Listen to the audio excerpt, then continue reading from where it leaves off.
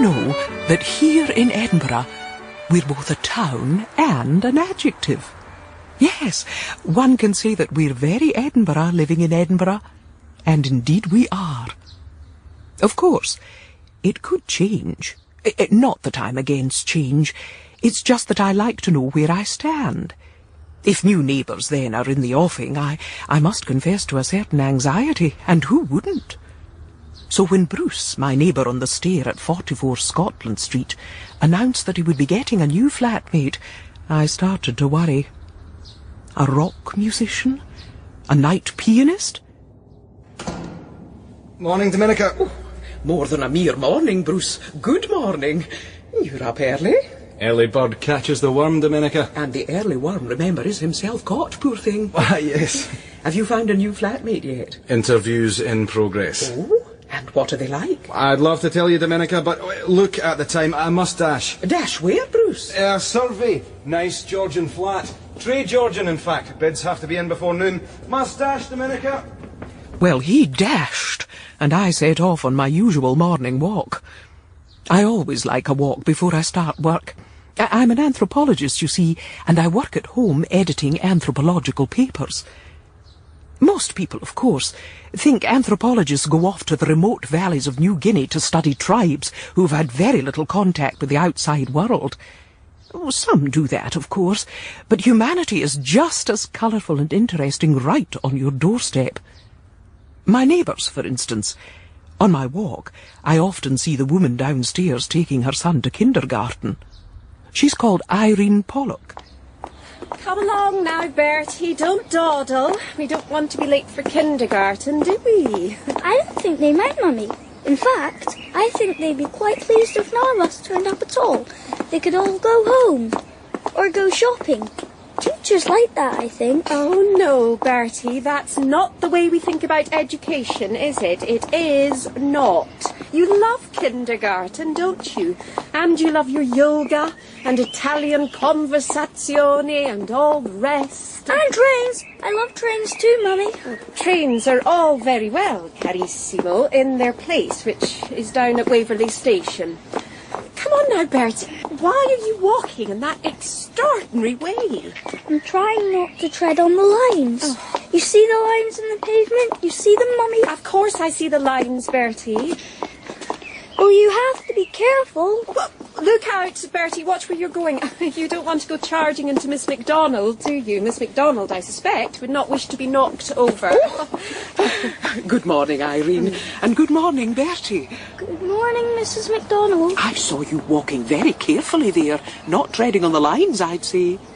No, you see, if you tread on the lines, they get you. Oh, really? Who? The bears? Yes, and the CIA.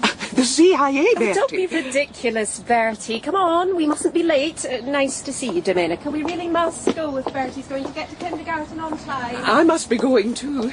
I shall be very careful of the lines, Bertie. Thanks for the warning. Bertie, you know, I must talk to you sometime about magical thinking. About magic, Mummy? No, Bertie, magical thinking. That's thinking unscientifically. Thinking about things that just can't happen because the world's not like that. Such as? Such as this nonsense about not treading on the cracks in the pavement.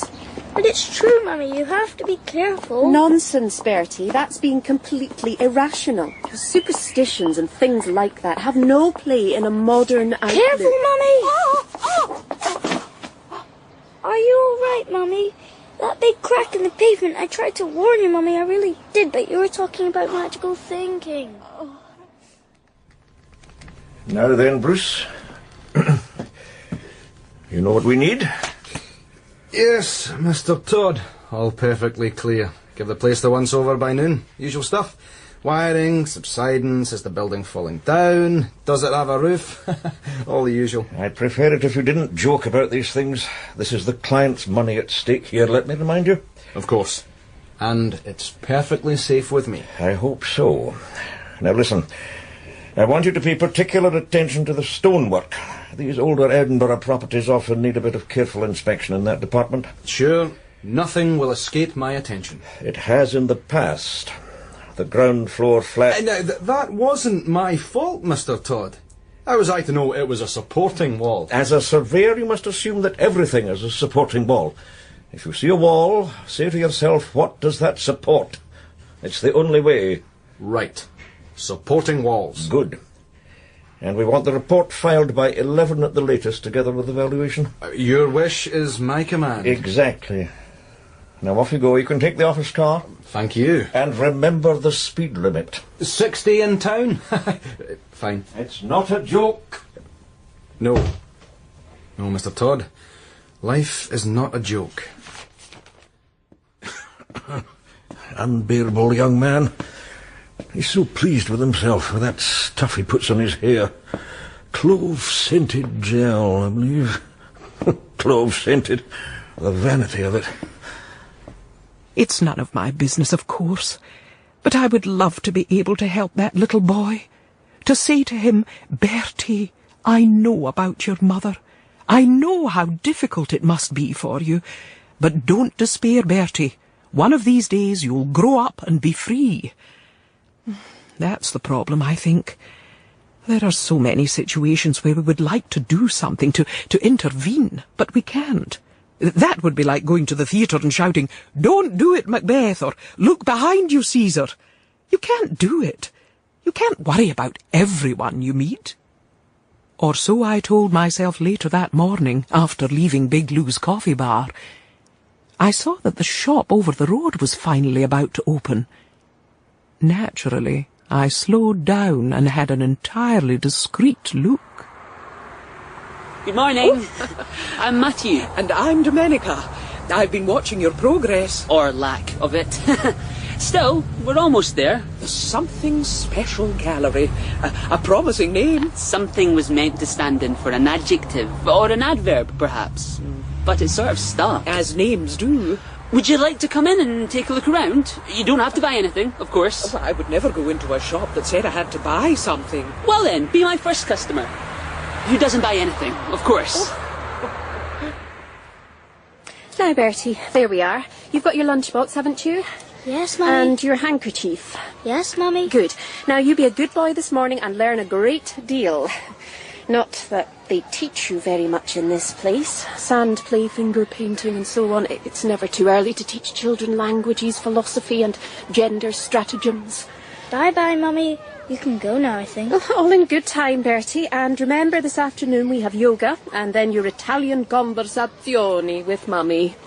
Do I have to, Mummy? But you love it, Bertie. Mummy knows that you love it. You can't fool Mummy by saying that you don't. Clever, Bertie, but it won't work. I think it's time for you to go, Mummy.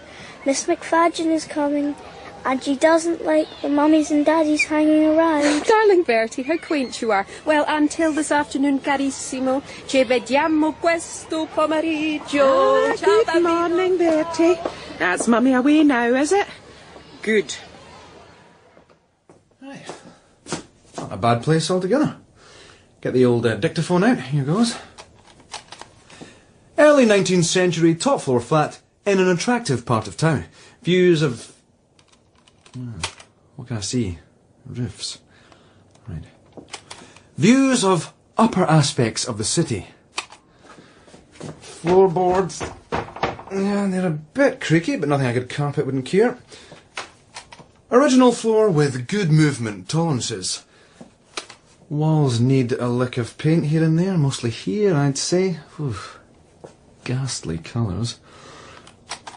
Well decorated in a subdued classic style, but employing an adventurous palette. Right. Now then, the roof space, or what the layman in his ignorance calls the attic. Let's take a look up there. Oh, this is a pretty dicey ladder, maybe not. So, wiring, fine. Decorative order, fine. Views, excellent. Overall, recommend purchase. 351 no. Let's say £381,000. Any advance on £381,000? No? That's it then. Yeah. Full report and valuation ready.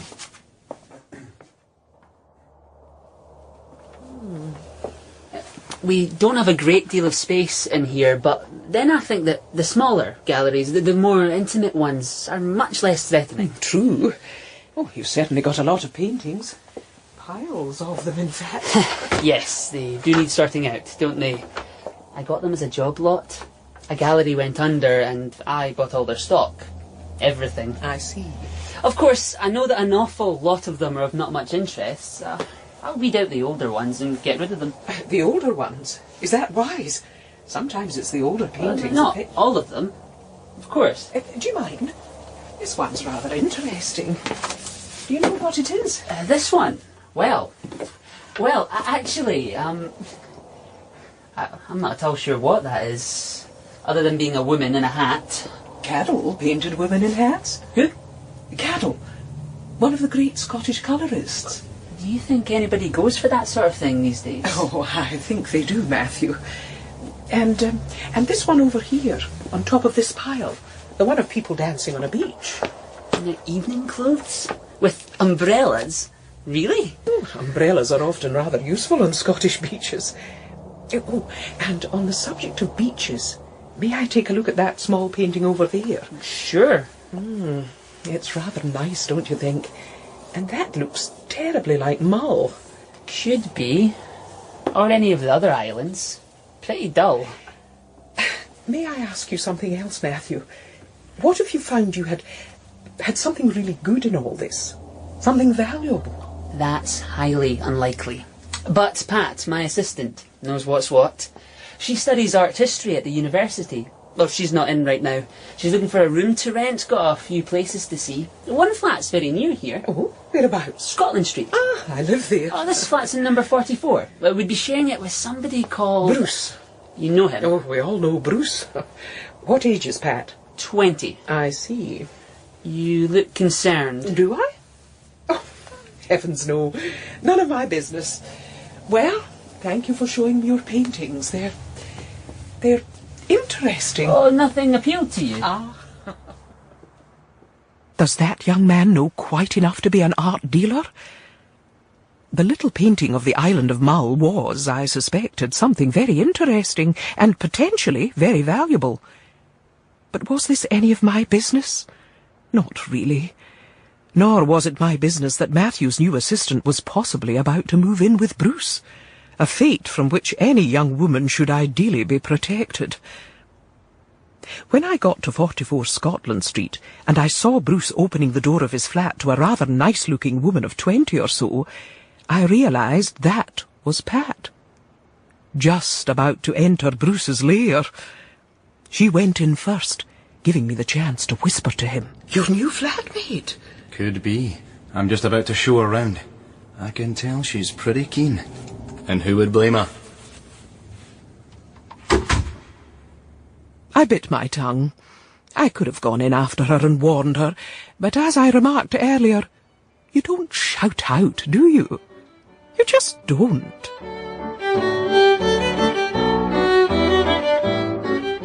As an anthropologist, I'm an observer, and one of the cardinal rules of anthropological observation is this: don't join in. Don't try to influence the outcome. So, if you're in some remote spot, watching some unspeakable ritual about to be carried out, you really mustn't rush forward and attempt to bring things to a halt. Not that I'm in a remote spot, at least from my point of view. Edinburgh is hardly remote, and within Edinburgh, Scotland Street, where I happen to live, is pretty much the epicentre of things, again from my point of view, of course.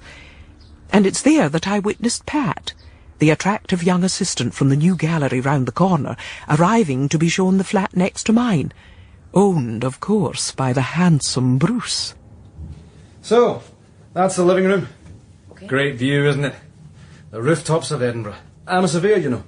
I sell places like this, and I always point out the view, whatever it is. What did you say you did, Pat? Well, I'm a student. Art history. But I have a part-time job in that new gallery round the corner. Right. But if we go through here, well, this would be your room. Okay. Nice, isn't it? There's storage space? There isn't much, is there? There are cupboards in the hall. You can have one of them. I'll clear it out for you. Bags of room. Sheer luxury if you ask me. This way, I'll show you the bathroom and the kitchen. You'll have to do all the cooking, you know. Only joking. And the other person, Bruce? The other flatmate? I will be back in a couple of weeks. She's in London. Something to do with her work. You'll get on fine with her. Here's the bathroom. See? Are those all yours? Yeah. Personal grooming products, yeah? Do you want to borrow any of them? I'll be all right. They're mostly men's lines. Men's moisturisers and so on, but you can use them in an emergency. The kitchen's this way. Fancy a coffee? Thanks. Who lives next door? A woman called Domenica MacDonald. She's no trouble. She likes me, I think. Keeps staring at me on the stairs. Do you mind if I'm honest, Pat? Sure. Well, I find that I have an unsettling effect on women. I'm sorry, but there it is. I can't help looking the way I look. I see. The room's yours if you want it. Well, yes. Please. Good. Listen, I'll leave you to it if you don't mind. Places to go, things to do. The gym, actually. I work out Mondays, Wednesdays and Fridays. And Thursdays too, if I feel the urge. And Thursday's a good day to feel the urge, Pat. Just joking. So that young woman took the room. Shortly afterwards, I saw a very pleased with himself Bruce on the stair. Mind you, he always looked so confident, unlike Stuart downstairs, a man with the world on his shoulders, not to mention his wife. Close the door, please, Stuart. Yes. That's better. I must say, Bertie's making progress. He's not bad, considering he's only just started. Progress on the saxophone, yes, but I'm afraid that all is not well at the advanced kindergarten. Oh, I thought he enjoyed it there. That woman, what's her name? Christabel McFadgen. Well, she's all right, I suppose. A bit weak on the theory behind it. Rather too much sand play for my liking. But one takes what one gets. And maybe that's why Bertie has revolted. He's intellectually frustrated. Well, I'm not sure. Would you want to spend your days playing with sand and then painting with your fingers when all the time you want to do mathematics and philosophy? I'm not sure that Bertie really wants to. Oh, he does, Stuart. I assure you he does. Bertie has an inquiring mind, a very inquiring mind. No, I think it's all La McFadgen's fault. Well, what's happened? Well, I was down at the floatarium halfway through my float, and my mobile went. And it was La McFadgen on the line saying that I should get up to the advanced kindergarten as there had been an incident. Well, she didn't tell me what it was, so I went up fearing that Bertie had breathed in sand or something like that, and quite worried. But no. What was it? When I arrived, I was greeted by a hatchet-faced McFadgen who said that there had been an incident. Again, no explanation. So I asked her what it was, and she said that one of the children had written graffiti on the toilet wall. Oh, I see. And she was blaming Bertie? Exactly. So I said, why did she think it was Bertie? And she said, well, he's the only one who can write. I suppose if that's the case... Well, if he's the only one who can write, what does that say about the education she's providing to the rest of them? But I let that pass. And then she said, and it's in Italian. Then it must have been him. I fear it was. I see. And there was that business with my copy of The Guardian. What about your copy of The Guardian? Well, Bertie set fire to my newspaper the other day. While I was reading it. Stuart! Well, boys like fire. It's natural. Boys like fire, but they do not set fire to their father's copy of The Guardian while they're reading it. Well.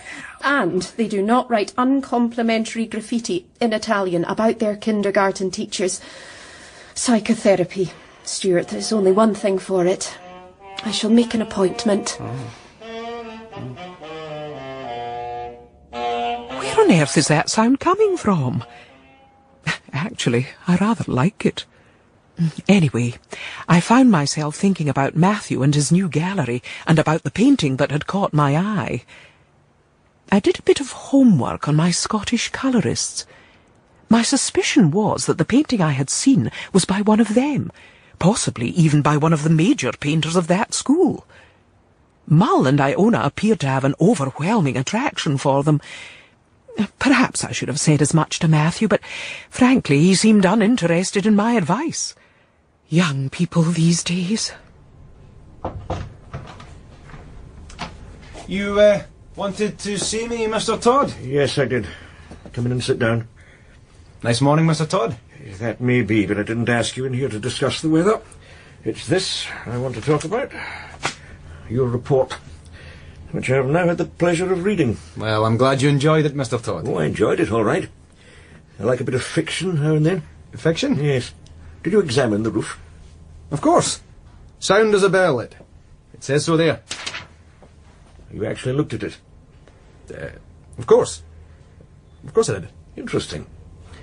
And the roof space? Did you get into the attic? That was fine. I asked, did you get into it? Of course I was into it. I was very interested in it. So you didn't notice the fulminating rot? You didn't smell it? Rot? Yes. You see, as it happens, although I was unaware of it at the time, I had inspected that property 5 or 6 weeks ago. I didn't note the address when I sent you the other day. I see. And I had put in a report, got it here, which revealed the rot problem and warned the client against purchase. Whereas you... I see. Yes. I'm glad you see the problem, Bruce, because then you'll understand why I need to dismiss you. Dismiss me? Yes. After all, it's here in black and white. I go to number 132 Waverley Terrace West and observe rot. I put it down in the report. You go to number 132 Waverley Terrace West, and being too lazy to climb up a ladder and stick your nose into the attic, you write a positive report. Result, a client buys a defective property. Hold on, Mr. Todd. Number 132 Waverley Terrace West. The address I went to was number 32. I think you surveyed another place altogether. I'm afraid you've made a bit of a mistake, Mr. Todd. There's a big difference between 132 and 32. 100, in fact. So, well, will that be all for now? Well, I suppose so. But don't cut corners in future, Bruce. I'm watching you. Where are we going today, Mummy? We're going to psychotherapy, Bertie. Don't worry, you'll enjoy yourself. There's a very nice therapist called Dr. Hugo Fairbairn. You'll like him. Do I have to have therapy, Mummy? I think you do, Bertie. Do other boys have therapy? Well, some do, some don't. You're one of the fortunate ones, Bertie. You're having therapy. You're very lucky, you know.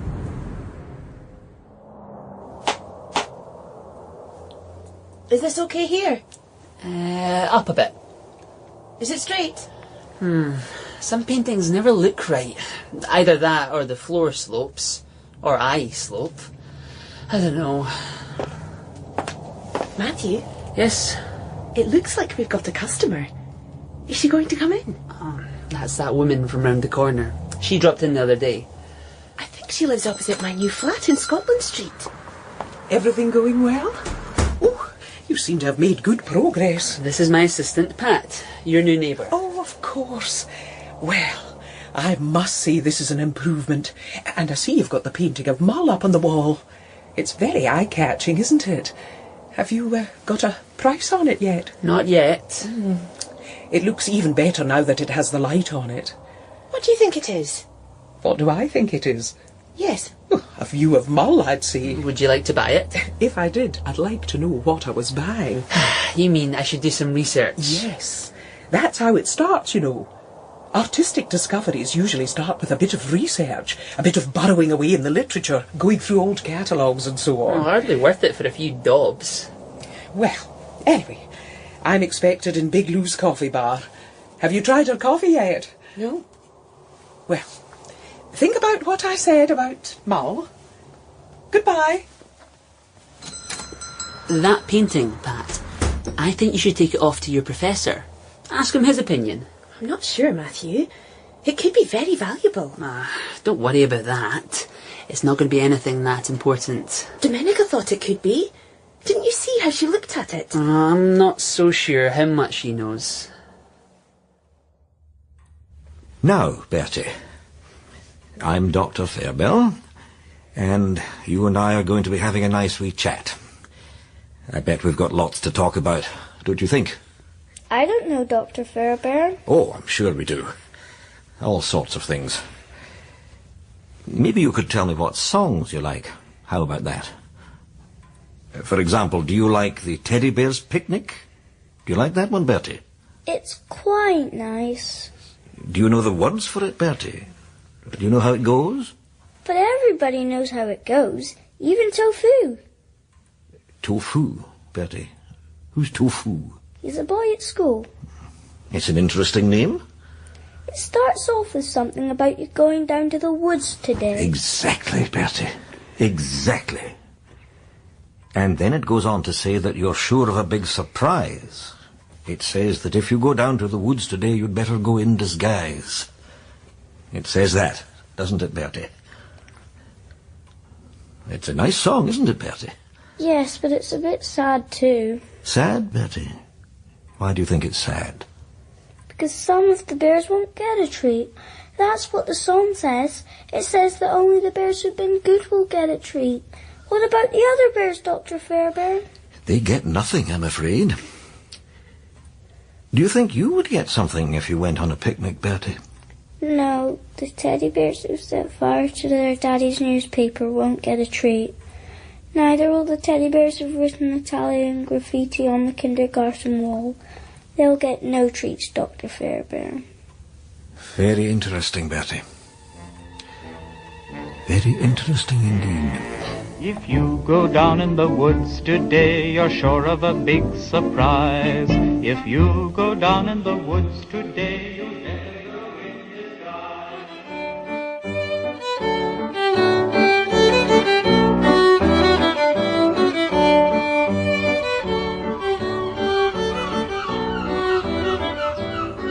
An Edinburgh summer morning, with the sky clear, the mewing of the gulls, the sun on the hills of Fife beyond the Firth of Forth, the swish of tyres on the cobblestones.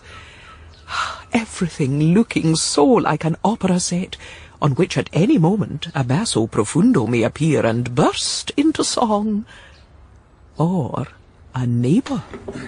Morning, Domenica. Ah, Bruce, are you a baritone or a tenor? Or a bass, perhaps? What? I've been thinking of the city as an opera set and wondering what role you might play. Let me guess. An opera by Mozart. I think so. Don Juan. You flatter me. But sorry, Domenica, I must dash. Early start. Of course. Don Juan it is. But he's never seen the ending and he doesn't know what lies ahead of him. And out into Scotland Street. And then a brisk stroll through Drummond Place with the birds in full voice. Sopranos, of course.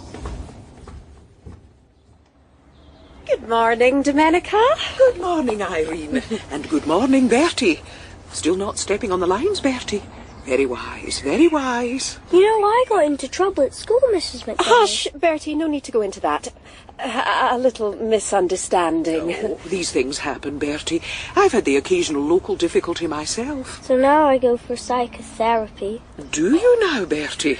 Well, well. Yes, I go to Dr. Fairbairn. That's enough, Bertie. Come along. He's a bit mad, I think, but Mummy likes him a lot. Don't you, Mummy? Bertie, that's quite enough. Good day, Domenica. Priceless. Mummy likes the psychotherapist, does she? Watch out, Stuart. Irene's husband is all I'll say. What, I wonder, would Big Lou think of that? Big Lou's the complete opposite of Irene, a no-nonsense type, a dispenser of folk wisdom from behind the coffee bar, where that morning, when I arrived, I found Matthew from the art gallery already there, with Pat, his assistant. Your coffee, Matthew. And yours, Pat. Thanks, Lou. Very welcome. So, Pat, you took the painting up to your professor? Yes, I did. I felt a bit embarrassed, but he was very kind. Oh, he said it was nothing. No, he didn't. Far from it. He said he thought, just thought, mind you, that it could be a peplo. He couldn't be sure, though. He said we'd need to get further opinions. Huh. Well, well. I've left it back at my flat. Hidden it. I didn't want to carry it round. It could be really valuable, Matthew. Will you come and pick it up with me later? Ah, Domenica. I was beginning to wonder. I would never miss my 10 o'clock coffee, Lou, rest assured. Good. Well, it's 10:30 now. All the more need for it, then. Good morning, Matthew. Pat? Good morning. Matthew tells me you've been in to look at his gallery. I have, and I was very impressed. Do you think he knows what he's doing? Oh, come on, Lou, of course he does. And if he doesn't, he'll learn. Presumably you didn't know how to make coffee before you bought this place. There's a big difference between making a cup of your fancy coffee. There you go. And selling some muckle costly picture. Perhaps. But your coffee's magnificent as ever, Lou. May I join you two? Of course. I take it you've got somebody in to look after the gallery during your coffee break. Not really. Oh, no? Matthew puts a sign up saying, back in 15 minutes. I see. I don't think people mind. Ours started 20 minutes ago. Oh, well, I'm sure it'll be all right. Tell me, Pat, have you settled in at the flat? Thanks, yes. I like Scotland Street. I'm glad. I've lived there forever. Oh, virtually born there. Well, actually, I was born there. And Bruce, what about your glamorous landlord or flatmate or whatever he is? Easy to share with, do you think? He seems fine.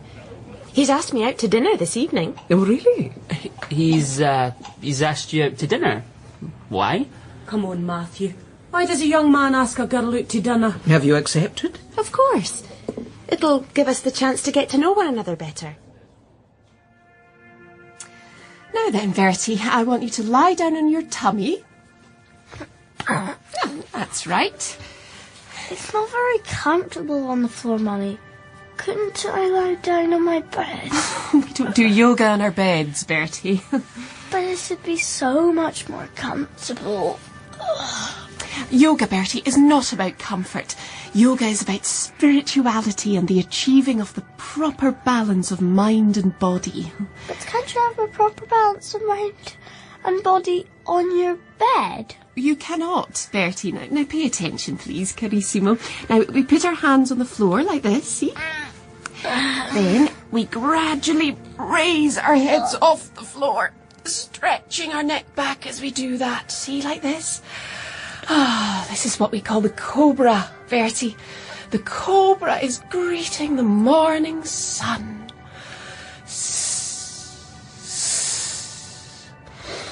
We greet you, O sun. Why does the cobra want to greet the sun, Mummy? Because that is what is required in yoga, Bertie. We're not talking about real cobras, Bertie. We're talking about cobra essences. Can we stop now, Mummy? We've greeted the sun. We'll have a little break now, and then we can do some Italian conversazioni. And maybe tonight I'll read a little bit of that story by Mr. Buzzati about the bears who went to Sicily. Mummy? Yes, Bertie? You know the wolf cubs? Well, I've heard of them, Bertie. Do you think I could join them? Join the wolf cubs, Bertie? Why on earth would you want to do that? Because, well, I've heard it's really fun. You get to make campfires and sing songs and learn how to track things in the forest. Bertie, when would you ever need to know how to track things in the forest or to make campfires? No, darling, the wolf cubs are definitely not on. Mummy doesn't approve of paramilitary organisations, Bertie. Another coffee, Domenica? Oh, well. Here you are. Those two, Matthew and Pat, do you worry about them? No more than I worry about MDs at the lower end of 20-something. The world isn't the easiest of places, and when you're that age, you've got plenty of time to make mistakes. True. Matthew seems fond of her, doesn't he? Ah, he's fond of her, all right. I'm not sure if she returns it. She likes him, I think, but I'm not sure. Unreciprocated affection. It's a very poignant thing, that. But not easy. No easy. I used to be married, you know, years ago. And my husband... Oh, it seems so odd to call him my husband because it's so many years ago. He loved me more than I loved him, I think. But it didn't last. There was an accident, I'm afraid. We lived in India, in Kerala. I met him when I was out there doing one of my projects. We were young and got married too quickly, and I found myself a member of an extended South Indian family in Kochi. They had a factory, made electricity, would you believe? That was where the accident happened. That's a gay sad story, Domenica. Yes, I suppose it is. He was a good man, and I think we would have been happy. You can grow into a marriage, you know. It's like a tree. It takes time to get its roots down deep. That was awful bad luck. Thanks, Lou. But still, life's gone on. It has to. And it all seems further and further away. It's not disloyal to think like that, I hope. Of course not. But what about you, Lou? Do you have anybody at the moment? I can take men or leave them. Mostly they leave me, though. That man I met you with once, that chef. He's history. And the Jacobite? History too. In fact, his problem was that he was only interested in history, had no time for me. It must be strange having a romance with somebody whose sole interest is the restoration of the Stuart line. Ah, you can say that again. So maybe we're better off by ourselves. Maybe. As long as we've got enough to read. Huh? Mind you, it would be nice if you had somebody to take you out to dinner from time to time. More wine, Pat? Yes, please. Yeah, there's nothing to beat a nice little Chianti. It's a great job, you know, Pat. If you're on top of it, then you can sell anything. But, Bruce, there must be some houses that just don't work for people. Well, you'd think that, wouldn't you? But you see, that's when I come in. Look, let's imagine you want to sell a basement flat in, well, anywhere, I suppose. You come to me and I say, first thing, this is not a basement flat, no. This is a lower ground floor flat, eh? But a basement's not a lower... Nothing's not anything. Basements are yesterday, Pat. Seriously, yesterday. So then, we see if anything can be done about the number of bedrooms. Difficult, I'd have thought. Well, that's where you're wrong. Large cupboards, Pat. Small bedrooms. As long as you say it with sufficient authority. Another glass of wine? Please. Did I ever tell you about when I was in Tuscany? That's where this stuff comes from. Of course, I prefer Brunello de Montalcino, but this place, as good as it may be, doesn't quite run to that. Anyway, I was with this Italian friend whose father had a wine estate slap bang in the middle of Brunello territory. And he said, hey, let's organise a party. And before you knew it, olive oil was out, wine, bread. Fantastic. Time to go to sleep now, Bertie. We can do more of the bears in Sicily tomorrow evening. Oh, Mr. Buzzetti is a marvellous writer, isn't he? The Italian he uses, so different from the sort of Italian you hear on the streets of Italy today.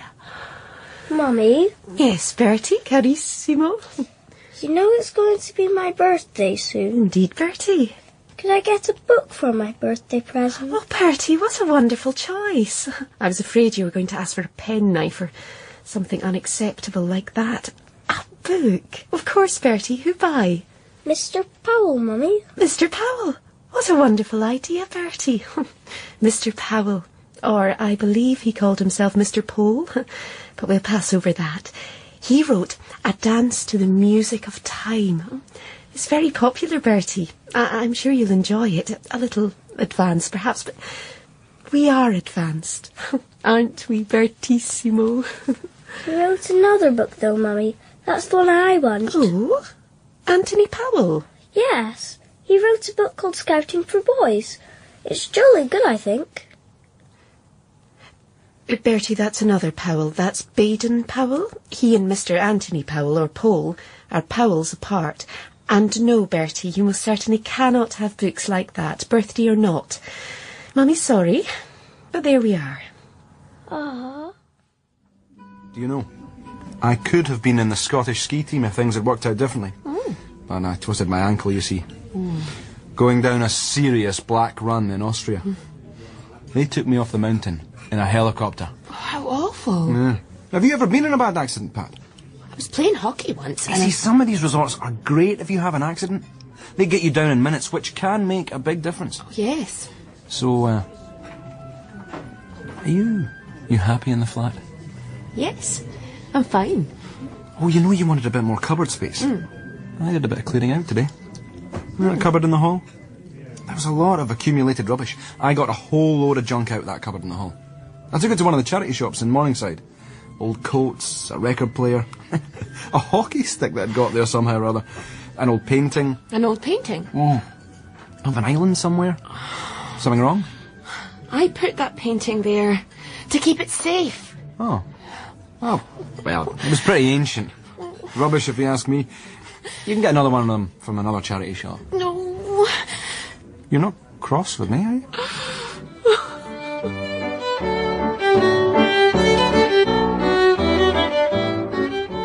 A summer's morning in Edinburgh. They start pretty early in these latitudes. It's broad daylight by 4. Not that the postman rings the bell that early. He usually comes just before 8 and gives me not only the mail, which he could just as well put through the letterbox, but also an account of what's been going on in Edinburgh overnight. Anyway, it was not the postman at the door that morning, but Pat, the young woman who had recently moved into the flat opposite, in tears. Ah, I thought, Bruce trouble. Oh, you poor girl. Oh, Mrs. MacDonald. Oh, Domenica, please. Oh, Domenica. I feel so stupid. Look, my dear, come away in, come on. You're obviously very upset, and one doesn't want to be upset in a doorway. Now, I don't want to say that I warned you. I've never understood these mixed flats. Young men and young women sharing contra naturam, if you ask me. Of course you're bound to get trouble. Remember what Big Lou said. So Bruce took you out to dinner, did he? Oh, it's nothing to do with that. Well, of course he'd behave himself in the restaurant, I suppose. No, it's not what you think. I'm upset about something else altogether. I see. Well, come and sit down. I shall put on the kettle. That's what we do in this country when trouble's brewing. We brew some tea. It has an extraordinarily calming effect. You sit there. That's right. Now, you say you've done something stupid. Well, who hasn't? Perhaps you should tell me about it. I shall not be judgmental, I assure you. I'm bound to have done something even more stupid in my time. I've had many more opportunities to be foolish than you have. Oh, you make it very easy. Thank you. Well, let's hear the trouble. Well, that painting. Which painting? The one you commented on. The one in the gallery. Oh, yes. You thought it could be something interesting. It crossed my mind. I'm not sure it had crossed Matthew's mind, though. You thought it could be by one of the Scottish colourists? Yes, I did. I thought it might be a Peploe. It looked a bit like him to me, but then I didn't really want to interfere. You and Matthew seemed so... ignorant. No. I wouldn't say that. Vulnerable, perhaps? Well, you're right. We don't really know what we're doing. Who does? A lot of people who look as if they know what they're doing don't, you know. In fact, if you go out into the street and look about you, you'll see an awful lot of people wandering around not really knowing what they're doing. Remarkable. Now, this painting... Matthew and I discussed it. We decided that I should take it up to the university to show to one of my professors. He's an expert on the colourists. A very good idea. People don't mind being asked, you know. In fact, most people rather like it. Well, I brought it back to the flat for safekeeping and put it in a cupboard in the hall. I was a bit worried about leaving it in my room. What if we had a break-in? Peploes can be worth an awful lot. $500,000 for a big important one. But that one, if it is a Peploe, is rather small. But it would still be worth a lot. Exactly. So I hid it away. And then Bruce cleared out the cupboards. He gave a lot of stuff to one of those charity shops. Chucked it all out. Including your painting? Including my painting. Except it wasn't mine. It was Matthew's. It's awful, Domenica. Just awful. Oh, listen, Pat. Few awful things are quite as awful as we think they are. Fairly awful. Rather awful, yes. But not truly irredeemably awful. You said that he gave everything to a charity shop. Yes. Where? He said... I think it was at the top of Morningside Road. There are rather a lot of them up there. But let's see if we can find it. What's the time now? 8:30. They'll be open at 10, I imagine. That gives us time for coffee and big loos on the way. We can ignore the kettle. But what if they sell it before we arrive? We have Calm down. Nothing is more important than morning coffee. Not even a peplo. Will Bertie be all right in the waiting room by himself? Yes, he'll be fine. He loves to read magazines at Scottish Field. Very entertaining, no doubt, if that's the sort of thing you like. You sit there quietly, Bertie. Mummy is going to have a word with Dr. Fairbairn. Yes, Mummy. He seems very biddable, doesn't he? Most of the time, yes. He's been complaining a bit about his yoga lessons, but apart from that, we haven't had any real acts of defiance. Yes. Interesting. Of course, there may be... Underlying neurosis, Oedipal issues. I'm sure you're right. A Melanie Klein. Yes, Melanie Klein. I read her extensively, you know. We have an Edinburgh Melanie Klein reading group. If you're free someday... Yes, possibly. Dr. Fairbairn. Hugo. Do you mind if I call you Hugo? Not at all. Well, Hugo, I hope you don't mind my saying this. As a psychotherapist, you doubtlessly encourage honesty of expression. Yes, of course. Say what you like. I can't help but notice that you look a little bit haunted. Perhaps that's too strong a term, but it's an impression I get. Haunted? You look a bit that way. You look as if you have some great, how shall I put it, sadness within you. Sadness, loneliness, even. You may be right, you know. In fact... You can talk to me, you know. There is something. A personal disappointment, perhaps? No, that. It's something deeper. Something I did. Tell me, Hugo. It was some years ago. It was just after I'd written my book, Shattered to Pieces, Ego Dissolution in a 3-year-old Tyrant. And? A patient was referred to me by the social services, a 4-year-old boy called Wee Fraser. Oh. Father was a fireman. Mother had been in a bit of trouble, hence the social service referral. Anyway, I started therapy on Wee Fraser, a most unpleasant child, I'm afraid. A little thug, to use the lay terminology. Anyway, I started him on farmyard therapy, set out the little models of the cows and the pigs, the tractor and all that, and then I noticed something very odd. Wee Fraser was putting the toy pigs upside down with their legs in the air. Oh. So I said, Fraser, piggies go this way. And I turned them over so that they stood on their legs, but he then said, no, piggies go like this, and turned them upside down again. So I said, no, Fraser, this is the way piggies go, and then... Yes, and then... And then he bit me. Quite hard. If a child did that to me, I'd have some difficulty in controlling myself. I didn't. I can hardly bring myself to say it, but I didn't. What did you do? I can't speak about it.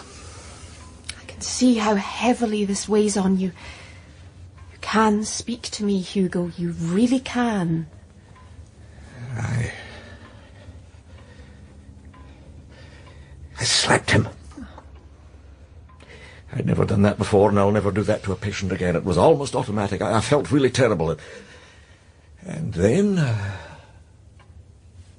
I turned the pigs the right way up. It was utterly cathartic.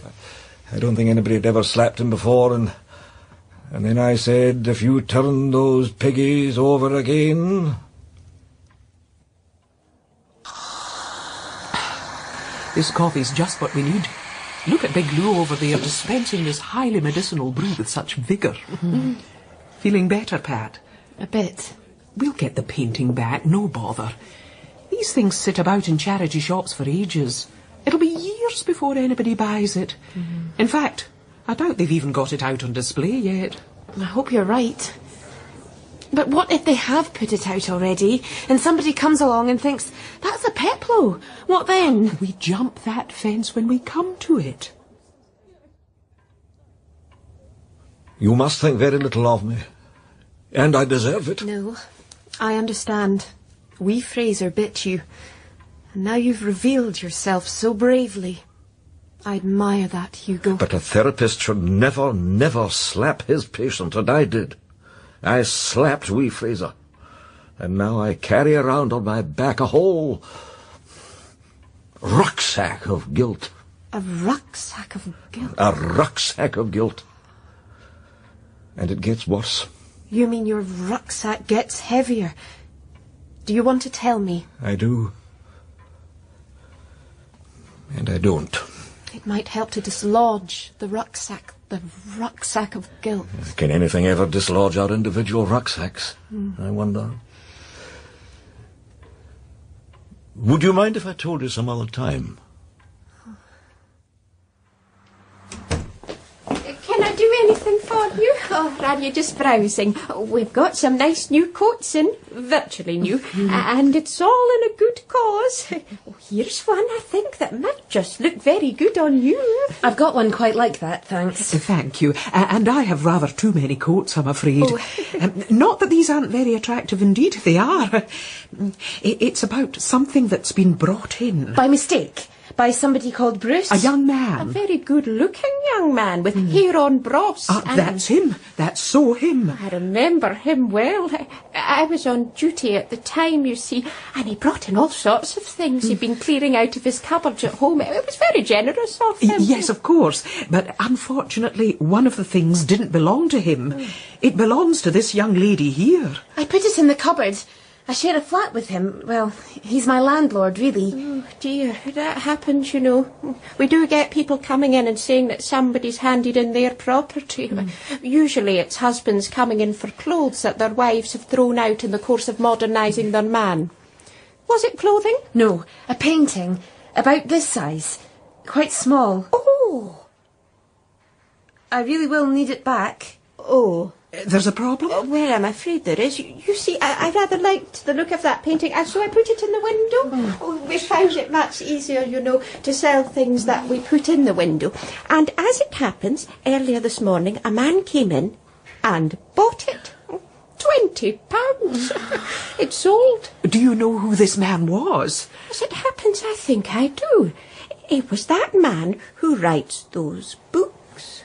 Which books? You know, those ones with all the deceased characters. Oh, could be anyone. Most books these days have a very high quota of deceased characters. He writes about an inspector, somebody, unusual name. Rebus? That's him.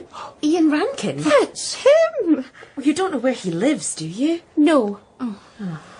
Somewhere nearby, I think. But I'm not sure. Pat, we have to go. Thank you for your help. Goodbye. Domenica. We have no idea how to find him. My dear, don't be such a defeatist. Cities are villages. I happen to know somebody who knows somebody, and that person, the second somebody, I think knows him.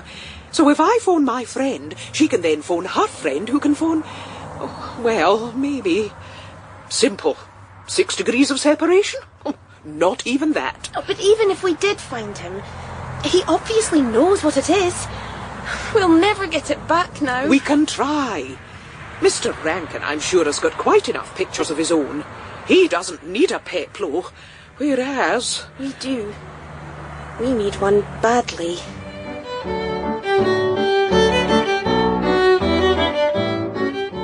Our situation was not particularly encouraging. My neighbour Bruce had given away the valuable painting that Pat, his new flatmate, had hidden in one of his hall cupboards. We had found the charity shop to which it had been consigned, but no sooner had the painting been put in the window than it was snapped up by a passer-by who just happened to be one Ian Rankin, the crime writer. We had to find out where Ian Rankin lived. How did you find the address? Inquiries? That's not very helpful. No? Well, I asked a friend who asked somebody who knew... It's the way things work. Remember, 6 degrees of separation? That whole idea started as an anthropological exercise. Networks and so on. Well, even if he speaks to us, I really don't see him giving it back. I wouldn't be at all surprised if he did, you know. Those crime writers like to look the part. Dark T-shirts, stubble, a haunted expression and so on. But underneath they're all tremendous softies, you know. People who write about that sort of thing are actually rather gentle underneath. I'm not so sure. I feel so bad, Domenica. I really do. And Matthew was so nice to me when I told him what had happened. I thought he'd shout and tell me how stupid I was losing the painting like that. He didn't. Perhaps he likes you. And what about Bruce? Have you forgiven him for throwing the painting out? I suppose I have. It's rather hard to be cross with somebody like Bruce. And how was he to know when he cleared out that cupboard? Yes. Bruce has been forgiven more than once by more than one young woman. He's invited you out for dinner again. No, not to dinner. Oh? The cinema? Well, not quite. Do you mind my asking where? Well, it may sound a bit odd. And I suppose it is odd. But he invited me to a picnic. Oh, nothing wrong with that. On the grass down at Cramond, followed by a walk on the beach. A very Edinburgh outing. Oh, no, not quite. It's a rather unusual sounding picnic. A nudist picnic, actually. Oh, but my dear, you can't possibly... Well, you didn't say yes, did you? Oh, you didn't. He's very persuasive. So I see. Well, we'll talk about this later on. Now, I think that one of these houses is Ian Rankin's. Ah, Mrs. Pollock. Is it that time already? We're slightly early, I'm afraid. Bertie walks rather quickly sometimes. Stepping out, eh, Bertie? That's the spirit. I have to take big steps, you see. Big steps, Bertie? Tell me, why would that be? Because of the bears. The bears? Yes, if you step on the lines in the pavement, then the bears will get you. Teddy bears, Bertie? These are real bears. I see. Mrs. Pollock, could you and I have a quick word together before we start Bertie's session? Bertie, you just sit in the waiting room here while Mummy and I have a wee chat. Take a seat, Mrs. Pollock. Now, these bears. Yes, we hear quite a bit about bears. Interesting. You remember Freud's case of little Hans, of course. Of course. The dray horses. He thought they'd bite him. Precisely. Striking parallels with these bears, wouldn't you say? And he's been going on about wolves, too. Wolves? Another classic case. Freud's Wolfman. How significant. Well, I suppose I should get him through. Will you be waiting in the waiting room, or will you come back to collect him? I thought I'd just wait. One thing, though. I hope you don't mind my mentioning it. Huh? But when we last talked, you told me about your rucksack of guilt and how it got worse. I've been wondering about this. Wouldn't you care to tell me what happened? A shared rucksack, so to speak, is always lighter. What a splendid hot tub, Mr. Rankin. Reminiscent of what the baths at Caracalla must have looked like before those Ostrogoths destroyed the plumbing. Forgive me for staying submerged. You catch me on my daily soak. I hope you don't mind talking to me from dry land. Oh, not at all. It's a slightly delicate issue, actually, that brings us here. Well, all issues, in my experience, are delicate. Oh, you could be right. This concerns... A painting, and it's my fault. Your fault?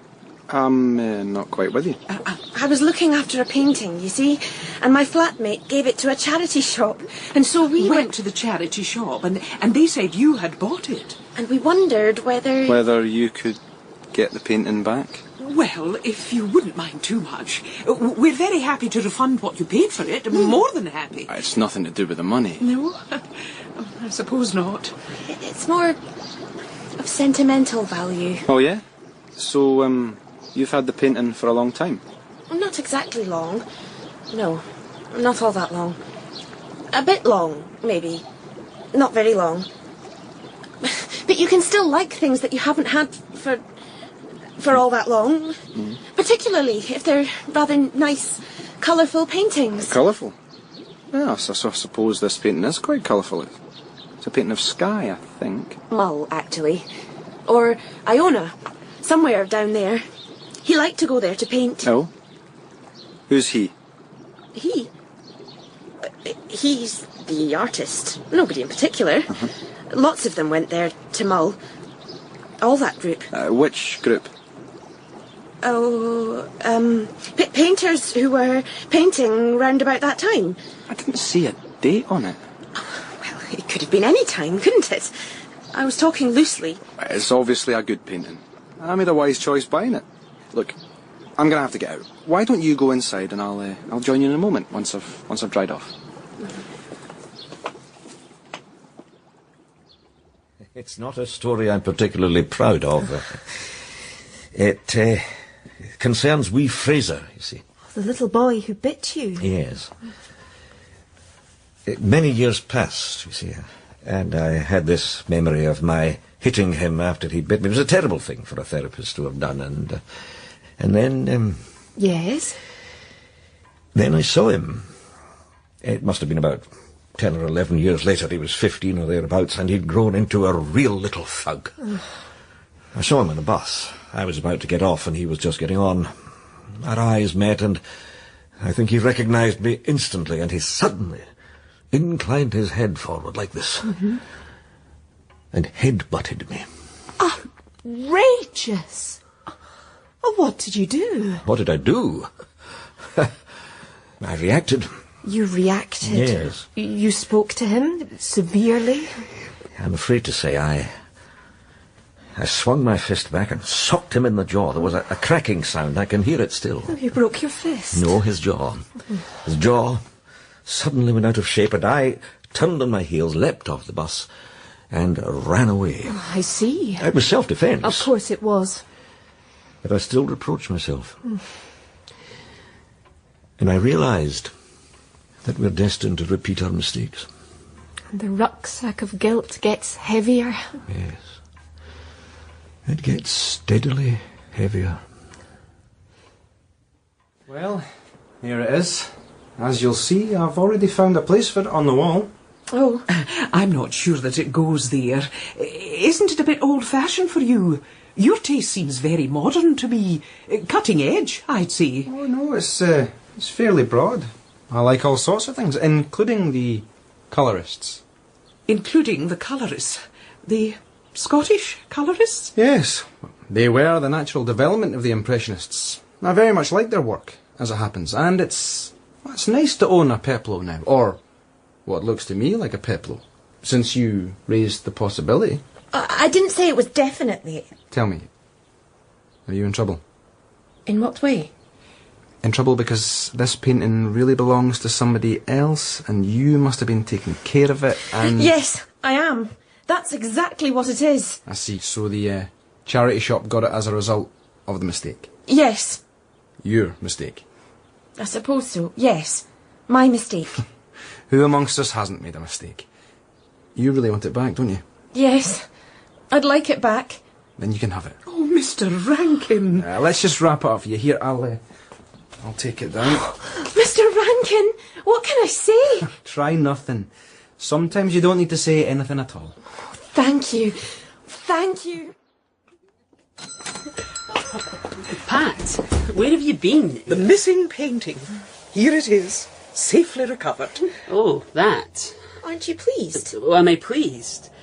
Well, I suppose I'm a bit pleased, but not as pleased as I would have been had it been a real Peplo. You mean it isn't? I'm afraid not. I bumped into somebody who really could be expected to know. Guy Peplo, S.J. Peplo's grandson. He's the expert, apparently, and I showed him a photograph I'd taken. And it's not the real thing? No, he says it's a copy. Well, that settles that. But he did say that the photograph made the paint look rather thick, and if it really is thick, there could be something underneath. Apparently a lot of paintings are painted over another painting. I see what you mean. It is rather thick. So there could be something interesting underneath. You never know. I think I've got an idea. My friend Angus, he's an artist, and he once showed me how to take the top layer off a painting with paint stripper. Huh. What a good idea. Why not give it a try? Pat, that bottle of paint stripper in the back. No, you're not going to... Oh, somewhat unwise, Matthew. I was going to suggest we ask Angus to... No, I'll give it a shot. What if we find a real peplo underneath, or something equally interesting? Hold on a moment. He's really going to do it himself. It's his painting. Well, I think it takes a bit of skill. Here we go. Now, I'll just tip some of this stuff onto this cloth, like so. Matthew? Here we go. And then... Not too much. Nothing ventured, nothing gained. There we are. Ah, look, it's working. And I'll wipe that off. Amazing. Careful. Look, there is another painting. What's that? It looks like an umbrella. A black umbrella. Yes. And is that somebody dancing? And that in the background? The sea. You know what this is? I think it's A vetriano. People dancing on the beach in evening clothes. Unmistakable. Matthew, the paint stripper's still working. Oh. Oh, look out! It's dissolving the vetriano. Oh dear. I don't know what to do. Too late. You've got a puddle of paint. Oh well. There are other paintings, I suppose. After that, life in Scotland Street returned to normal. Pat went to that picnic of hers. She came back smiling. Apparently, Scottish nudist events are somewhat unusual. Our weather, you see, is so cold and wet that Scottish nudists have to wear raincoats all the time. It rather defeats the point of being a nudist, but there we are. Fortunately, she went off Bruce following that, which was a relief. Of course, there was still the question of Pat and Matthew, another interesting area in which one might wish to play a small, shall we say, advisory role, with a little push in the right direction. Or perhaps not.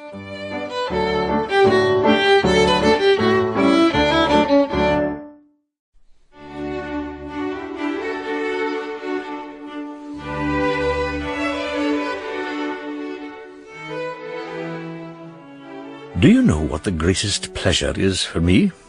It's nothing complicated or expensive. It's not a costly bottle of wine or a slap-up meal or a new pair of merino socks. It's nothing you have to actually pay any money for, or not directly. It's putting away my paintbrushes after a day's work at my easel, closing the studio door behind me, getting my dog's lead out of the cupboard, and stepping out onto the Edinburgh street on a summer afternoon like this. And then setting off round Drummond Place in all its Georgian splendour with my dog, Cyril, trotting at my side. Cyril, the only dog in Scotland to have a gold tooth, by the way, a great companion, and a good judge of most things, in his canine way, of course. And here we are, Cyril and I, making our way to the flat of Domenica MacDonald in Scotland Street, just a little way down the hill. Domenica MacDonald, anthropologist, conversationalist, observer par excellence of the foibles of others. Although I hope she's not too observant when it comes to me. Most of us like to be understood, of course, but not too well understood. Now, Angus, you know the rules. I'm always happy, or nearly always happy to see you, but I'm afraid I must draw the line at that dog of yours. He stays out here on the landing. Oh. He'll be perfectly comfortable. Dogs are quite content to wait. But, Domenica, Cyril is an intelligent and entirely well-behaved dog who... happens to smell. That is something that can't be denied, even if he is your best friend. What an awful lot of eminently respectable people smelled, you know.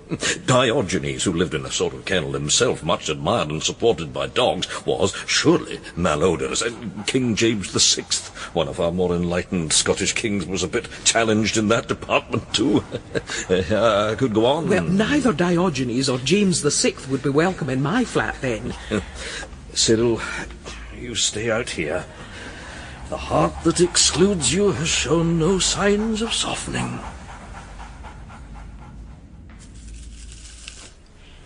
Now then, prepare yourself for a bombshell. Antonia Colley has moved back in next door. That flat on the landing, the one opposite. Antonia Colley, no less. Oh, Antonia, the person who... Exactly, the person who owns it. Antonia, as you may recall, bought that flat some years ago and then promptly went off to goodness knows where. Oh, Glasgow, I think. And let the place to those mousy people we never saw. Well, they've been cleared out and she's returned. I see. She was difficult, wasn't she? Oh, very. Oh, perfectly well behaved on the surface. But there's something about her I find a bit unsettling. You never know with Antonia. You do know with most people who do and say the sort of thing that you expect them to do and say. But with Antonia... Yeah, and what exactly is she doing back in Edinburgh? Well, again, you never know with her. She claims, though, to be writing another book. She wrote something some years ago, a history of the Picts, I believe. It was remaindered almost immediately, of course. And now she tells me she's working on a new life of the early Scottish saints. Of the Scottish saints, I ask you? Most of them were entirely apocryphal, you know, and those that existed were not real saints anyway. No, I don't know. Well, I do, Angus. Didn't you have some sort of row with her? I certainly did. Not that I started it, of course. No. She did, more or less immediately after she'd bought the place. I remember it very clearly. She came in to introduce herself, and I gave her a cup of tea here in the kitchen. She started to look at the wall in a rather intense way. Has that wall always been there? My kitchen wall? Yes, I think so. Or at least it's been there since the early 19th century when Scotland Street was built. You see, the reason I ask is that the geography of your flat is rather different from mine. Many flats are different from one another. I don't know the layout of your flat very well, Antonia, but I believe you have one bedroom, whereas my flat... appears to have 3. Well, not just appears to have, actually has 3. Oh, which is interesting, is it not? You'd have thought that, bearing in mind the Georgian attachment to symmetry, flats on the same landing would be mirror images of one another. I'm not at all sure whether I'd agree. Some flats are larger than others. Why that should be, I don't know. But that's just my point. I believe that we both originally had 2 bedrooms. Then at some stage in the past, and it may be the comparatively recent past, somebody acquired an extra bedroom by incorporating it within their flat. A wall, I fear, may have been moved, possibly without the appropriate planning permissions. But that's ridiculous. Well, that's what I thought. She more or less accused me of stealing one of her rooms. Can you believe it? And I think she still thinks that way. Very strange. Indeed. But you know, Angus, there is no more powerful source of ill feeling than the belief that territory has been lost. But look at all those territorial disputes. Look at South America, for example. Ecuador and Peru argued for years and years over who owned some great chunk of the Amazon basin. And Chile and Argentina were at one another's throats over those islands at the end of the Beagle Channel until the Pope stepped in as mediator. Do you think you might get involved over your flat? I suppose one might ask. A risky strategy, I fear. But there's more. She's had some renovations done, and she seems to have taken up with her builder. He's Polish, a rather good-looking man, as it happens. They seem to have become very friendly. Yes, but frankly, one wonders what she sees in him. He doesn't speak much English, so what do they talk about? Or they find something, no doubt. Neighbours always seem to have their little ways. What about those people downstairs? The ones with that little boy? Little Bertie. Irene and Stuart Pollock's poor little boy. I bump into him most days on the stairs when he's being dragged off somewhere by that pushy mother of his. Now, Bertie, it's Saturday tomorrow, and how we're looking forward to it, aren't we? Maybe. Perhaps you'd like to... Hush, Stuart. Not maybe, Carissimo. Let's be positive. What have we got coming up? Yoga, then your saxophone lesson, Italian conversazione with Mummy, and I'm certainly looking forward to that, I can assure you. And then, in the afternoon, a little session with Dr. Fairbairn. Do I have to, Mummy? Do you have to what? Do I have to go to yoga? But you love yoga, Bertie, and it keeps you supple and concentrated. It's terribly important, Bertie, to be supple and concentrated these days. Don't you think Bertie's supple enough? I mean, suppleness comes naturally at his age. Yes, Mummy. Daddy's right, I think. Bertie, there are some things, some very important things that Daddy knows a lot about, and then there are some things that he doesn't know quite so much about. Oh. Well, if I go to yoga, can't that do instead of psychotherapy with Dr. Fairbairn? Sorry, Bertie, but no. Dr. Fairbairn is helping you to cope with growing up. You're extremely fortunate. Many boys can't have psychotherapy. You should appreciate your good fortune. I don't really like Dr. Fairbairn all that much, Mummy. His eyes. He looks at me when I'm talking, and I can see that he's thinking. Of course he's thinking, Bertie. When you talk to psychotherapists, it's their job to think. They think about what you're saying, and then they work out how to offer you stratagems to cope. I'd like to go fishing. Tofu went fishing last weekend. He told me all about it. Yeah. Tofu should not be fishing. Tofu is the son of two entirely respectable vegans. Olive said Tofu's mother died of starvation. That's nonsense, Bertie. Absolute nonsense. Tofu has a very active imagination. Actually, I wouldn't mind a little fishing trip myself. There are those rather good lochs up in the Pentlands. Ooh. I heard they've got some pretty large trout this year. You see, Mummy? Daddy wants to go fishing. Stuart, I suggest that you don't interfere. I have always been in charge of Bertie's Saturdays. There, little Ulysses has woken up now. Stuart, would you mind? I suspect he'll need changing. All right. The joys of fatherhood. We'll let Daddy do it this time, Bertie. You can change your little brother later on. One thing I was wondering, Mummy. You know Ulysses has got a face. Of course he's got a face, Bertie. What a peculiar thing to say. I've been thinking about his face. He looks just like Dr. Fairbairn. Have you noticed it, Mummy? Dr. Fairbairn has those ears that go like this, and there's Ulysses with exactly the same ears, just like his. Bertie, you're not to say such things. Mummies do not like to hear that their babies look like somebody else. It's very tactless, Bertie. But why? Why is it tactless to say something when what you say is true? It just is, Bertie. It just is. Now, let's stop talking about it. Let's have a little Italian conversazione. Imagine that you're in Italy and you need to get to the railway station. I shall be a lady in the street and you will call me Signora and ask me for directions. Oh, but first, let's go over our Italian counting, just in case you need to use some number. 1, 2, 3, 4, 5. You carry on, Bertie. 6, 7, 8, 120, 124.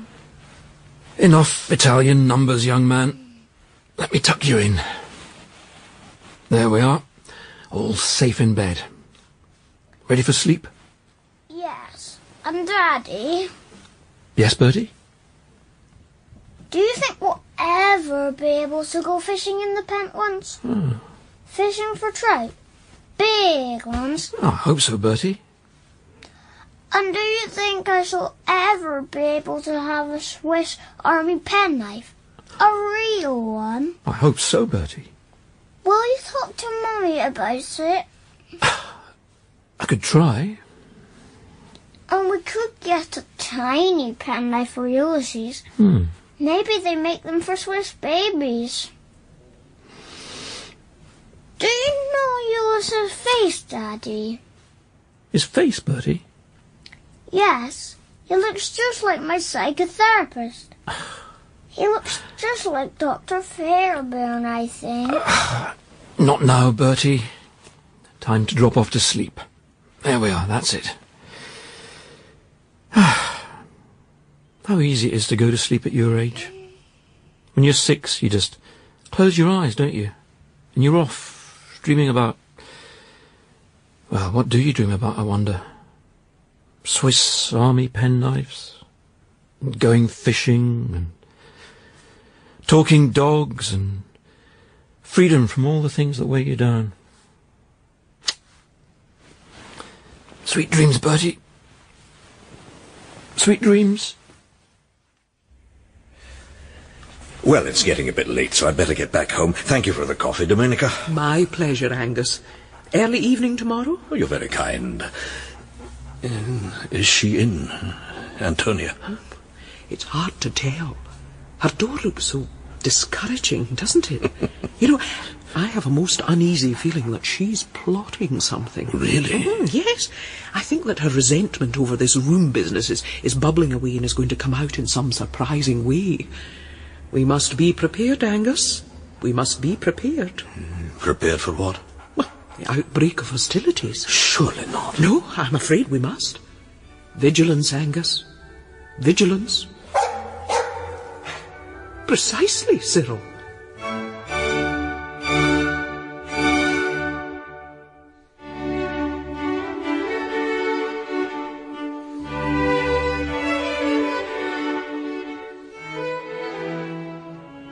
It's not that I'm a creature of habit. Well, perhaps I am. And one of my habits is to start the morning by taking my dog, Cyril, for a walk in Edinburgh's new town, finishing up in Dundas Street at Big Lou's Cafe. One of the few places that seems prepared to allow dogs to have their morning coffee in peace, metaphorically, of course, curled up at their owner's feet. Big Lou always seems happy to see us, even if you have to watch out for the barbs in her welcome. Ah, here he is, the great portrait painter himself, the Rayburn de Nozure, and his dog, of course. Cappuccino, Angus? As always, Lou. Ah, fine day outside. As I was walking up Dundas Street, I turned round and saw the hills of Fife over on the other side of the Forth. Green, yellow here and there, and the sky above them. Aye, I've seen Fife afore. Been painting. I have indeed, Lou. And not a portrait this time. I'm planning something big, really big. A painting expressing Scotland's feeling about her past. Aye, best forgotten, I'd say. All they battles. Poor Scotland, struggling to defend her fragile shores from the English. Aye, because we'd stolen their cattle. Can't I blame them for that, I'd say. That was our major industry before we started making whiskey, you know. Stealing English cattle down in the borders. Then we started to make whiskey and that got the English drunk and they forgot about coming up here to collect their cattle. Here's your coffee. Thank you. You have a very limited view of history, Lou. Is that what they taught you up in Arbroath? A realistic view, more likely. Well, let's not go there. Let's not go there. A wonderful expression, Lou. But I wonder where there is. Can you imagine the people who are there saying to each other, why is nobody coming here anymore? And somebody will have to explain that it's because people are saying, let's not go there. And they aren't. Oh, you're havering, Angus. More to the point. You heard about that incident round the corner in Great King Street? Somebody was bitten by a dog. Oh, how unfortunate. Block your ears, Cyril. It was the second time in a few days. Apparently, this dog ran out from under a stair, gave a passer-by a good nip and then disappeared again. The police have been run. They called in here and asked me if I'd seen any stray dogs hanging about. Very worrying. Cyril, of course, has an alibi. Oh, well, it'll be all right if they round up the usual suspects. Where are you going later, by the way? Domenica's place. Exactly. Oh, well, you're muckle great painting about Scotland in the past. Shouldn't you be doing that? Scotland has been waiting several hundred years for such a painting. It can wait a bit longer. You can leave him out there if you don't mind. Oh, Domenica. Cyril, you'll be fine, won't you? Angus, you come in. Okay. Stay. You'll have had your coffee. As they say these days. Indeed I have. But I wouldn't mind... In the kitchen. It's already on. Listen, Angus, I have something very disturbing to tell you. Oh, are you all right, Domenica? I couldn't bear it. Of course I'm all right. No, it's about my neighbour, Antonia. You know, the one who's come back to write a dreadfully tedious book on the lives of the early Scottish saints. Who has that Polish builder boyfriend, the good-looking... Well, the very same. Well, I went in there yesterday to deliver a parcel the postie had left with me as she was out. What was in the parcel, did you find out? Oh, I tried. I gave it a good shake, but... It didn't rattle? No. But the contents of the parcel are neither here nor there. What I wanted to tell you about was this. She made me a cup of tea, and that was when I made my discovery. It was my teacup. My missing Spode cup. The one you were searching for? Yes. It disappeared a few weeks ago when I hunted high and low. I needn't have bothered. It had been liberated by Antonia. Oh, that's shocking. It's also, if I may say so, somewhat unbelievable. Why on earth would Antonia want to steal your cup? If she wanted one, she could simply buy it. She's not short of money of her. Oh, you shouldn't imagine that people only steal things out of need. Stealing things is far more complicated than that. People steal to satisfy some inner urge. They steal to demonstrate their contempt for society and its rules. Yeah. They steal because they secretly want to be caught and get punished. Yeah. They steal because they're bored and are looking for excitement. There are plenty of reasons why people steal. Yeah. In this case, though, I think Antonia has stolen my cup because she feels powerless over what she sees as the expropriation of one of her rooms. If she can't set that to rights, at least she can take something else from me. The Blue Spode Cup, you see, is symbolic. It is a metaphor. There are not many metaphors from which you can drink tea, Angus, but that Blue Spode Cup is one. But it's all very disappointing. One may not expect much of one's neighbours, but one does expect a certain honesty. Yes, what did you say to her? I said nothing, or nothing direct. I think I said something like, how nice to have tea out of a real cup rather than a mug. And? Well, she simply said that she agreed, that's all. And so then I upped it a bit and said, I've always loved Spode. I have some myself and I'm very fond of it. Well, she must have realised that you knew. Being able to write a book on the lives of the Pictish saints is not the same thing as being sensitive to what people are saying. Frankly, I don't see how you can say very much about a culture that seems to have so totally disappeared. Poof! No more Picts. The Picts are indeed a bit of a mystery. But so is your Spode cup. I don't see what we can do about it, though. Have you thought of rising above it, so to speak? Rising gloriously above the whole matter? Possibly even buying a replacement? Certainly not.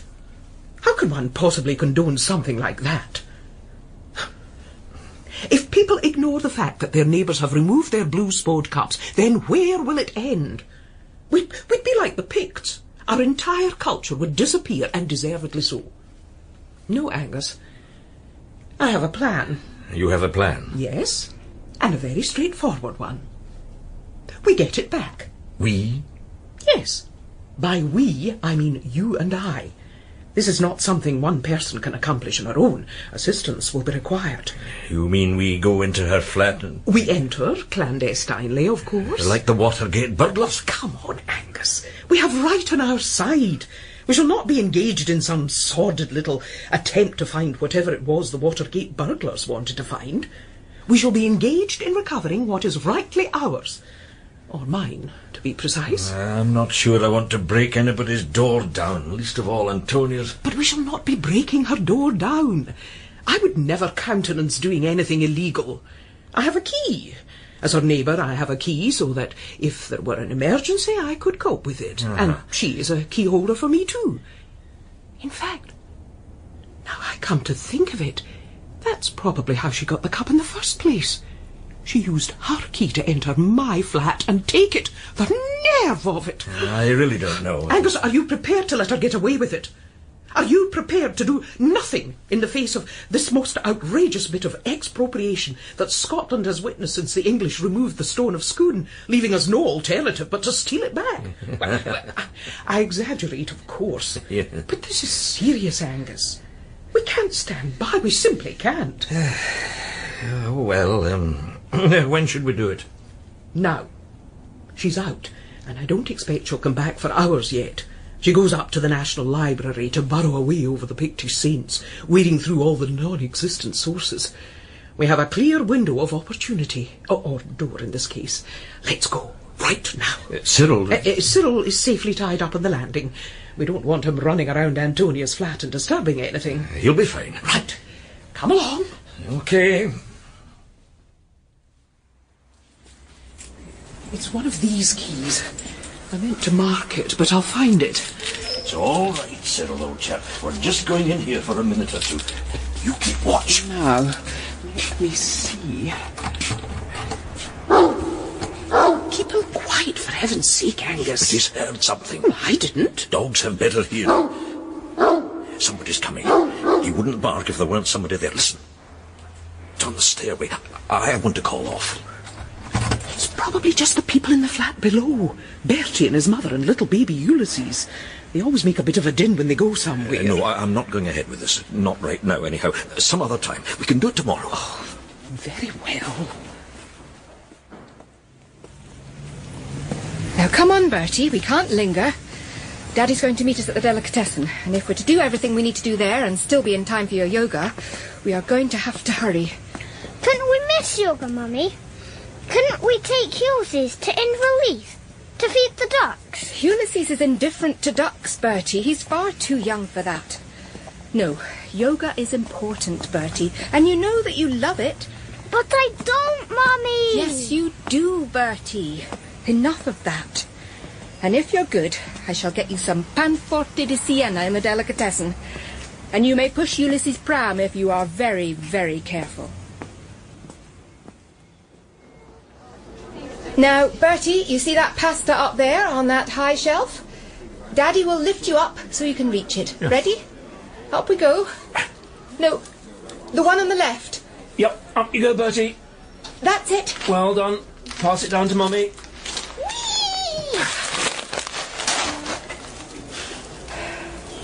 What about panforte di Siena, Mummy? Should we get some now? All in good time, Bertie. I want to get some sun-dried tomatoes, and Daddy will want to get some wine. Yeah, right. I'll go off and choose a couple of bottles, then I'll get back to the flat. I'll do the butcher's on the way. And Ulysses... That's fine, Stuart. Bertie and I will cope. Well, goodbye then.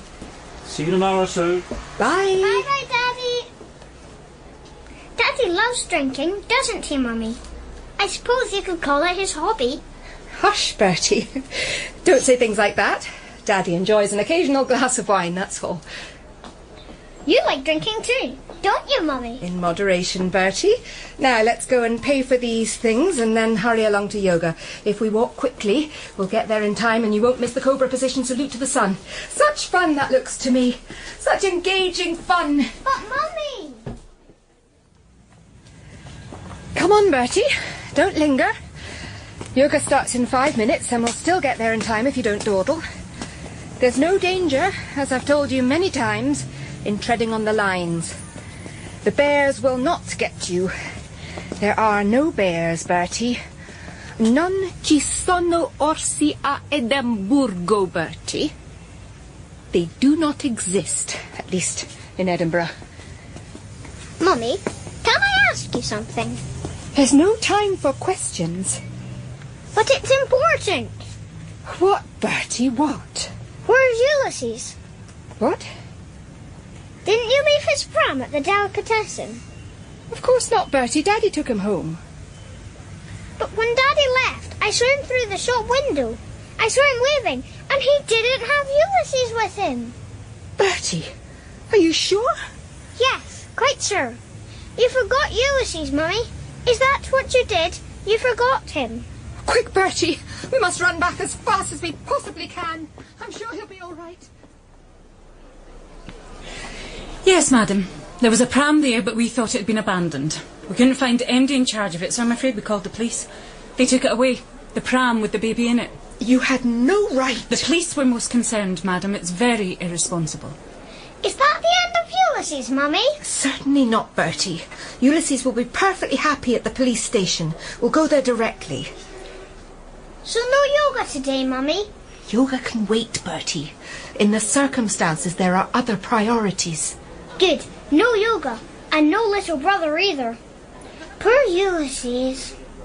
Mummy, do you think Ulysses is the youngest person ever to be arrested in Scotland? Do you think so, Mummy?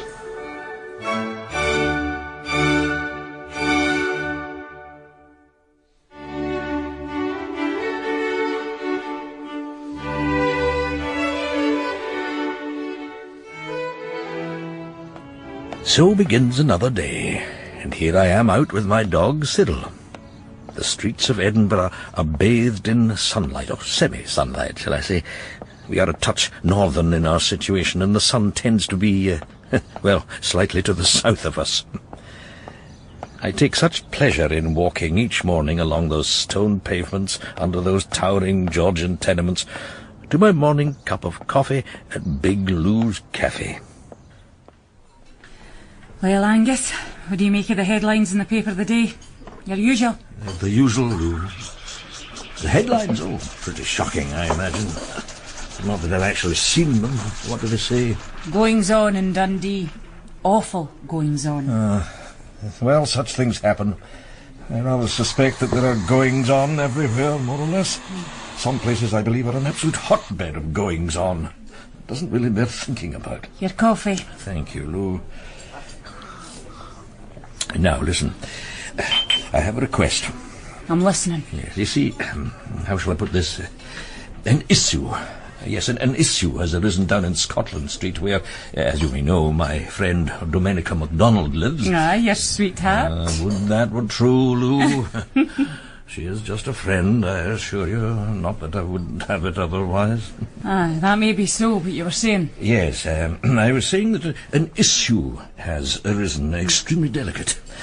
It centres around a certain, how shall I put it, a certain object that has been removed without authority.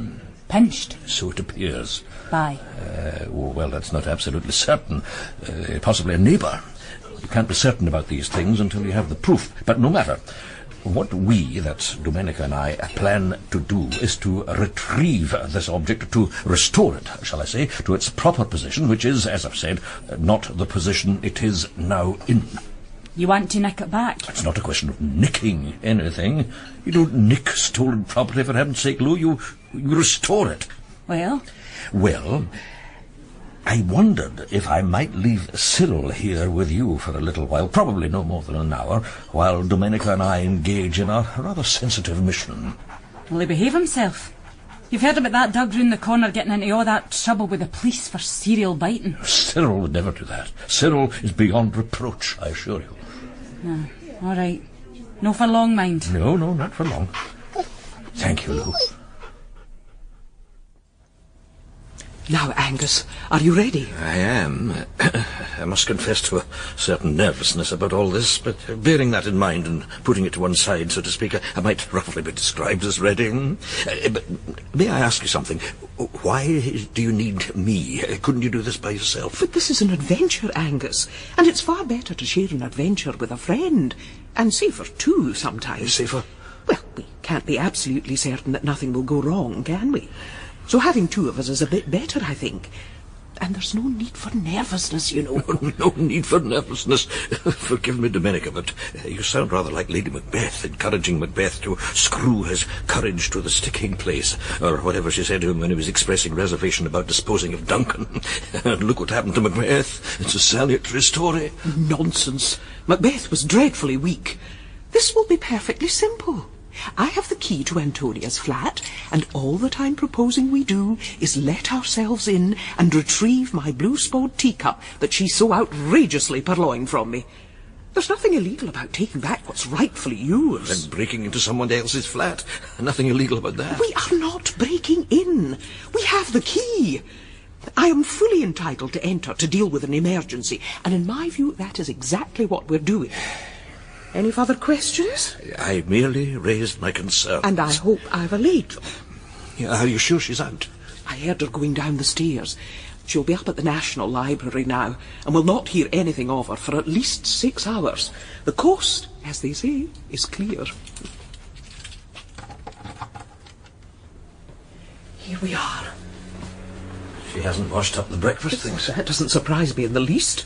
It's but a small step from stealing Spode teacups to leaving the washing up undone. Where is it, anyway? It doesn't seem to be on that shelf. It looks as if she keeps her cups there, and none of them is Blue Spode. I imagine that she's secreted it away somewhere. After all, one would not normally leave stolen property in full view of anybody who walks into one's kitchen. There's that cupboard over there. Oh, that's our walk-in pantry, I believe. It could be there. Let's take a look. Oh, it's rather dark. My mobile can be used as a torch. If I can find the correct button. Oh, there we are. Let there be light, so to speak. It feels very odd, this, to be walking into somebody else's cupboard, uninvited. Look! Over there. That, I would say, is my cup. Well, it's blue and it's Spode. Hold my phone, Angus. Let me see. Yes. This, Angus, is my Blue Spode Tea Cup. I distinctly remember that hairline crack there, and the glaze was a little thicker near the base as it is here. Yes, I can positively identify this cup as my own. The cheek of the woman, the sheer breathtaking effrontery. Good, then we can get out of here. That sounds like the front door. Perhaps it's just the post. No, that's not the post. It's Antonia coming home. We shall have to say we heard a suspicious noise and came to investigate. Or smelt smoke. But why would we be in a cupboard? Being in somebody's cupboard is, I think, generally inconsistent with an innocent purpose. Angus, here we are in a cupboard, and you have to go on and on about... Being in a cupboard, which is very much the same as being in a tight corner. No, we're caught red-handed, Domenica. We're going to jail. Shh. Who's with her? What are they up to? Listen. It's a man. Antonia has a man with her. I do believe it's our Polish builder friend. I'm not sure I want to hear this. They're coming through here. Close the door. Coffee or tea, Marcus? Oh, coffee. I'll have coffee too. I was so pleased to bump into you. Yes, coffee, very good. In Poland we drink a lot of coffee too. That's so reassuring. Why don't you sit down? There we are. Comfy? Yes, very comfy. And I put on some music. Here's a treat for you. Chopin. Oh, I just remember. I must get something from my truck downstairs. Little present for you. Just for you. Oh, Marcus, you're an angel. You just let yourself out and the coffee will be ready when you come back. Some posts. What are we going to do? They could be here for hours. Unless she's distracted in some way. But I don't see how we could do that. Unless her phone is in the sitting room. She hasn't got a phone here in the kitchen. So? Well, if her phone rang, she'd have to go off and answer it. That would give us time to nip out the front door. It's our only chance. But it may not ring. Ah, but that's where you're wrong. I have my mobile here, and I have her number on it. Domenica, you're brilliant. With one bound, we'll be free. Now then. Yes, here we are. Antonia Colley. Here goes. Are you ready, Angus? Yes. Got the cup? In my hand. Right. Give it a moment. Right. She's going. Now's our chance. Yes? Who is it? Hello? Is this a marketing call? We did it. Quick, back into my flat. Yes, we did, didn't we? We've struck a blow for justice. Well, that might be taking it a bit far. At least we can see that we got your cup back. Come on, Angus. That might be her friend. No, it's the Pollocks. Bertie and that mother of his on their way out. Come on, Angus. Inside. We shall celebrate the return of the cup. Why have they kept Ulysses so long, Mummy? They've had him since yesterday. Ever since you left him in the delicatessen. I didn't leave him there, Bertie. It was all a misunderstanding. I thought Daddy had taken him, and Daddy thought I was going to do that. It was nobody's fault, Bertie. But the police thought it was, Mummy. Wasn't that why they've kept him so long? Because they think you're not a suitable person to have a baby? That's utter nonsense, Bertie. I won't have you saying such things. It was red tape, Bertie. Bureaucracy. They claimed, mind you, that they had to establish my identity and then get his release approved by the head of some obscure department. Ridiculous. But there we are. So now we've to collect him from the social work department. How very... I suppose they don't want any old person coming along and claiming a missing baby? I am not any old person, Bertie. But at least we're getting Ulysses back. That's the important thing. We take a very serious view of this, Mrs. Pollock. Your baby was abandoned at the entrance of a supermarket. Abandoned? He was left sleeping in his pram for no more than a few minutes. That is not abandonment in my view. And it was a delicatessen, not a supermarket. Middle-class neglect is exactly the same as any other neglect, Mrs. Pollock. You have another child, I gather. I don't see what business it is of yours whether I have another child. But it is our business, Mrs. Pollock. Child protection is definitely our business. We get people in here who lose track of how many children they have. Would you believe it? Oh, really, this is outrageous. As it happens, I have one other child. Satisfied? A boy or a girl? A boy. He's called Bertie, and he's 6. Who's looking after him at the moment? I am. You? Yes. I do happen to be his mother, you know. But where is he? I don't see him. He's outside. He wanted to sit outside. There was a bench. He'll be perfectly safe. You've let a 6-year-old sit on a bench? By himself? By himself? Oh, really? Bertie will be perfectly safe. There's very little chance of his falling off the bench, and it's right outside your front door. Now, would you please hand over my baby and stop interfering? Dealing with parental neglect is not interference. Neglect? Neglect? Are you accusing me of neglecting my own child? I'm not making any accusations, Mrs. Pollock. Merely observations. Well, I have no interest in your observations. Now, for the last time, will you please hand over my baby? You may pick him up yourself. He's through in the nursery, the one there on the left. He's nicely wrapped up in that shawl they found him in. They're all asleep, so please don't wake the others. Oh, Angus, you're back. Sorry, Lou. It took slightly longer than I had thought. A little difficulty en route to a successful conclusion, no more than that. Where's Cyril? Cyril?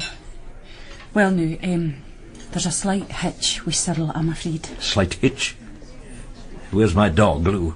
Well, come over here and sit down. No, wait. Is he all right? Is there something wrong, Lou? Cyril is safe. It's just that he's no here. He's run away? No, that... You know that issue with the dog round the corner? The dog that's been biting people? What has that got to do with Cyril? Well, the police called and... I'm sorry to say they arrested Cyril. They think it's him. Arrested? But that's outrageous. Where did they take him? To Gayfield Square Police Station. They said you could come and visit him there if you wanted to. They have a cell there they use for dogs. A cell? But this is awful, Lou. Cyril's absolutely innocent.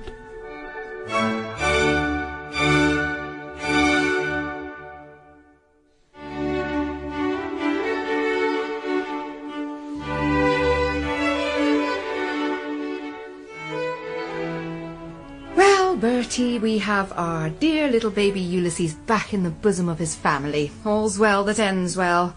Although we mustn't normally use such resounding clichés.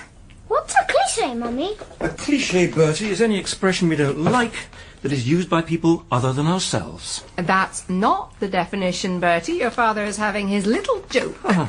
A cliché is an overused expression. Language becomes tired when we use the same words over and over again. You know, Irene, I can't believe that you left Ulysses at the deli. I mean, I really find it difficult to come to terms with that. I'm sorry, but I do. Excuse me, I left Ulysses. You keep saying saying I left Ulysses. Let me remind you, Stuart, that Ulysses has 2 parents, and that both these parents, namely you and I, were present. I happened to be engaged in the purchase of necessities to keep this family going, and you, well, you decided to go back to the flat when quite reasonably I believed that you would be watching our son. But no, you were on your way back to Scotland Street without a thought as to who was looking after your younger son. Irene. So don't you start to reproach me, Stuart Pollock. Irene, Oh, really, I wish people wouldn't phone at awkward moments. Stuart, could you attend to me? I'm a bit late for the office. Would you mind? Bertie, you go and change your little brother. I told you how to do it. Do I have to? Yes, you do, Bertie. Changing nappies is every bit as much male work as it is female. Daddy knows that. Don't you, Stuart? Well, yes, but Bertie's just... Later, Stuart, off you go to the office. You and I can have a little chat about parental responsibilities later on. I have to get that wretched Bye, Bertie. phone. Bye-bye, Daddy. Hello, what is it? Oh, yes, the book club. Well, according to my diary, we decided on the Tuesday after next. Go and change little Ulysses, Bertie. I'll be getting a note out to all the members, you included. And what book are we discussing? What did you choose? I can't remember. The book, I thought we'd agreed that. The Deconstruction of Children's Literature. I've already read it, and it's full of challenging ideas. There's quite a devastating treatment of the Baba stories. Baba stories? I think they're absolutely harmless. No, they are not harmless, not by any means. Baba, sweet, is such a cute little French elf. He most definitely wasn't French. He was an elephant, and elephants are not necessarily French. Maybe that's true, but perhaps he thought it would be fun to be French. Why not? Well, that's how colonialism works. And as a good French elephant, he is duly rewarded by being made king of the elephants. Is that right? Discuss. I know they like it, but that's not the point. Children like all sorts of things they shouldn't like. Listen, I have a gurning baby on my hands and a husband and son to supervise. I'm going to have to go. Get the book and we can carry on our discussion at the meeting. Goodbye. Really, some people, one despairs. Mummy, can you come first to Ulysses' room? What is it, Bertie? Changing a nappy is absolutely straightforward. I've shown you several times already, and you can't expect Mummy to drop everything and come running to show you how to do something you already know how to do. You can't expect that, can you, Bertissimo? But Mummy, this is really important. It's to do with Ulysses. Is Ulysses all right, Bertie? Where's Daddy? Daddy's gone to work, and yes, Ulysses is all right. He's on his changing mat on the floor. He can't go anywhere. Then what's the problem, Bertie? Mummy is really very busy, you know. Well, you know how boys and girls... Well, boys and girls are different. Bertie, listen to me. How many times have I told you that boys and girls are not different? It's society, Bertie, that imposes different roles on boys and girls. We're all the same to begin with. All the same. Are you sure, Mummy? Of course, Mummy's sure. Mummy has even written an article about this, Bertie. I'd give you a copy to read, but even with your very impressive vocabulary, some of the words are maybe just a little bit long. Anyway, having corrected that misunderstanding on your part, what is all this about Ulysses? He's different. Different? What can you possibly mean, Bertie? He's just different. I was telling you, boys and girls are different. Or I used to think they were. Bertie, this is getting us nowhere. Different in what way? Well, you know how boys have... You know what I mean, Mummy. Boys have, and then girls don't really. Or I don't think they do. You see, it's a bit complicated. And Ulysses used to have... Well, he was a boy, you see, and now he looks more like a girl. But I'm not sure. You see, Mummy, because I don't really know. And you've just said there's no difference between boys and girls, and I think maybe I've got it wrong. Now look, Bertie, what are you trying to say? I'm trying to say this, Mummy. I think Ulysses is really a girl.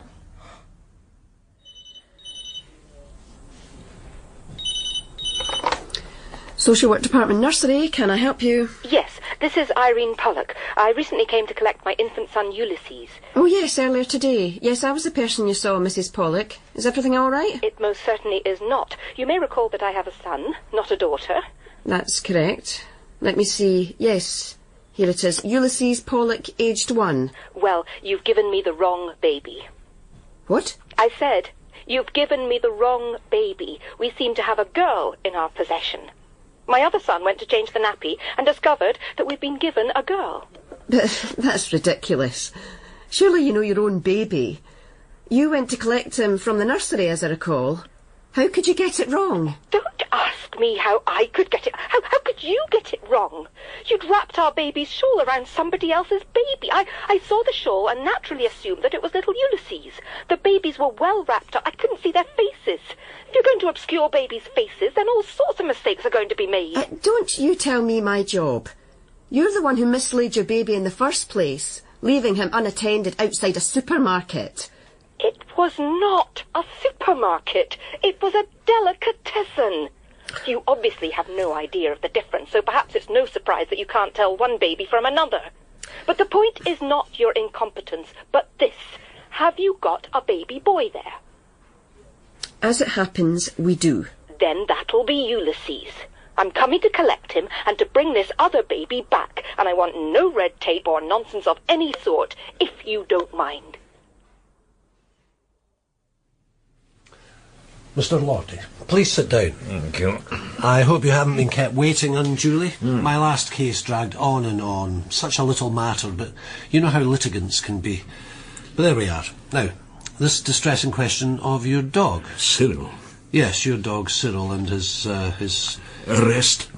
Of course, his arrest. Now, I have here a preliminary report from the police, and I see that your dog was arrested in a coffee bar in Dundas Street, having been spotted by a member of the public who identified him as the dog who had bitten her several days previously in Great King Street. Cyril would never do that. He just wouldn't. I know my dog, you see. Yes, I understand, Mr. Lordy, but we have to confront the facts as they are presented to us, and indeed to the Procurator Fiscal, who will determine what course of action is to be taken.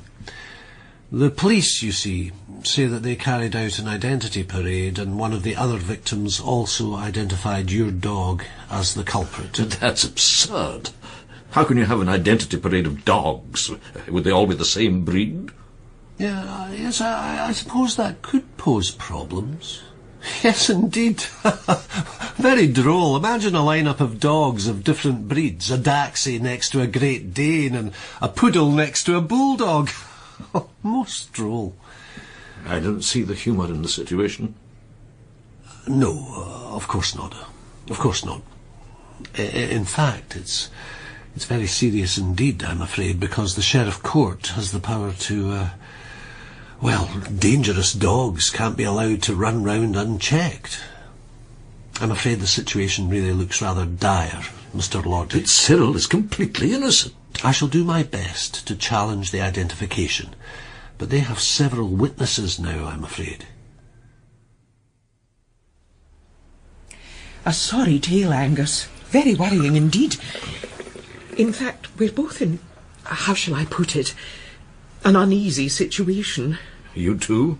Why? Well, the issue of the Blue Spode Tea Cup. But you have it back. We successfully and covertly retrieved it from your light-fingered neighbour. That at least is something we can be pleased about. Yes, I have it back.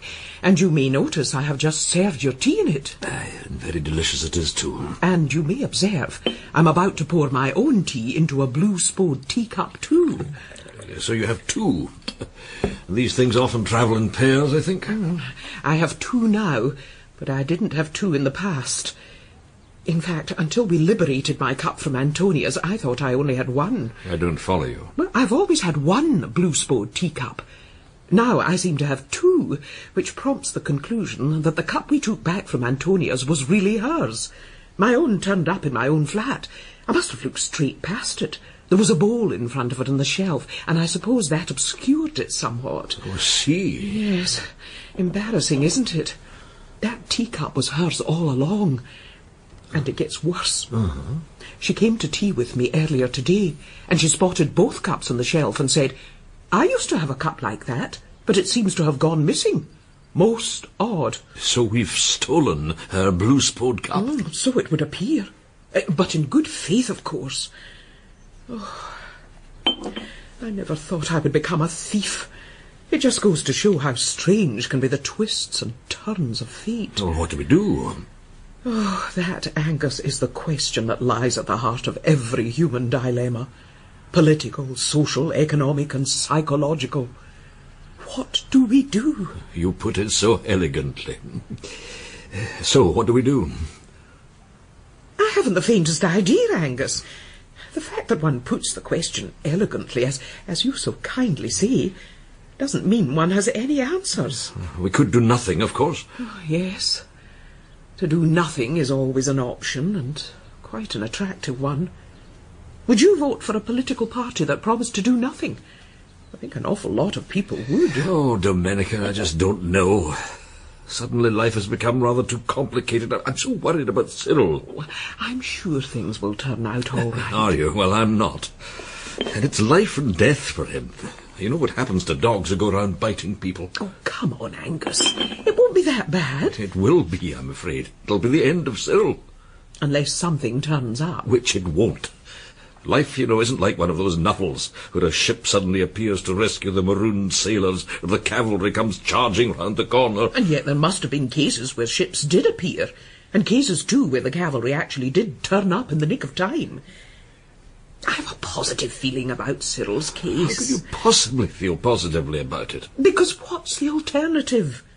Well, you have no answer to that, do you? Well, there you are. Shall we go for a walk? Yes, let's. There's a band playing in Princess Street Gardens, I believe. Then we shall go and listen. If bands do us the courtesy of playing, the least we can do is listen to them. It's only polite.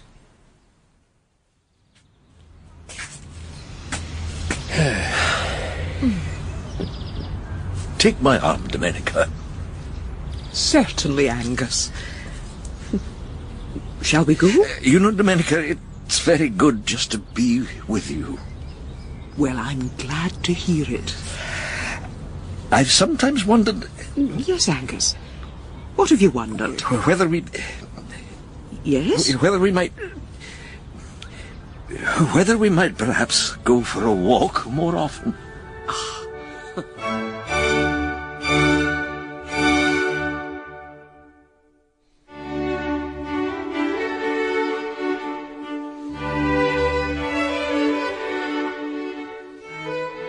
It's curious, isn't it? How empty a house may seem when its familiar spirit, a cat or a dog, is absent. I was so used to the presence of my faithful dog, Cyril, that during his absence, in Durance Vile, otherwise known as Gayfield Square Police Station, I found myself unable to do very much. Poor Cyril, accused of biting strangers and facing... well... But then, in the midst of all this gloom, I received a summons to the police station. I hardly dared hope for good news, and so I steeled myself to being told that Cyril had lost his case, such as it was, and that I was now required to say goodbye to him. With leaden heart, I made my way to the police station and presented myself at the front desk. I received a message to come here. My name is Lordy, Angus Lordy, and I'm the owner of the innocent dog, Cyril. Oh, yes, Mr. Lordy, of course. Well, your dog's ready to go. Off to court? No, of course not. To go home, he's released. I can't believe it. Well, it's true. The whole thing's been a mistake. We don't always get it right. Can you tell me what happened? Yes. While your dog was here, safely locked up, there was another incident. A dog ran out and nipped somebody's ankles at the junction of Dundas Street and Harriet Row. Now, a member of the public had the good judgment to follow this dog and see where he went. That's how we got hold of his address. The rest was pretty straightforward. That dog is now helping us with our inquiries, as their expression has it. I told you he was innocent. I'm sorry we weren't able to listen to you. Mind you, all dogs are innocent, aren't they? I mean, no animal can be called to account for what it does. Aristotle was right about the need for responsibility to be based on free choice, wasn't he? Aristotle? Yes, I suppose he was. You didn't expect that, did you? Well, we The Edinburgh Police, after all. Or Police Scotland as we're now titled. Now, I expect you'd like to be reunited with your dog. I would indeed. Then follow me. He appears to be pleased to see you.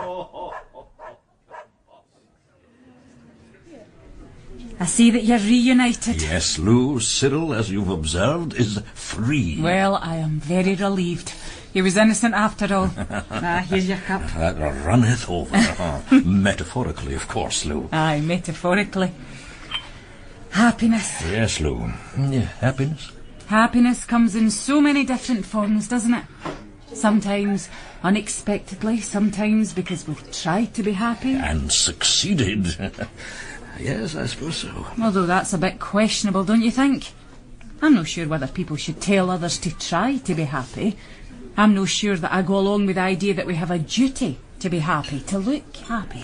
Does anybody say that? Oh, plenty of folk tell us that we should be happy. Advertisers, for example. People who want to sell us things. Look at their pictures, everybody's smiling. Mm-hmm. Buy this, buy that, and you'll find happiness. Smile away. Photographers. What about them? Well, that's what they say, isn't it? Out comes the camera and we're told to smile. You have to. When did that start, I wonder? Look at old photographs and you'll see that people just looked natural. You had a range of expressions. Now everybody believes they should smile in a photograph. Somehow it's not a proper picture. Oh, maybe. You know something, Angus? Do you ever ask your friends whether they're happy? Probably not. Maybe we should. You, for instance, you're happy now that Cyril's returned, but what about tomorrow or the day after? Will you be happy then? Who knows? Cheerful enough, I suppose, like most people. Get along. But you could be happier. Well, everybody could be happier. You could be happier with Domenica. I might be. And she might too. Well, I'm not sure that that's what she'd want. I think she may want just that. She's fonder of you than you imagine, Angus. How would you know that, Lou? A woman's intuition. Ah, I see. And men's intuition? Do men have intuition? That's a question for men to answer. I see. Well, I suppose I have at least some intuition, and intuitively, I want to have a party to celebrate the return of Cyril and the fact of so many things.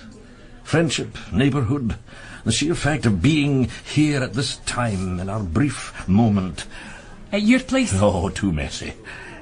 At Domenica's. She likes a party. You'll come, Lou? I'll be there.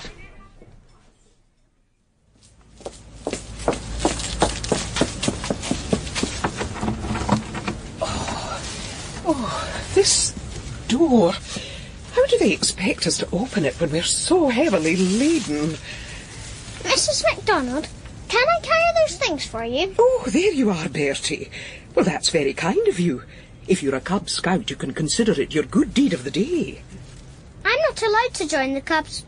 My mother says it's a paramilitary organisation, and she doesn't believe in paramilitary organisations. Oh, I see.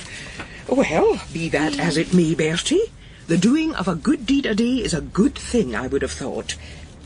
You take these 2 packets, and I'll manage the rest. What are these for, Mrs. MacDonald? We're having a party, Bertie. That's Mr. Lordy, you know, the man with the dog. Mm-hmm. He and I are having a party. We've got Ulysses back, you know.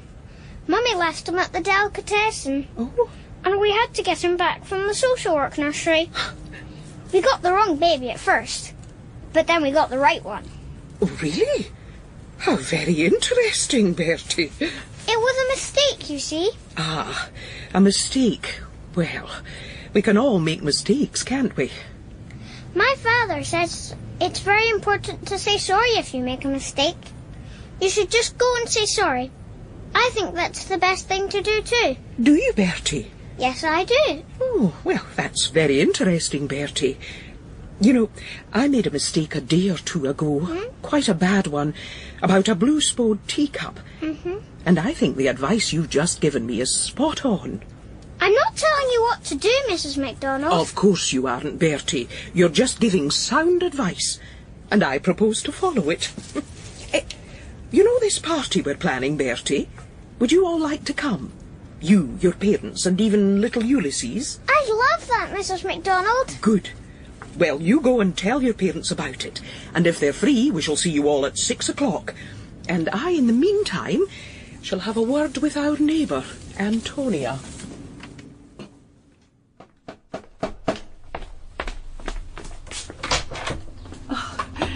Domenica, how nice to see you. Oh, Antonia. Care to come in? Well, I'm a bit pressed for time. I come to invite you to a party, 6 o'clock, across the landing, with your friend, if you wish to bring him. Marcus? I'm sure he'd love it. And the second thing I have to do is this. I owe you an apology. I have your Blue Spode Tea Cup. I took it from your flat in the belief that it was mine, having thought, I'm ashamed to say, that you had taken it from me. I had no right to do this, and I was entirely in the wrong. I ask for your forgiveness. I see. Well, I would not be in the least surprised if you were angry. I would be angry in your shoes. I shall rise above it. I shall not allow myself to be angry. I shall remember those early Scottish saints who rose above so much. The provocations of the Picts, the general prevailing darkness. Of course, of course. So the matter is closed? Yes. What time did you say the party was? 6. You needn't bring anything. You have enough cups? I mean glasses. Quite enough, thank you. 6 o'clock, then. Le Tout, Scotland Street will be there. Le Tout. Ah, the delegation from downstairs.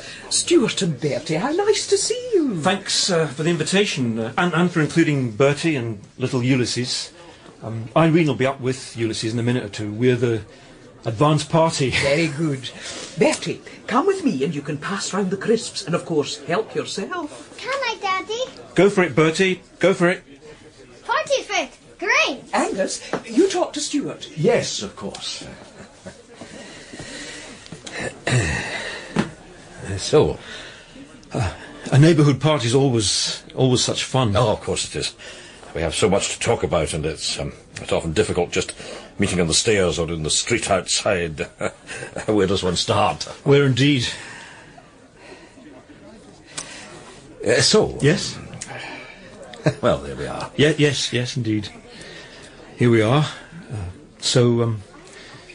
What do you think about... the referendum? No, I wasn't going to bring that up after all this time. Although it's interesting, isn't it? Yes, it is, isn't it? I mean, who would have thought that... I don't think I did. Did you? No, I didn't.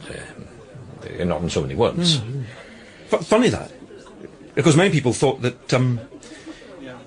Well, they thought... They thought, didn't they? It was fascinating. Well, if you don't mind, I must just have a word with Domenica. Sure. I think everybody seems to be enjoying themselves well enough, don't you? Yes, they do. Even young Bertie. Look, he's engaged in very earnest conversation over there with Antonia. Yes, and I had a good chat with her Polish boyfriend. Nice man, I think, although we couldn't talk about very much. Now, the important thing is she's happy. Is that the most important thing in life? Happiness? Yes. Oh, I'm not sure. There's maybe a sense in which happiness keeps us from seeing things as they really are. And if that's the case, then I'm not sure it can be the most important thing in life. And yet, people pursue happiness relentlessly. What other goals can our sort of society have? Well, enlightenment. The dispelling of the darkness. Not easy to do. Well, no, not easy. But probably a bit more manageable if one has somebody to help you dispel the darkness. Possibly. Do you think that perhaps... Yes? You mean, yes, we could, possibly? Yes, possibly. What about Cyril? Must he always be marooned on the landing outside? His status could change. You'd let him in? Probably. Oh, Domenica, you really are quite remarkable. Oh, not really. No, but you are. Oh, don't get carried away. Have another glass of wine. I think we've run out of glasses. But we do have a Blue Spode cup. I gave Antonia hers back, but I still have mine. Oh, I never thought I'd see myself drinking wine out of a Blue Spode Tea Cup. Then close your eyes and you'll see nothing. Here, open your eyes and raise your Blue Spode Tea Cup. Your Blue Spode Tea Cup? Indeed. Except, you know, Angus, I thought mine had the smallest chip just above the handle. This doesn't seem to have that. Oh, so what does that mean? It means there might have been a mistake. Don't go there, Domenica. Just don't go there. Go where? To wherever you were thinking of going. Oh, there? Yes. To us, Domenica. To you and me. To you and me, Angus.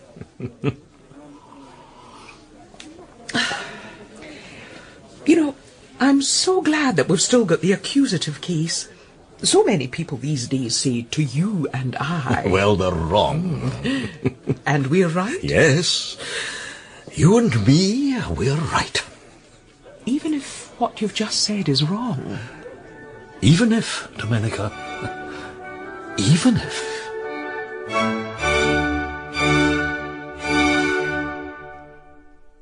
In 44 Scotland Street, The Blue Spode Tea Cup, written and dramatised by Alexander McCall Smith.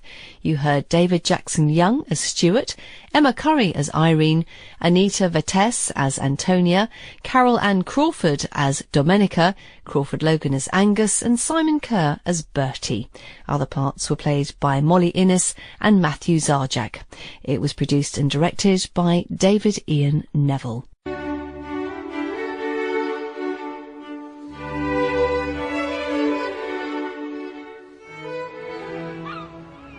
Do you know what my favourite time is to be out and about in Edinburgh?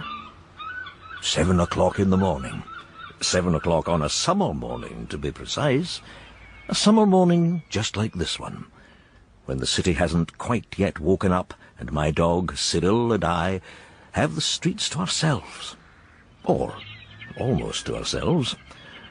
There may be the occasional gulls in Scotland Street, arguing over something they've found in a gutter, or a siren somewhere in the distance, or even a cat demonstrating its contempt for Cyril from the safety of a high wall. But for the most part, the only sound is our footsteps on the pavement or the cobblestones, and the wind in the trees of the Queen Street gardens, which gives me the thinking space to reflect on how lucky I am to have Domenica in my life. Here we are, both on the wrong side of 40, in fact, on the wrong side of 50, if the truth be told, yet both very happy that this has happened to us at this stage in life. We may have different interests. I'm an artist and she's an anthropologist. I like to stay at home. She likes to travel. She recently went off on a field trip to the Malacca Straits to research into the domestic life of pirates. Contemporary pirates, Angus? One must get the terminology right. Oh. People think of pirates as swashbuckling characters sailing under the Jolly Roger. Or picnicking on the cliffs of Penzance. Yes, that too. Whereas these people lived in isolated villages surrounded by mangrove swamps and had nothing to do with Gilbert and Sullivan. Well, be that as it may. While Domenica went off on her field trip, I stayed behind, as I usually do. To be lucky in love. What good fortune that is. And not everybody has it. My friend Big Lou, for instance, who runs the cafe in Dundas Street where I go for my coffee each morning, she has terrible luck with men. The last one was an Elvis impersonator. He didn't last long. Elvis came between them, I gather. And now she seems to have got hold of somebody else. The usual, Angus? Yes, please, Lou. I'd like to surprise you one morning and say, no, something different. But the problem is I don't want anything different, Lou. I never have. I'm one of those people who want everything to be exactly as it always was. I'll bring your coffee over. No, don't bother, I'll wait. As you wish. Dinna drum your fingers on the counter, Angus. Sorry, Lou. When you do that, it's a sign you want to ask me something. Oh? Out with it, Angus. No point in beating about the bush. Of course not, of course not. You mentioned the other day... Aye, I mentioned what? You mentioned a friend, a new friend. Maybe. Actually, yes, I did mention him. I'm seeing somebody. You may as well know, since you seem to know, so to speak. Oh, here's your coffee. Thank you. Oh, not that I want to pry. Of course not. So, what do you want to know? Well, his name, to begin with. Alec. He's called Alec. Alec. Now, that's a name to inspire confidence. A good, solid name. Now, I did hear something else, Lou. Somebody said to me that Alec is... well, they said that Alec is a Jacobite. That he actually signs up for the whole Jacobite deal. That he thinks James VIII, or James III, as the English call him, should have been on the throne and that the Hanoverian monarchy was illegitimate. The whole works. Really believes it, Lou. Folk love to gossip, don't they? Yes, they do. I must confess, Lou, that I was a little bit surprised. I mean, of course, there's nothing actually wrong with being a Jacobite. It's just that, well, on the lists of things that people are these days, being a Jacobite is, shall we say, not exactly at the top. In fact, it's pretty much at the bottom. Really? Well, I'm no so sure about that. After all, it wasn't that long ago, was it? Not all that long ago. 1745. The Jacobite Rising. What's that? 271 years ago. More or less yesterday. Well... And if we can reopen the Act of Union after 300 years, then I don't see why we shouldn't look at certain other matters. Are you serious, Lou? Perfectly. Alec has explained it all to me. He's highly motivated, Angus. I can imagine. But what's the point, Lou? Bonnie Prince Charlie was roundly defeated. He went back to France. Aye, betrayed by a parcel of rogues. Oh, come on, Lou. The Stuarts are finished, kaput. And with good reason. Look at Charles I, and his son, for that matter. They believed in the divine right of kings. They were reactionaries, even by the standards of the day. The Hanoverians were a breath of fresh air, Lou. Scotland prospered. That's a matter of opinion. Well, we can agree to differ. What do Alec and his friends want to do? Bring over another pretender? Have another chase through the heather? Didn't he make light yet, Angus? Does he take you to meetings? Yes. I go with him. He doesn't take me. Oh, Lou, you need to be careful. Would you like to come? To a Jacobite meeting? Aye. There's one coming up. We hold them at an undisclosed venue. Alec only finds out about half an hour beforehand. It could be down in Leith, it could be over in the grass market, it could be anywhere. Intriguing. So, another pretender? Keep your voice down, Angus. Another pretender? You'll find out. I left Big Lou's with a bit of a spring in my step. There's something about knowing a secret that really cheers one up. It doesn't matter what the secret is. It may be entirely mundane, but the important thing is that you know and others don't. When I got to 44 Scotland Street, my mind was taken off the whole matter by an encounter on the stairs. Bertie, the 7-year-old boy from the flat below Domenica's, was sitting glumly on one of the steps. Even the sight of Cyril, who always licks Bertie's face so enthusiastically, dogs are such good judges of character, even Cyril failed to dispel the small boy's morose expression. Now then, Bertie, what explains the long face? My mother, Mr. Lordy. Ah, your mother. My mother says that she wants to talk to me about something, and I know what it is. I see. And what would that be, Bertie? She wants to invite Olive to come and play with me. And you don't want that? Definitely not. Olive isn't your friend? She thinks she is, but I don't really like her, I'm afraid. I've tried to, but it's very hard when she pushes you around so much. Bertie, are you out there? I'm talking to Mr. Lordy, Mummy. So I see. Good morning, Angus. Good morning, Irene. Come along in now, Bertie. And I'll say goodbye, Bertie. And remember, things are often not quite as bad as they look. In you come, Bertie. Bye, Mrs. Pollock. Now, Bertie, I wanted to have a word with you. I've been thinking about your friends. That's very kind of you, Mummy, but please don't bother. You've got lots of other things to do. What's Daddy doing? Daddy's getting ready to go over to Glasgow, Bertie. He's got meetings all week over there. You seen those papers of mine, Irene? A large envelope? This one, Daddy. Oh, that's it. What's your meeting about, Daddy? Oh, the usual thing. All to do with statistics? Yes, that's what Daddy does, Bertie. He massages figures for the government. Not massages, Bertie. He prepares them. I'm going to be over in Glasgow every day this week, by the way. I'll probably drive over 1 or 2 days. I'll be in the train the others. Right, I'm just going to make myself a sandwich. Be careful. You know what Glasgow's like. It's fine, a great place. Is there any cheese? In the fridge. Top shelf. Don't eat it all. Of course. Getting back to the subject of your friends, Bertie, it seems to me that you aren't being sufficiently proactive when it comes to friendship. Proactive, Mummy? Yes, not doing enough. But I've got Tofu and Ranald Braveheart McPherson. Tofu has all the wrong sort of attitudes, Bertie, and as for Ranald Braveheart McPherson, he's problematic in other ways. But I like Ranald, Mummy. So I've invited Olive, Bertie, and I'm pleased to say she can come. But I don't like Olive, Mummy. Nonsense, Bertie. Of course you like her. And it will be good for you to play more with girls. But I don't want to, Mummy. They play things like Jane Austen. That's what we had to play at Olive's birthday party. Jane Austen. They made me be Mr. Darcy. It went on for hours. Jane Austen's a wonderful game, Bertie. You're very lucky. Most boys don't get a chance to play it. I don't want to. Bertie. May I have a glass of milk, Mummy? Get it from the kitchen, Bertie, and remember to close the fridge door. You left it open last time. Thank you, Mummy. Oh, there you are, Bertie.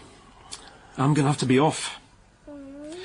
I've just made myself a sandwich with a little bit of cheese.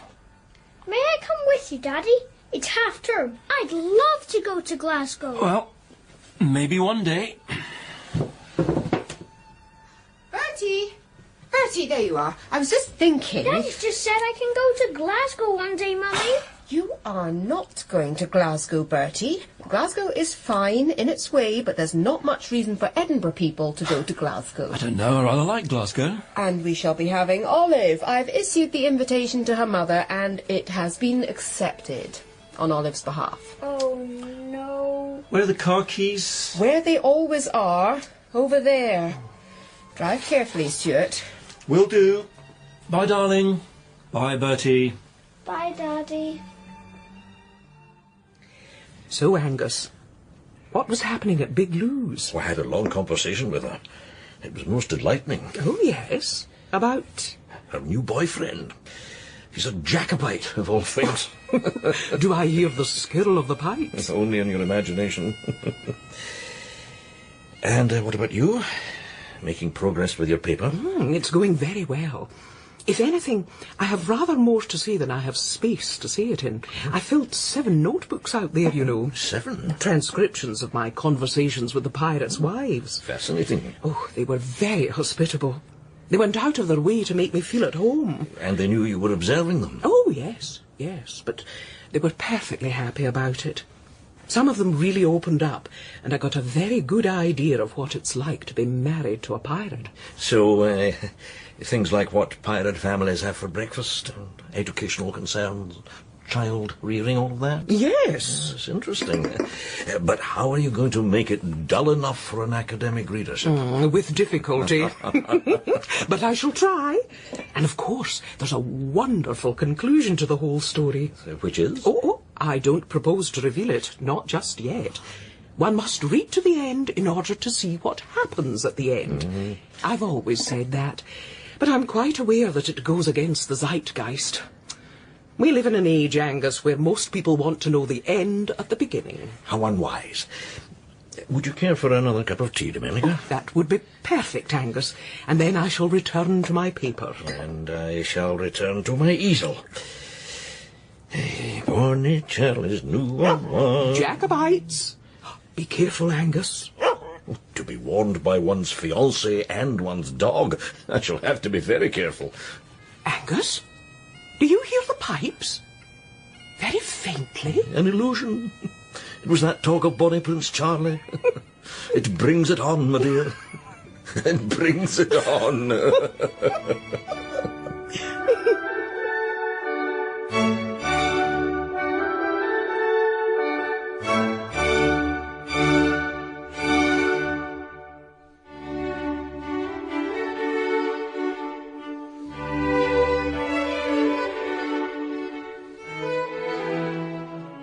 My friend Domenica, who is of course an anthropologist, and I as an artist, enjoy nothing better than observing people.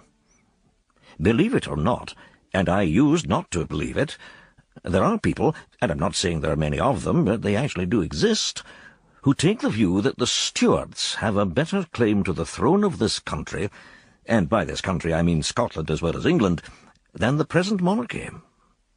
Of course, our Jamie Sext, as we call him, James the Sixth, that is, became James the First as far as the English were concerned, back in 1603. Which, of course, was not yesterday. And neither was 1745 and the Jacobites. But not as far as Big Lou and her new boyfriend are concerned. Well, as she said, if we can reopen the Act of Union after all this time, we can bring the issue of the rightful heir up again. And it's this afternoon, is it, that you're going to this peculiar meeting about this with Big Lou? It is. I'm to meet at her cafe. She's got somebody to look after it while we're at the meeting.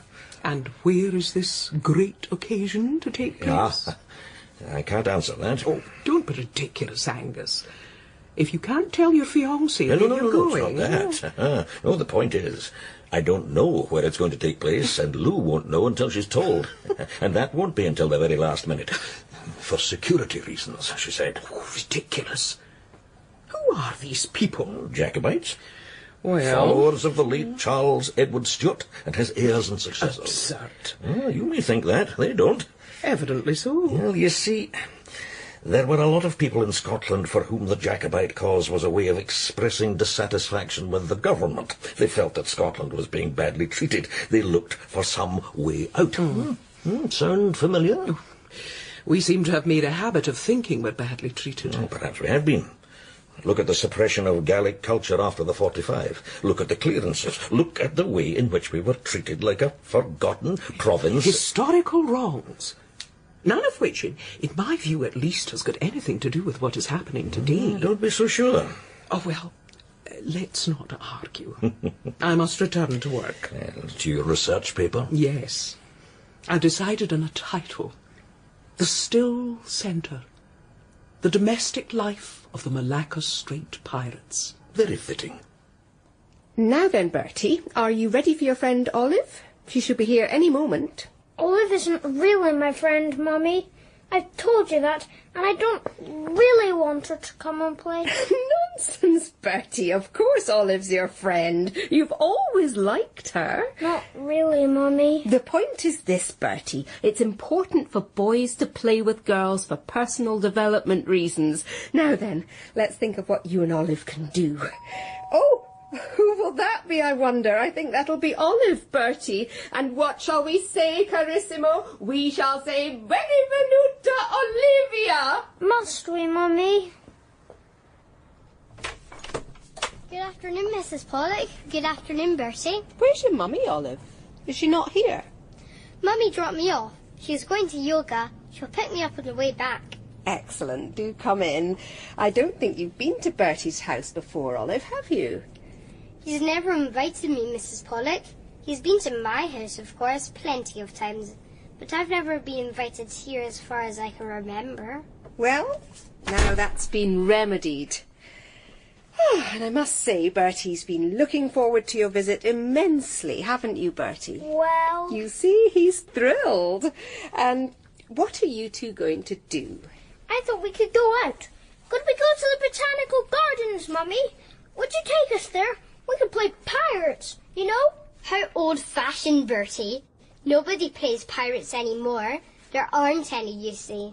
but Mr. Lordy was telling me that Mrs. MacDonald knows all about pirates and has actually met some. I find that highly unlikely, Bertie. Me too. And anyway, going off to the botanics is not the point of an invitation to somebody's house. When you invite somebody to your house, you entertain your guest there. It gives the guest a chance to see where you live. That's right. I can't wait to see your room, Bertie. I've heard that it has pink walls. Tofu said that. Is it true, Bertie?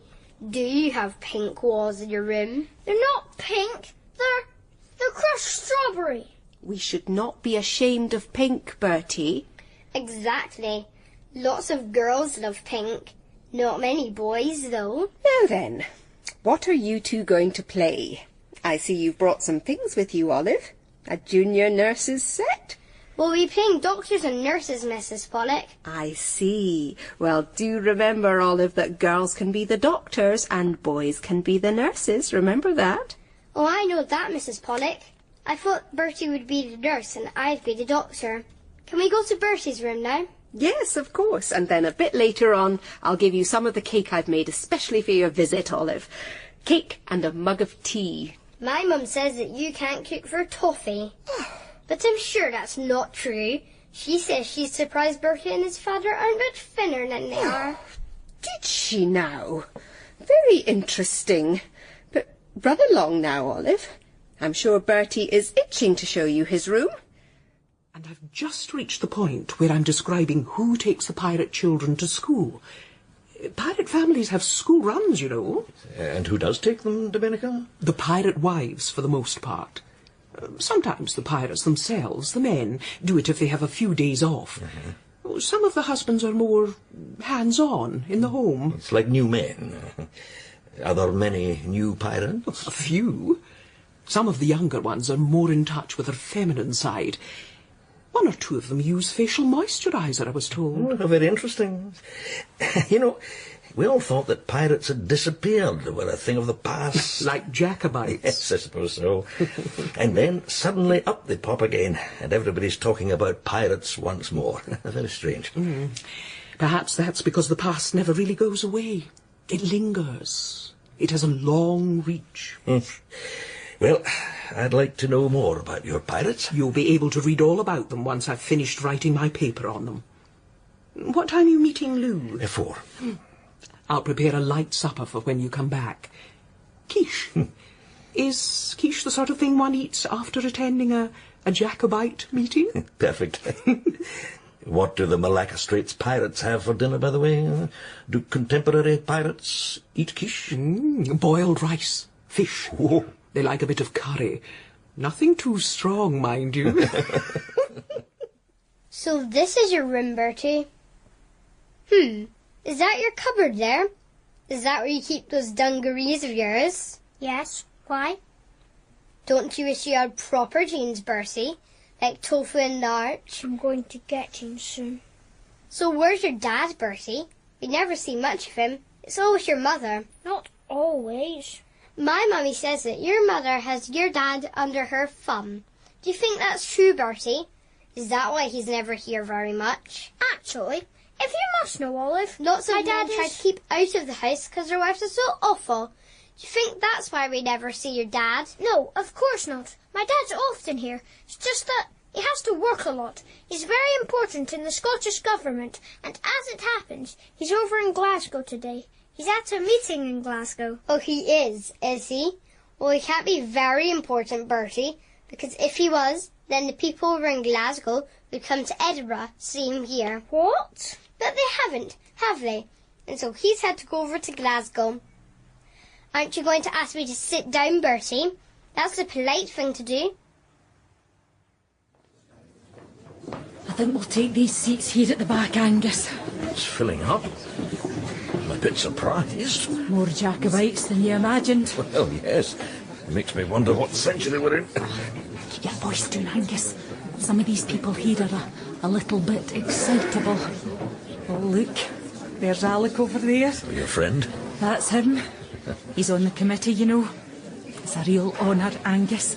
I'm awfully proud of him. Well, I wouldn't have known if I'd met him in the street, that is. I wouldn't guess if any of these people here... And as you see that woman over there, she's quite a well-known historian. Mm-hmm. She's a sympathiser.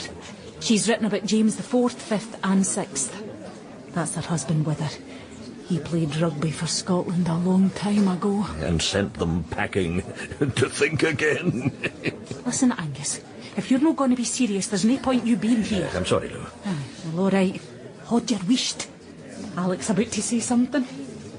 Ladies and gentlemen, here's the news we've been waiting for. It is, as I can tell you, strictly confidential, and we don't want anyone breathing no word of it. He's coming, ladies and gentlemen. He's coming to Scotland. Who's coming, Lou? Listen, you'll hear. Well, I just can't say somebody's coming without saying who. Hush, Angus. For obvious reasons, we can't give you the exact date, but word will go out. You'll be alerted through the proper channels. And I know many of you will want to be there when he arrives, when the first Stuart claimant to set foot on Scottish soil in almost 300 years arrives at St Andrew's Square, off the bus. He's coming by bus? It doesn't matter how he comes, Angus. It's when and why he comes that matters. Now then, Bertie, I'm the doctor and you're the patient. Well, actually, you're just you, and I'm going to take a blood sample. Roll up your sleeve, please, Bertie. Is that a real needle? Of course it is. But I thought that was a pretend junior nurse's kit. Some of it's pretend, but I've added some real bits. I found the syringe in the bathroom cupboard, and the needle too. But don't worry, the needle is quite clean. It's sewn in its wrapping, Bertie. See, it's perfectly safe. Why do you want to do a blood test, Olive? Because that's what doctors do, Bertie.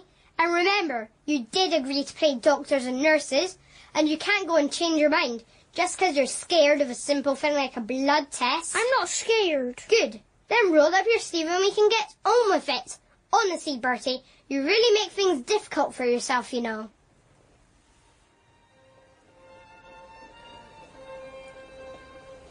Well, Bertie, did you enjoy Olive's visit? She enjoyed herself, I think. It was nice to see her go off with such a big smile on her face. Well... Good. There's another excitement on the horizon, you know.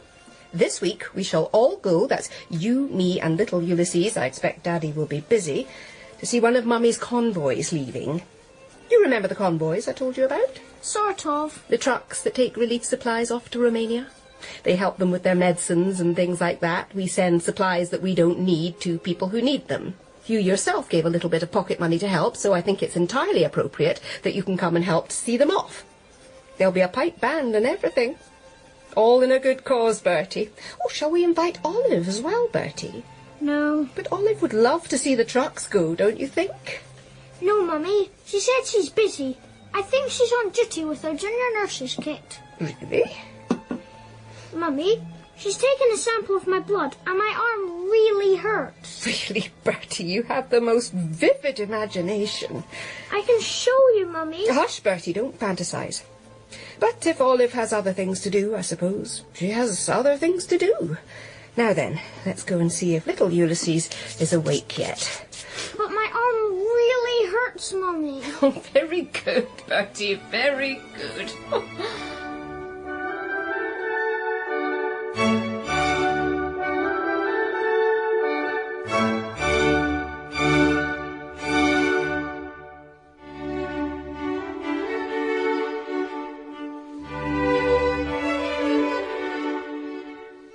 A word of explanation, perhaps, for those who don't know Edinburgh as well as they should. We live, or many of us live, on stairs.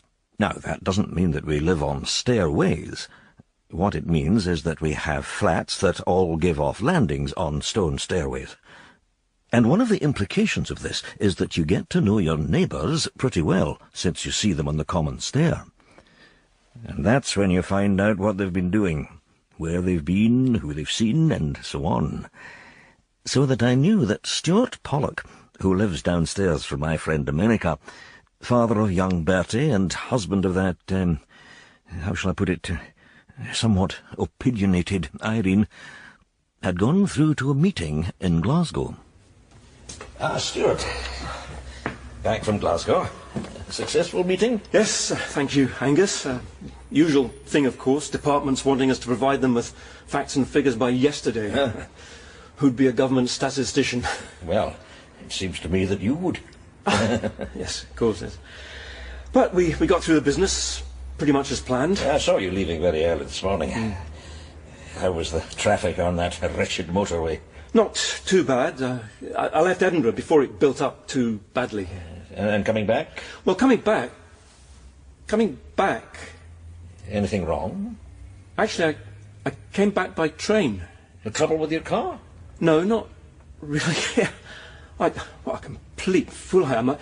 I went through by car, parked it over there, and then came back with colleagues who were travelling by train. I just wasn't thinking. Easily done. I feel so stupid. Who hasn't done something idiotic? Cheer up. I'm going to have to explain it to Irene. No. That could be tricky. Well, Stuart, Glasgow went all right?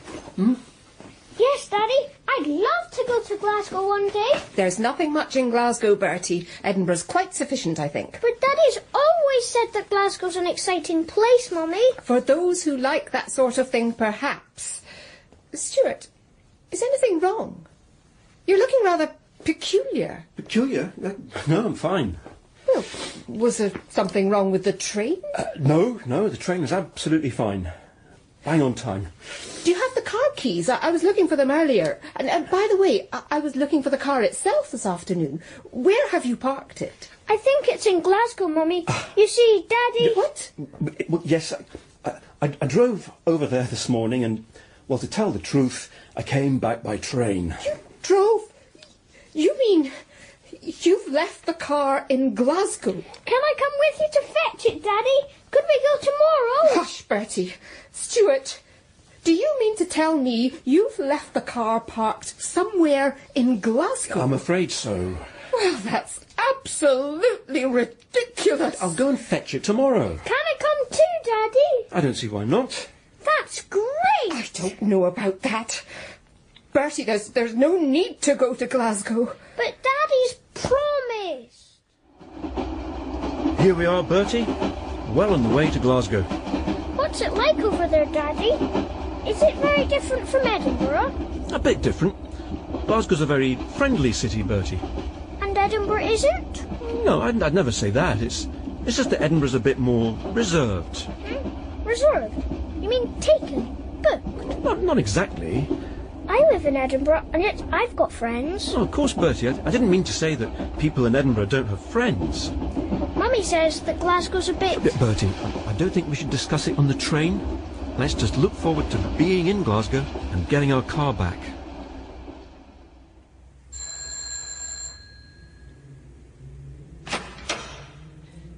Irene, how nice to see you. Do come in. Thank you, Angus, but no. I'm here on behalf of a charity that's sending relief supplies to Romania. I wondered if you had anything you could donate. Oh, Domenica would probably suggest most of my wardrobe. No, seriously, I'm sure we'll find something. The consignments are going off from the old marshalling yards at the bottom of the street. You might want to come along and wave goodbye. We're making a bit of a show of it. Oh, I like that sort of thing. I might just do that. It's this street, Bertie. Right here on the left. This street, Daddy? Yeah, just along a bit in the right, I think. I can't see it, Daddy. Are you sure? Our car's red, and there aren't any red cars parked in this street. I'm positive it was here. I remember that house with the blue door. It was right outside that. It's been stolen, Daddy. Mummy said that if you left your car in Glasgow... Look, Daddy. There's a man watching us from the window of that house. He's signalling to us. I'm absolutely sure it was here, Bertie. Right here. Hey, yous! Yes, yous! What are you doing hanging about outside Master O'Connor's door? We're looking for our car. It's a public street. We're fully entitled to... What? Not so fast, pal. You're coming inside with me. Now, just a minute. No nonsense. You're coming with me, pal. Mr. O'Connor wants a word with you. In there. They're here, Mr. O'Connor. On, in you go. Now then, who have we here? I saw you sniffing around outside. I'm Stuart Pollock, and you have no business dragging us in like this. Have I not? Interesting. And who's this young man? What's your name, son? My name is Bertie Pollock, and I live in Scotland Street, in Edinburgh. Oh, so it's in Edinburgh, is it? Well, you have a good tongue in your head, young man. I suppose coming from Edinburgh. I'm Aloysius O'Connor. Most folk call me Lord O'Connor. No respect. Folks have got no respect these days. Is that because you're so fat, Mr. O'Connor?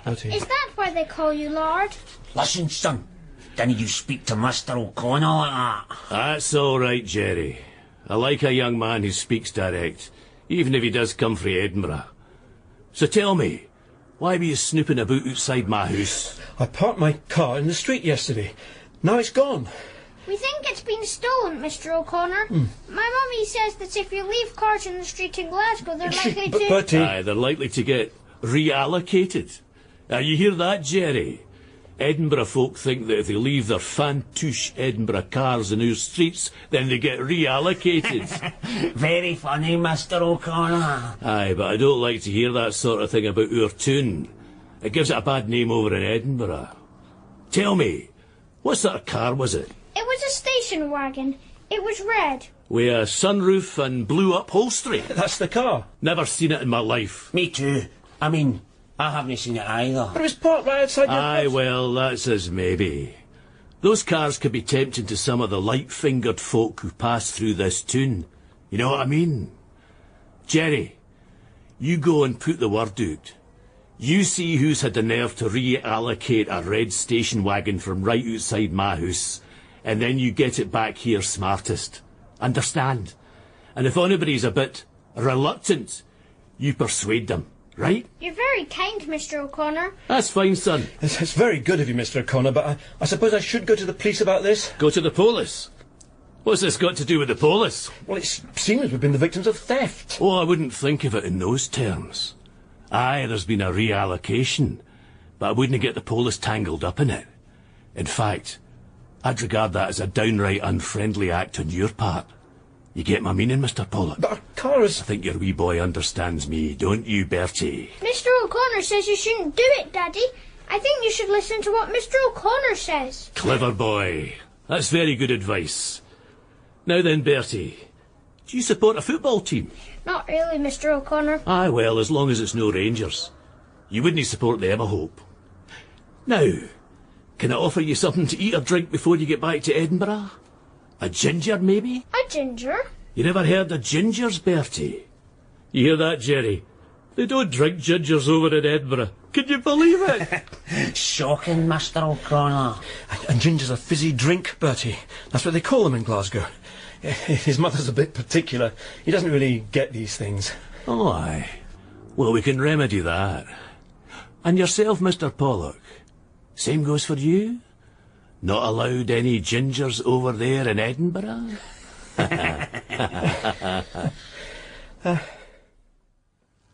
Oh, there you are. Stuart, you might have let me know you'd be late. I told you I was going to take Bertie to see the lorries going off for Romania. Well, we're here. And the important thing is, we've got the car. We met this man, you see, called Lord O'Connor, and... He was jolly fat, Mummy. You should have seen him. Yeah, but helpful. And he gave me some ginger.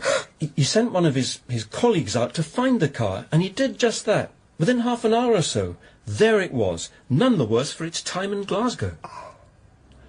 There ye are. One red station wagon with blue upholstery, restored to its owner.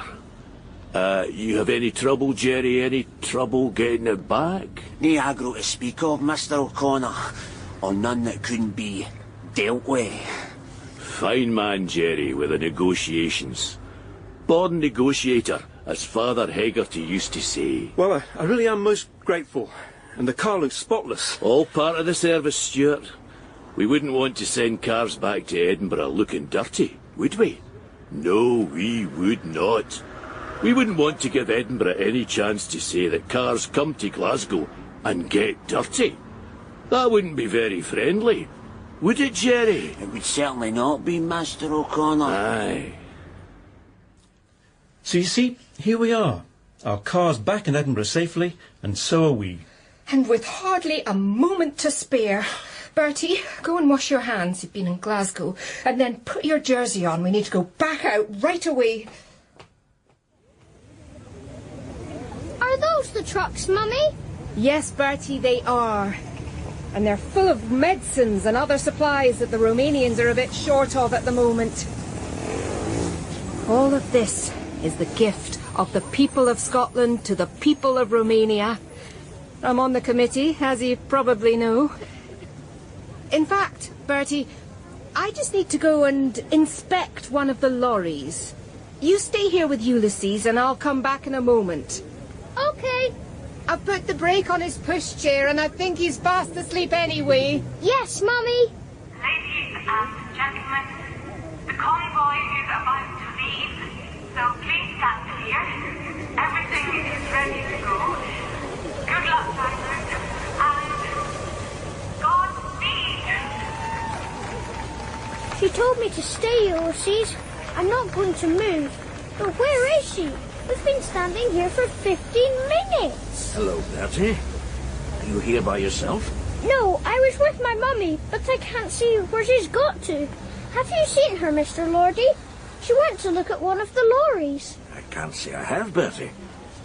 And people are going now. No sign of her, it seems. Perhaps she's gone shopping. Perhaps she just forgot that we were here, Mr. Lordy. I'm not sure about that, Bertie. Or pirates. Do you think pirates got her, Mr. Lordy? Pirates? Definitely not, Bertie. I don't think you need to worry about that. Look, I think you and Ulysses had better come back to Scotland Street with me. Is your dad in? Yes. Well, we'll get him to try your mummy's mobile. I'm sure it'll all be sorted out. But it wasn't, I'm afraid. I took young Bertie and Ulysses back and had a word with Stuart. He tried to phone Irene, but there was no reply. And eventually, I'm afraid, they had to conclude that she had gone missing, and they reported the matter to the police. Signs were put up, and there was a general alert, all to no avail. Irene seemed to have vanished off the face of the earth.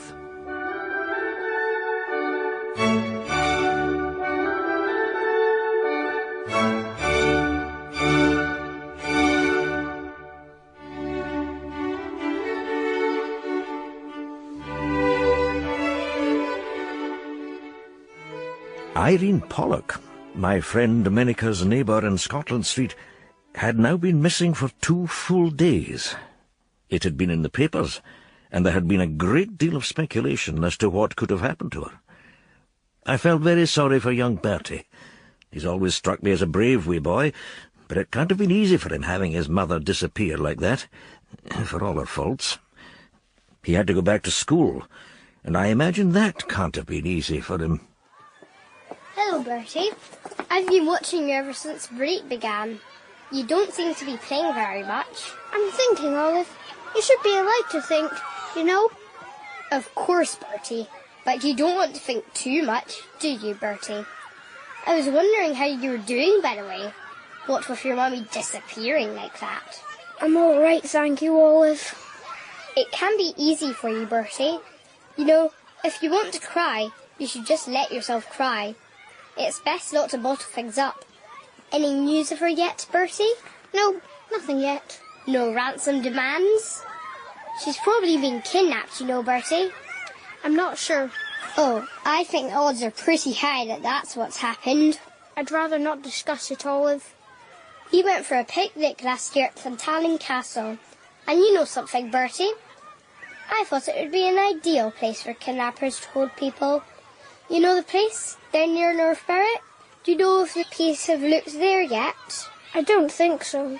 So no letters yet? What sort of letter? A letter from the kidnappers. Sometimes they have to show that they have the person. Sometimes they cut the person's ear off and send it as proof that they've got them. Do you know if there's been a letter like that yet? I don't think so. It happens quite a lot in Italy, I believe. Look out, Olive. Here comes Miss Harmony. Olive, I heard that. You mustn't say things like that. I'm shocked. How do you think poor Bertie feels about all this? Sorry, Miss Harmony. I was just trying to comfort him. Well, that's hardly comforting what you said, so no more of that talk, please. The rumours of what had happened to Irene persisted. Bertie's father, Stuart, maintained a calm demeanour, a brave face for the children. Perhaps. Meanwhile, there were political stirrings at Edinburgh's bus station, of all places. It's a good crowd, Angus. The big day at last. Thanks for bringing me along, Lou. Oh, it's history in the making. That's what my friend Alex says anyway. There he is. See him? Wearing his best kilt. Yeah. Oh, I'm awfully proud of him, Angus. Yes, well, it is a bit of an occasion, I must admit. Even Cyril is enjoying this. Not that Cyril has strong views one way or the other about the Jacobite cause. And the bus is overdue. I hope nothing's happened. Well, after 300 years or so, a few minutes won't make all that much difference. What do you know about this pretender, Lou? He's Belgian, apparently. And definitely a descendant of Bonnie Prince Charlie. He has a strong Stuart claim, Alex says, through the Polish connection. Through the Polish connection? Well. Very authentically Scottish. I wonder if he speaks English. Did Bonnie Prince Charlie speak English? I ask myself. Excusez-moi, mais où est la route vers Edinburgh pour mon armée de Highlanders? Angus. Poor Miss Harmony. I don't think she understands all that much, Bertie. Oh, and by the way, you remember that blood test I took the other day? Yes, when I played doctors and nurses. I have the results now. The results have come back from the lab. What lab? Never you mind, Bertie. When a doctor takes a test, you don't ask what lab the sample is going to.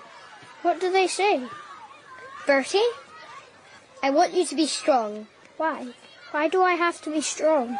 Because the results are not good, Bertie. In fact, they're very bad. Why? Why are they bad, Olive? Leprosy, Bertie. You have leprosy. Olive? What was that? Why have you upset Bertie? I didn't say anything, Miss Harmony. She said that I have leprosy, Miss Harmony.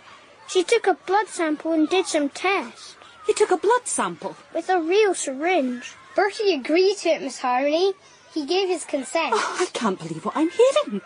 Come here, you wicked little girl. I was only trying to help, Miss Harmony. Let me tell you something, you nasty little girl. You know what the test for leprosy used to be? I'll show you. It involved a really strong pinching of the earlobe to see whether the person could feel it. Like this. Ow! You see? And then once more to confirm the results. Like that. Ow! So, you clearly haven't got leprosy yourself, Olive, or you wouldn't have felt that. I'm going to tell my mother about that. Tell her, you little horror. Now listen to me, Bertie. Ignore what Olive said to you. Of course you haven't got leprosy. You poor boy. You may mock, Angus, but look about you. Look at all these loyal people. Disloyal, you mean? Something's happening. A challenger to the throne, Lou. Oh, it's so exciting. Stand back, ladies and gentlemen. Let the pretender get out. This Edinburgh, and we arrived. Your Royal Highness, welcome to the capital of Scotland, your royal capital. The bus is late. I have a terrible journey. And look, my duty-free whiskey is broken. These foolish people put it with the suitcases, and look at it now, shattered. We much regret that, sir. We shall make sure that you get another bottle. 2 bottles. There were 2 bottles. 2 bottles, then. Is this Princess Street? Not quite. Princess Street is not far away. I have heard about Princess Street. I'm sure my distinguished ancestor, Charles Edward Stuart, paraded down Princess Street. Possibly. Lou, this is priceless. Yes, it's a very significant moment in Scotland's history. That's not what I meant. Where are the English? The English? Well, they're currently in London. So we have surprised them. It is always very important to keep the element of surprise. Yes, I imagine they'd be very surprised by all of this. We must get you to your hotel, sir. We've made a booking. 2 nights. With breakfast included? All is laid on, sir. Then we'll get you up to the Hebrides and take it from there. We shall fly? Not quite, sir. We thought of going by train to Oban, and then there's a ferry to Barra. And then the uprising! That's what we hope, sir. Well, this is all very satisfactory, Bertie. Here we are in our car, safely restored. Are you pleased? Very pleased, Daddy. Isn't it kind of Mr. O'Connor? Yes, very kind. And his friend. What is his friend called again? Jerry. Yeah, Jerry. What do you think happened to it, Daddy? Oh, I think it was stolen, Bertie. I left it in Glasgow by mistake, as you know, and it was just unfortunate that some car thief happened to see it. You know that boy at school? Tofu? Yeah, I know Tofu. He says that lots of people come through to Edinburgh from Glasgow, pinch a car, and then drive it back to Glasgow. He says that there are bags of people in Glasgow driving round in Edinburgh cars. Oh, that's nonsense, Bertie. Not lots of cars. A few, maybe, but not lots. Daddy, do you think Mummy might have been kidnapped by pirates? Well, Bertie, I have some news on that front. Mummy has been found. And she's coming back. But where's she been? Remember you told me the last time you saw Mummy, she went to inspect one of the lorries being loaded with relief supplies for Romania? Yes. She wanted to check they packed it properly. Well, unfortunately, they closed the back of the lorry while she was inside, looking at the boxes of medicines and so on. Then they drove off, and they didn't hear her banging on the side of the lorry until they reached Hungary. Poor Mummy. She must have been very uncomfortable. Apparently there were big piles of blankets being sent out too, and so I think she sat on those. I don't think it was too bad a trip. No, but then there was all that bureaucracy to deal with before she could travel back. When does she get back? Tomorrow, Bertie. Isn't that exciting? Yes. So, we must prepare a big welcome for her. Shall we buy a cake, Bertie? Do you think she'd like that? You don't think Mummy would like a few more days away? Just as a holiday? I don't think so, Bertie. I think she'd be very keen to be back. Daddy, I was wondering. What were you wondering, Bertie? You know our car? Yes, of course I know our car, Bertie. We're in it right now, as it happens. Well, our car has 5 forward gears, doesn't it? Yeah, 5 forward and 1 reverse. In general, it's best to have more forward and reverse, Bertie. Well, I'm looking at the gear stick, Daddy, and there are only 4 gears. Look, 1, 2, 3, 4. And R for reverse. This car only has 4 forward gears. What? 1, 2, 3, 4. Oh, Bertie, I don't know whether we should go into that. Lard said he's recovered our car for us and... Oh, Bertie, let's not go there.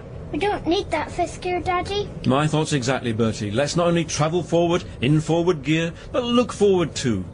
I mean, it doesn't want to be selfish in this life, wanting 5 rather than 4 gears. Plenty of people have to make do with 4 gears. Anyway, Bertie, why don't we go off and have a pizza? With 5 toppings, Daddy? 6 if you like, Bertie. I hear that Irene's coming back safe and sound. Yes. General rejoicing all round. Perhaps. And what about you, Angus? What about that affair you went off to witness with Lou? Oh, that ridiculous business up at St Andrew's Square? Comedy of the highest order, Domenica. There they all were, about 50 of them. Absolutely astonishing. I had a ringside seat, so to speak. I was standing more or less exactly where the bus stopped and the pretender climbed out. A most peculiar piece of work. Sort of peevish. He complained about his duty-free whisky being broken. Wonderful. And this was the Stuart's claimant. Yes. Who exactly was he? Oh, some deluded Belgian. And then what happened? Well, they took him off to a hotel in the Braid Hills. I've since heard from Big Lou that they've set off from there, her boyfriend Alec and a few others, and they're heading for Oban and then the Outer Isles. Why? Well, they're expecting an uprising of the clans. But the clans can't rise. They're far too busy running bed and breakfast establishments in the Highlands. And their benefits would be cut if they uprose. Oh. So a bad idea all round. Poor Lou. And the sooner she sees through that boyfriend of hers, the better. Now, how's your research paper about the pirates going? Getting near the end? It's taking longer than I thought. I'll finish soon enough. But at the moment, I'm dealing with the pirates' wives' social lives. When I was out there, I did relationship diagrams, plotting out who got on with whom and so on. I built up a very interesting picture. So, what exactly do the wives of contemporary Malaccan Straits pirates do? They have book clubs, you know. Oh. There were several going strong when I was there doing my field work. I went to one or two of their meetings. Oh, my goodness. What did they read? They have a preference for romance. They've read one or two more serious novels, but mostly romance. One of the pirates' wives was very keen on Jane Austen, but the others weren't. So you'll finish soon? Yes. I'm just about to write up how I followed the pirates to work one day. I took a small boat I borrowed from one of the wives. You actually followed them? In a boat? Yes. But that must have been very dangerous. Yes. Things went quite as I imagined them to be. Was it very traumatic, Domenica? You kept this awfully quiet. I'll tell you in due course all about it, Angus. But I really must get back to my paper now. In the meantime, picture me setting off in my boat, following the pirates in their much larger boats, around a headland just beyond the pirate village.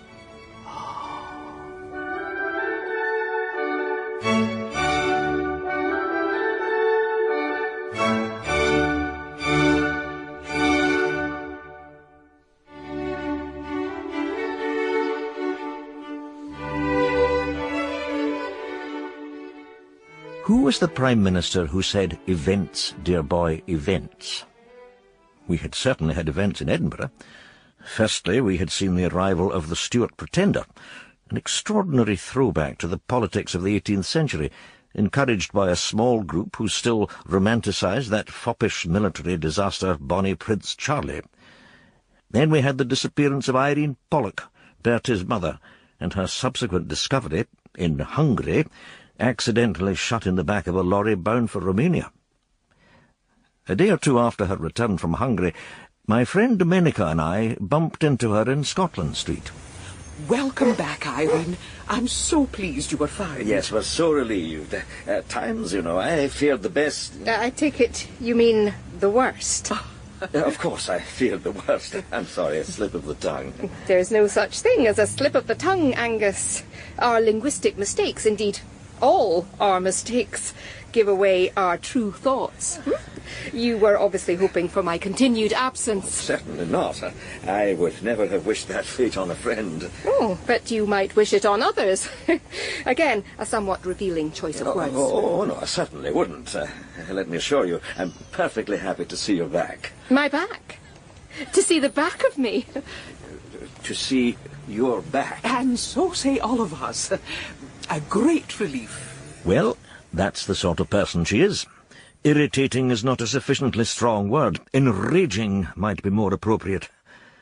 So it was a relief for me to walk into Big Lou's cafe with Cyril that morning and catch up on her news. Poor Lou. It was not at all good. The usual, please, Lou. Cappuccino with a double shot of coffee. Lou, are you all right? You look a bit, somewhat desolate. Yeah. You can't look your best all the time. I'm surviving. Yes, undoubtedly you are, Lou. But I must say you look really down in the dumps. Oh, I suppose I'm not what you might call 100%. Oh, what's happened? The Pretender. Oh, has he been shot by the redcoats? I'm sorry, Lou. You know that they took him to the Outer Hebrides? Yes. Was there an accident? No. My boyfriend, Alec, went with him. They travelled up to Oban and then caught the McBrain's ferry to Barra. Huh? Oh, here's your coffee. Oh, thank you. And they got there all right? The trip went fine, according to Alec. I spoke to him once they'd arrived on Barra. I'm afraid I had to give him an ultimatum. Oh, dear. I told him that he should come back to Edinburgh now that he'd safely delivered the Pretender to the islands. I told him that he was spending far too much time on these Jacobite affairs and that he had to choose between me and the cause. And he chose the cause? Yes. He didn't hesitate. Oh, Lou, I'm so sorry. I liked him, Angus. I liked him a lot. And I hadn't had a fella for a long time, and he came along and It raised my hopes. Lou, there'll be others. Maybe you're right. I'm still sad about Alec, because of what happened. It gets worse. Yes.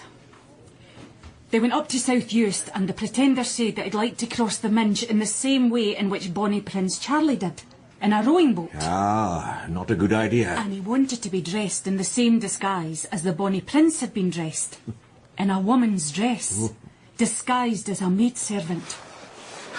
That sky over there, sir. That's where we're heading. I know that, my friend. Remember, this is my country. I come to claim the throne from the Hanoverian usurpers. The throne of my forefathers. We'll down to that, sir. To the king over the water. To the king covered in water if you don't stop splashing me. I'm sorry, sir. It is no easy task rowing against this tide. I'm finding it very exhausting. And we aren't really dressed for the crossing. Well, you certainly aren't in that Flora MacDonald outfit. I'm dressed as my ancestor was. That is all that matters. What's that boat coming towards us? I think it's the Malleed lifeboat. Ahoy there, rowing boat! What are you doing out here?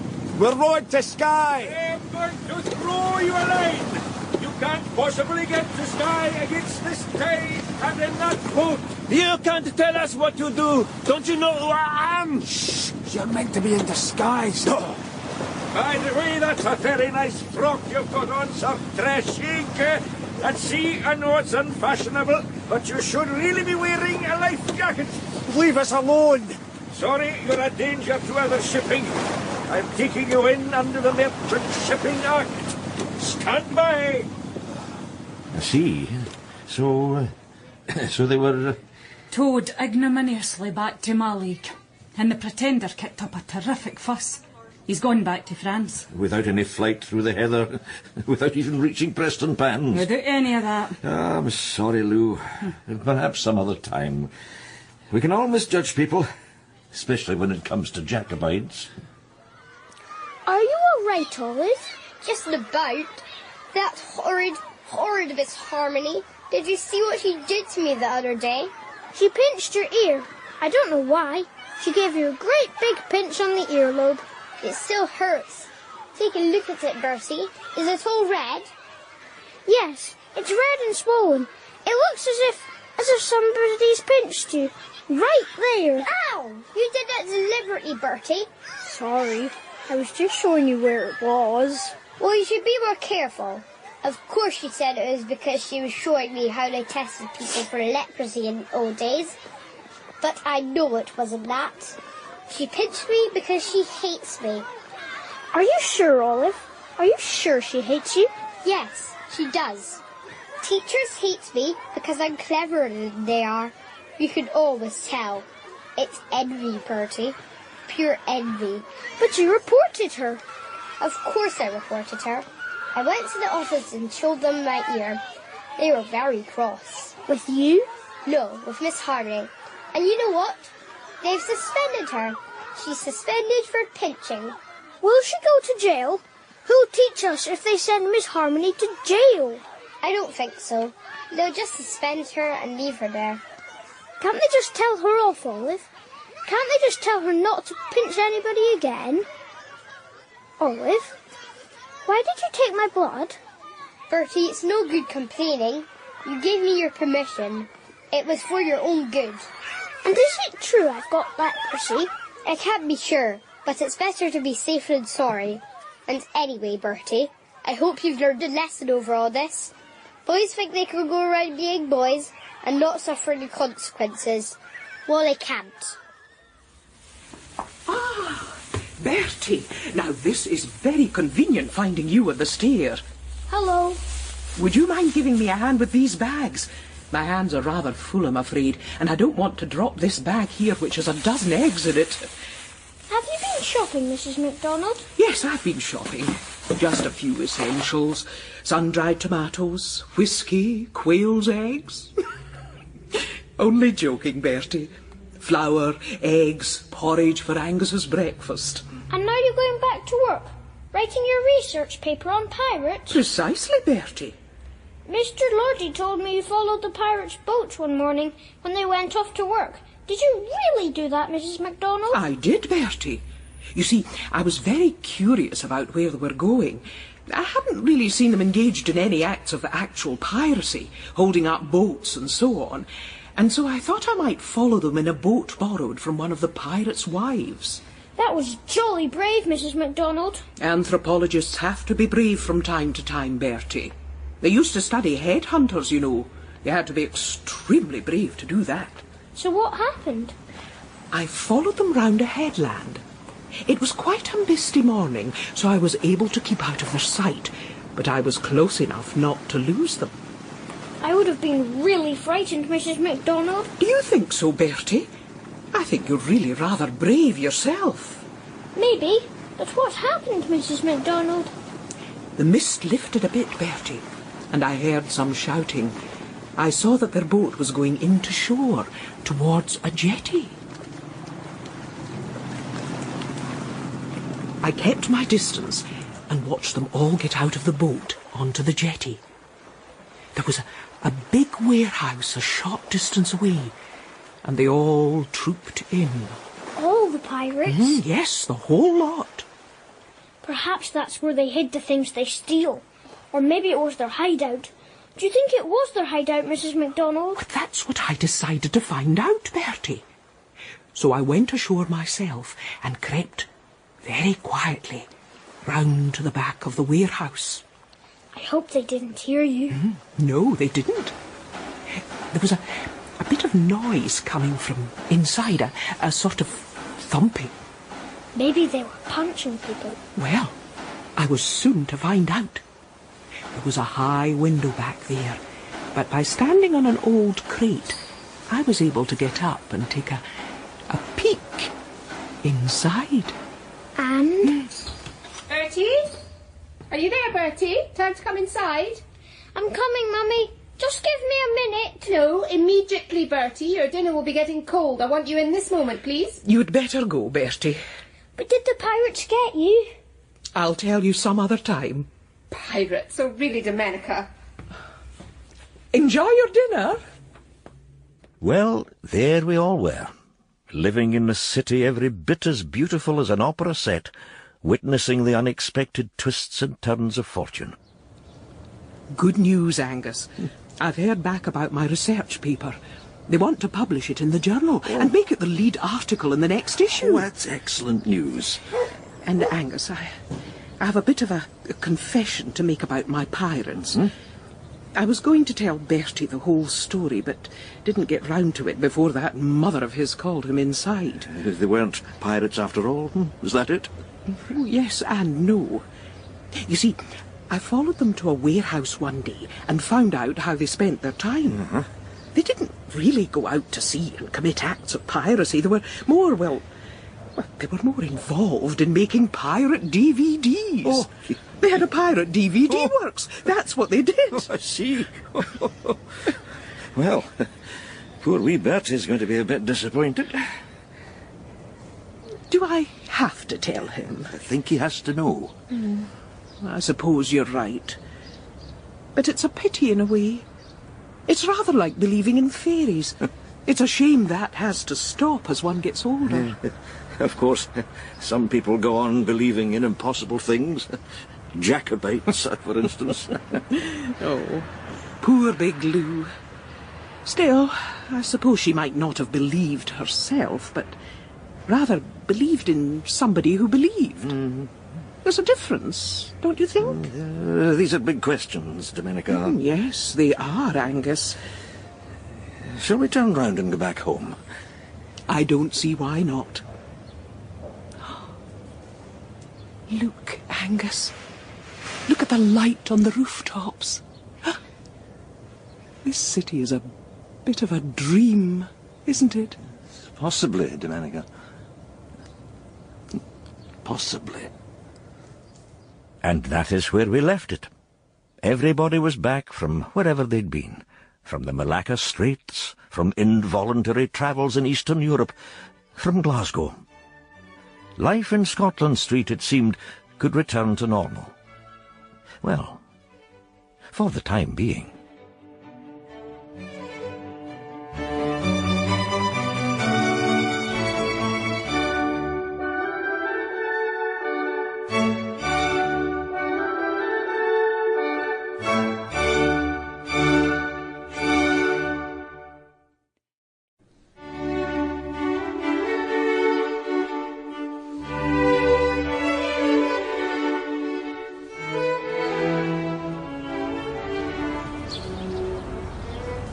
time of day again, Cyril, old fellow? The morning constitutional, or comfort break, I suppose, from the dog's point of view. That time of the morning when we have the city of Edinburgh more or less to ourselves. Not that I would suggest that everybody else is sluggardly about getting going, although, if pressed, that's exactly what I would say. Isn't it grand, Cyril? Of course, my wife, Domenica, who is an anthropologist, has her own distinct outlook on Edinburgh and its folk. Living here is like living on an opera set. At any moment you expect a window to be flung open and a tenor or a soprano, or possibly both, to strike up. Ah, yes. I suppose it's a bit like living in Venice. You open your window there and you see a gondolier poling his way along the canal. Indeed. And the interesting thing, Angus, is that visitors to these much-visited cities don't really think that the people living there are actually leading ordinary day-to-day lives in the midst of all the beauty. And yet they do, don't they? Okay, Cyril, yes. Here we are at the gardens, and I shall be able to let you off your leash in a moment or two. Oh, I see that somebody has left the gate open. Not a good thing to do in the case of private gardens. Not encouraged by the proprietors, as they say. A lovely language, that, Cyril. Very Edinburgh. The leaving open of the gate is not encouraged. Well, we'll close it behind us, and you can have a good run around. Persecute a few squirrels if they're about. Oh, sorry, I didn't see you there. Don't worry about my dog. He's completely harmless. He's not worrying me. But tell me, am I imagining it, or has your dog got a gold tooth? You're not imagining it. It does have a gold tooth. Upper right-hand side there, you see. It shows to full advantage when he smiles like that. What an extraordinary dog. I've seen you with him before, but I've never been that close. Do you mind if I ask how... Not at all. It goes back a bit now, to a rather enjoyable evening in the Scottish Arts Club.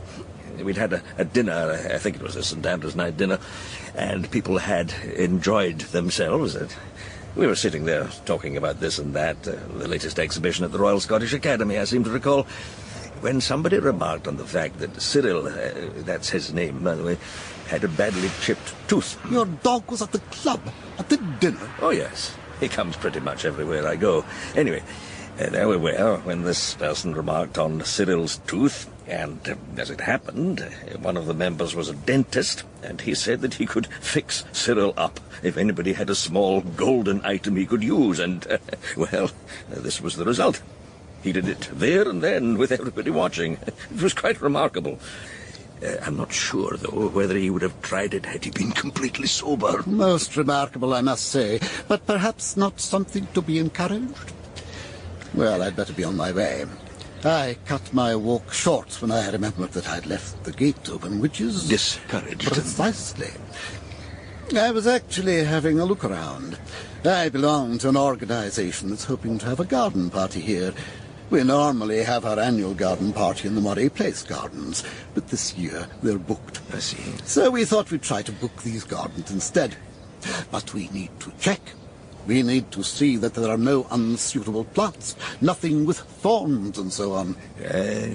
Nothing with thorns? Do you mind my asking, why would thorns be a problem? Not at all. But they would be a problem, you see, because, well... I'm the chairman of the Association of Scottish Nudists. Name's Torquil MacLean. Hello. We have a social convener, but he's away. And so all the planning for the garden party has fallen on my shoulders. Along with everything else, of course. Sounds like a demanding job. No, it is. We're having major constitutional problems at the moment. Don't we all know it? No, I don't mean Scotland as a whole. I mean the Association of Scottish Nudists. Now then, Bertie, as you know, you're about to have a birthday. Just think of that, a birthday.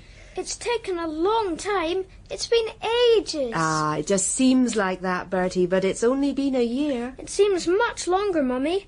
And will I be getting any presents? Of course you will, Bertissimo. Because I want a Swiss Army knife, Mummy. I want one of those red knives with all those blades and that thing for taking stones out of horses' hooves. I'm afraid not, Bertie. Why would you want a knife? To cut things? That's no answer, Bertie. Knives are weapons, Bertie. We don't approve of weapons, do we? No, we do not. The Swiss Army does, Mummy. Tofu says that the Swiss Army fights only with penknives. Nonsense. That boy talks the most awful nonsense. Is his mother any better, by the way? Have you heard how she is? I don't think she's all that well, Mummy. Olive says it's all down to the fact that she's a vegan. Olive says she's dying of starvation. How ridiculous. Olive is almost as bad as Tofu, but we must be patient. Olive has some very fine qualities, and we mustn't forget that. I don't think she has, Mummy. I think Olive's horrid. She's really bossy. Almost as bossy as... Wished, Bertie. Now, talking of Olive reminds me that we must sort out your birthday party. We must decide who's coming. I suppose Tofu, and maybe Hiawatha, and Ranald Braveheart Macpherson. I think that'll be enough, Mummy. Just 3 boys? Certainly not, Bertie. There must be more girls than boys, Bertie. I'm not going to have any discussion of that. But I don't want to have too many girls at my party, Mummy. They just want to... I know, Bertie, you've told me. They always want to play Pride and Prejudice. No, they've moved on, Mummy. Now all they want to do is play the Bronte sisters. The Bronte sisters? That sounds like a very interesting game, Bertie. Well, now, look who the dog's brought in. Many a true word spoken in jest, Lou. I used to imagine that I was taking Cyril for a walk. Now I know better. It's Cyril who takes me. The usual. Yes, please, Lou. And a bowl of decaf latte for Cyril, if you don't mind. You ever heard of a dog drinking coffee? Oh, he's a new dog, Lou, as I've told you more than once. He's reconstructed. He has all right attitudes and tastes. Well, here's yours. Thank you. And Cyril will get his bowl in a moment. Well, you're very kind, Lou. By the way, I see you have a notice up about being closed for a few days. Is that you going away? Just for a day or two. Anywhere interesting?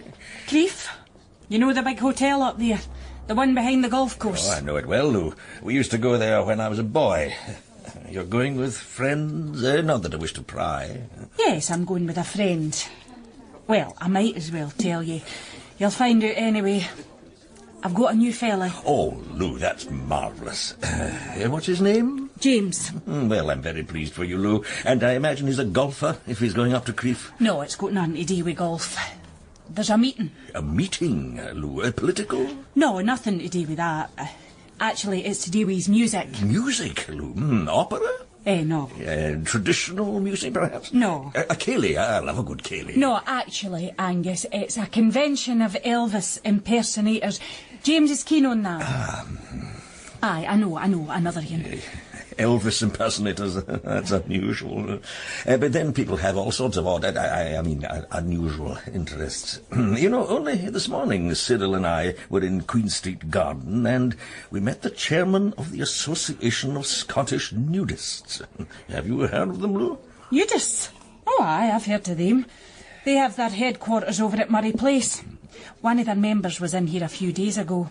Fully clothed, of course. Yes. She was telling me that they're having awful serious internal disputes, something to do with their constitution. Yes, so I believe.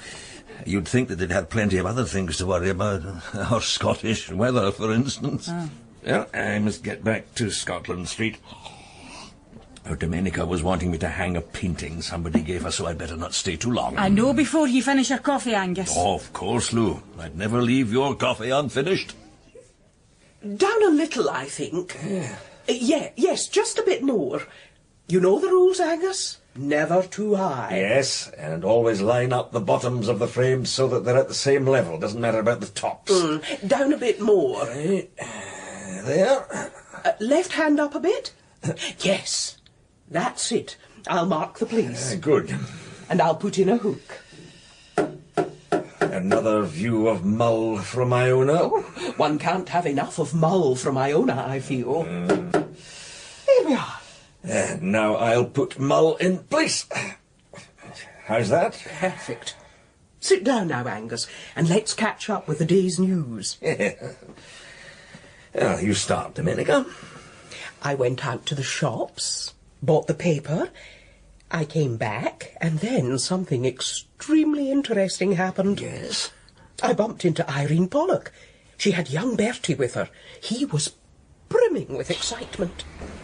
Have you heard Mummy's news, Mrs. MacDonald? Oh? Hush, Bertie. Not everybody's interested in what our family is doing. But they are, Mummy. When I told my teacher at school, she immediately phoned somebody up and said, "Guess what? Guess who's going to the Persian Gulf?" They seemed very pleased. You're going to the Persian Gulf, Irene? Mummy has won a big prize, Mrs. MacDonald. A big prize? Oh, well done, Irene. Well, it was nothing, really.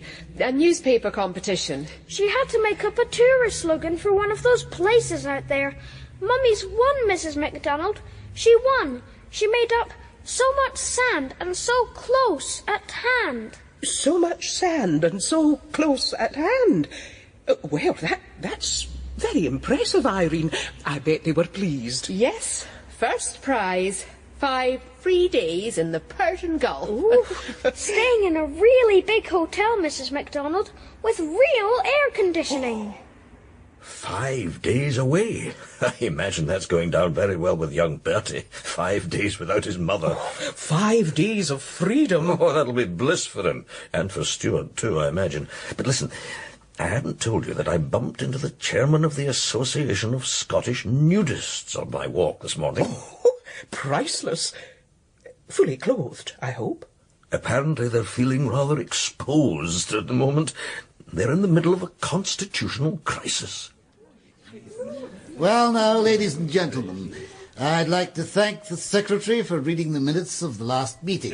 Point information, Mr. Chairman. Yes? Can the Secretary confirm the temperature? It's a bit chilly in here. Remember, we're not exactly covered up. The temperature is fine. So, can someone agree the minutes? Excuse me, not so fast if you don't mind. There are 2 matters that the minutes say nothing about. I can't be expected to put absolutely everything in. I'm not Marcel Proust. What's Proust got to do with it? He went on at great length about very minor matters, pages and pages. Well, that may be, but all we want is for the minutes to say what happened. Aye. And there were 2 major issues brought up. And I made the point about the summer outing. I remember very clearly proposing a motion of censure in the committee for having planned the association's summer outing to Glenative. At the height of the midge season. Exactly. Some of us were very badly bitten. The Secretary can't record every little moan and niggle. Every little moan and niggle. Is that how you look on that? Just because you were wearing a full-length mosquito net and didn't have to put up with what we had to deal with. And what about the vote of no confidence in the committee? It was voted down, you silly man. Because every Edinburgh member of the association has 3 votes and every Glasgow member has 1. That's right. Our constitution is fundamentally unfair. It was drawn up in Edinburgh in 1932. It's a fine document. Now, about the temperature. Oh, not that again. It's freezing. Oh, really? If you're that cold, put some clothes on. Outrageous.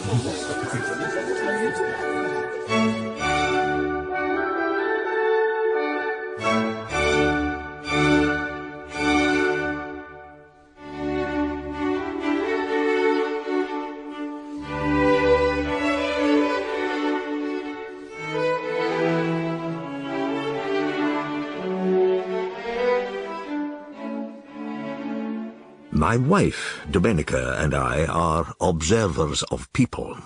Domenica as an anthropologist, and me, well, I'm a portrait painter. And here in Edinburgh's new town we're awash with interesting subjects. Only yesterday I met Torquil MacLean, the troubled chairman of the Association of Scottish Nudists. Now, what if I was commissioned to paint him? Head and shoulders only, or... well... I suppose painting people for a living is an unusual way of earning one's crust, but it's a well-established calling, especially in Edinburgh. This, after all, is the city of Alan Ramsay and Henry Raeburn, 2 of the very greatest portrait painters of all time. I'm a Raeburn man myself. I love his work. I love the way he captures the person, the free-flowing style, the seeming effortlessness of it all. It's as if they're sitting there in the flesh, right in front of you. All those people. Those Edinburgh judges in the red robes, those philosophers and natural scientists, those dour Scottish theologians. Mind you, Domenica disagreed rather sharply once when we were touring one of Edinburgh's fine galleries. Hold on, Angus. Not all Scottish theologians are dour, as you put it. Some of them are really rather fun. Like John Knox. John Knox had a very unfortunate time of it. Not many know that he was a galley slave for some time. Slave? John Knox? He was captured by the French when they took the castle at St Andrews. He was eventually freed, but it wasn't easy for him. If he didn't exactly have a lightness of touch, one might understand why. But then there's Raeburn's Skating Ministers. Our most iconic Scottish painting, Angus. Apart from Landseer's Stag? I prefer the Skating Minister. It's not the fault of stags they've become such clichés, but they have, I'm afraid. Stags and Highland cows. The Skating Minister is a marvellous painting, you're right. And he's not dour at all. Look at his face. Oh, he's not dour. He's perjink. Oh, that's a fine Scots word. Isn't it just?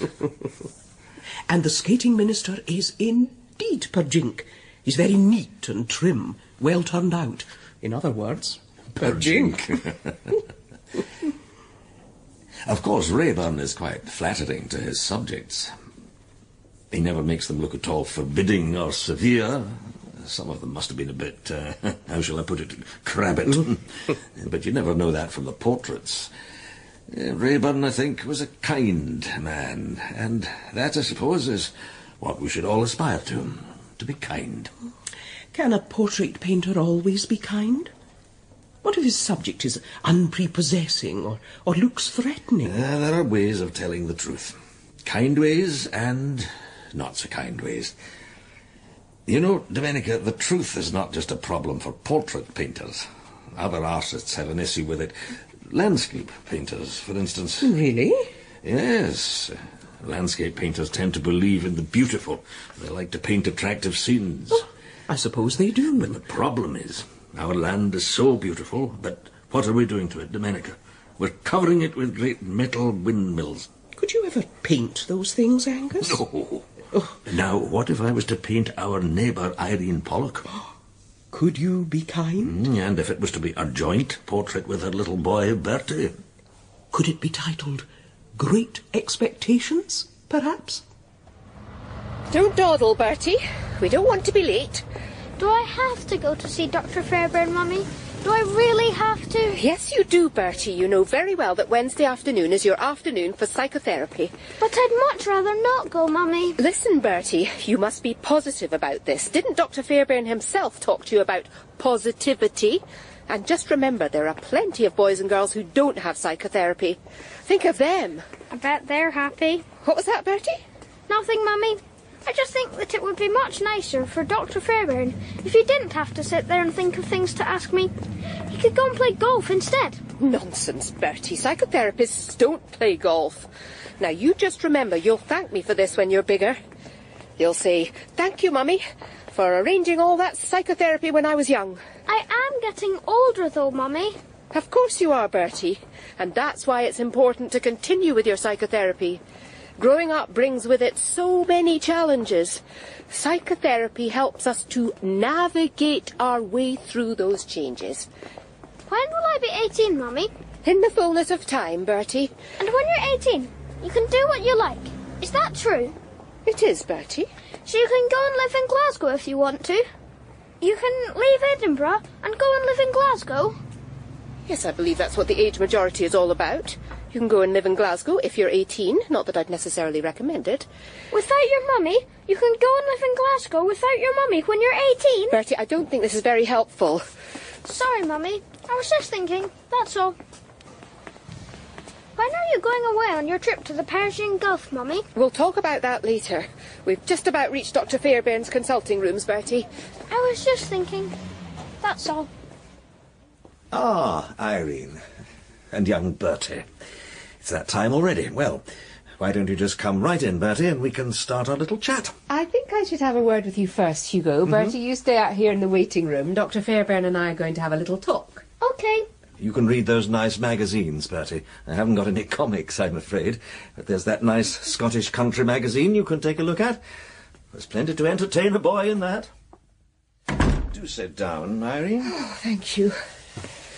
How's Bertie been doing? On the surface of it, all seems well, but I suspect that there are some fairly major anxieties there. I wouldn't be surprised. He's coming up to that age, isn't he?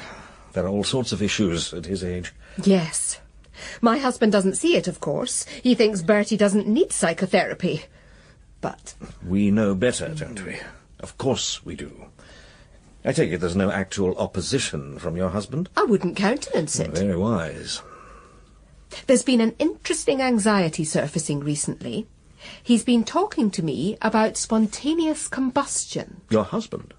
No, Bertie. Oh, really? Well, what sort of thing has he been saying?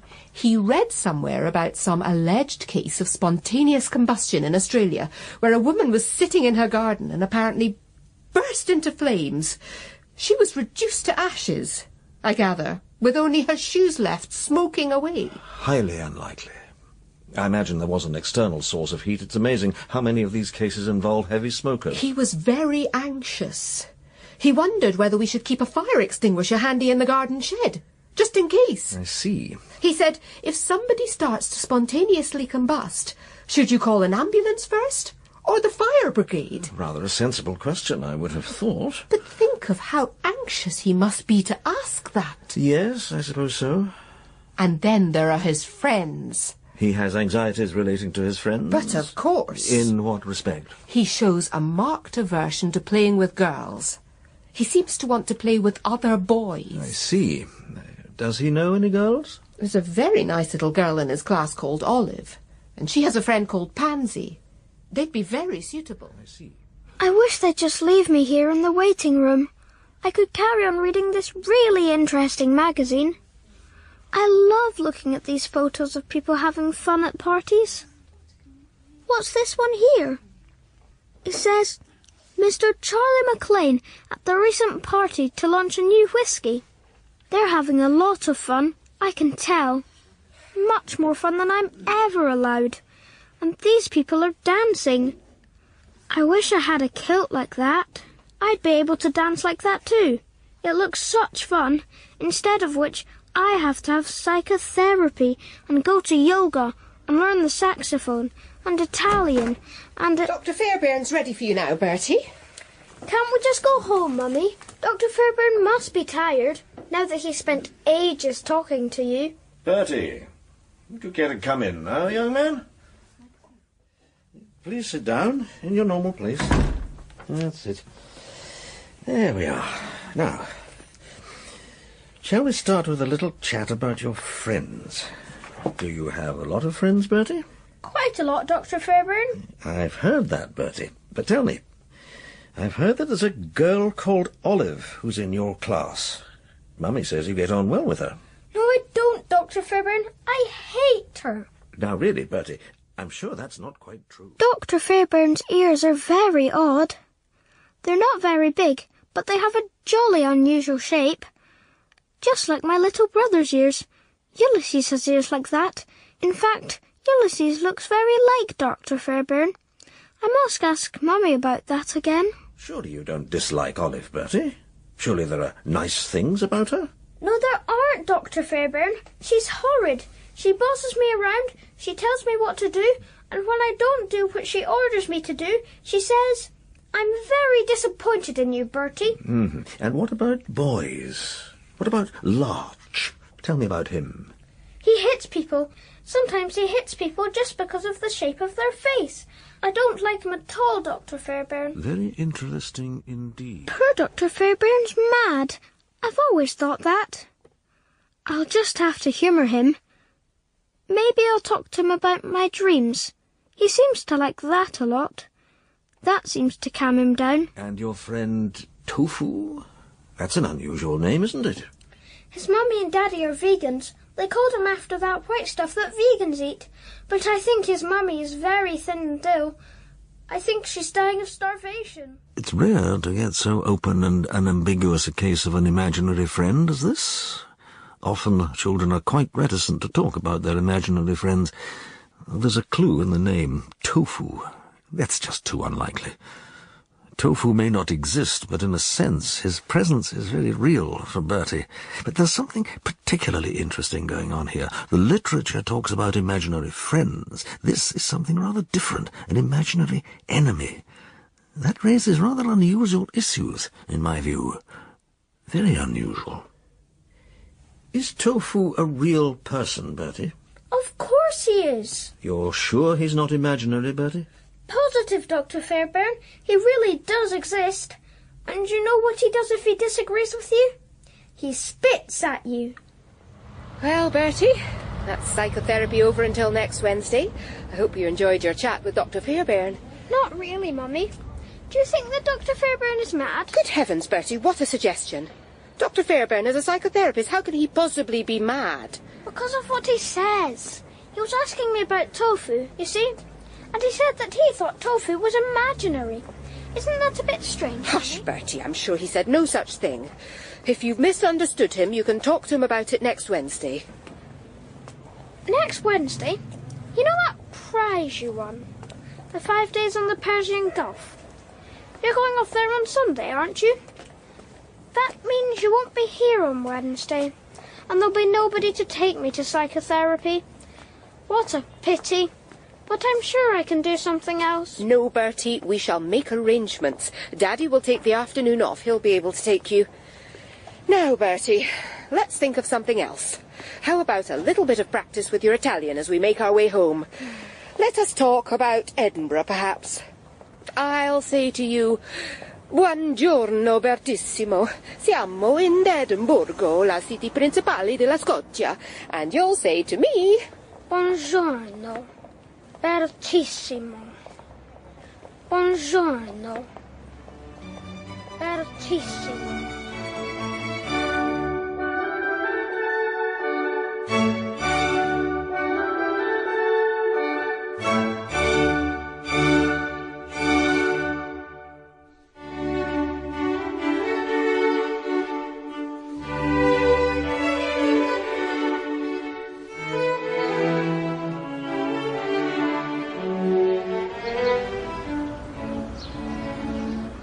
Living on an Edinburgh stairway, you learn a lot about your neighbours' lives. This morning, Cyril and I weren't the only ones up and out early. I bumped into Stuart and Irene Pollock and young Bertie getting into their car. They all looked quite extraordinarily cheerful. Of course, I'd forgotten they were off to the airport. Irene was going away. Now, Irene, are you sure you have everything? Passport? In my bag. Money? Of course I've got money, Stuart. Stop fussing. I have everything I need. Sun cream, Mummy? The sun's very hot in the desert. And you must take lots of water so that you don't die of thirst. I'm not going to be in the desert, Bertie. I shall be in a city. There are great big cities in the Persian Gulf with very comfortable hotels. I shall be in one of those. You're very clever, darling. 5 days in the lap of luxury, all for nothing. Well, I did invent that winning slogan. So much sand and so close at hand. That was creative work. Of course. You really deserve it. Yes, you do, Mummy. In fact, I think you deserve even longer. Don't you think you should stay out there for a bit longer, Mummy? Maybe 3 or 4 months? You really deserve a rest, you know. We'll be fine looking after ourselves back in Scotland. That's very kind of you, Bertie, but no, I think 5 days is quite enough. And I'm sure that you and Daddy and little Ulysses would miss me if I stayed away longer, even in the lap of luxury. We'd be all right, Mummy. I promise you, we'd manage somehow. Oh, there you are, gate 27. You'd better get along. I shall. Now, goodbye, everybody. And Stuart, remember, Monday evening is Bertie's yoga class, Tuesday is saxophone lesson, and Wednesday afternoon is psychotherapy. I'll be back in time on Friday to take him to a sacred dance lesson, but don't forget any of that.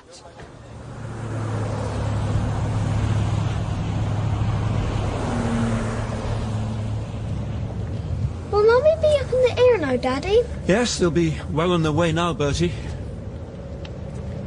Why don't we have to go all the way to Glasgow Airport, Daddy? Oh, that's where these people fly from. But we're having a nice drive back, aren't we? Just you and me, Bertie.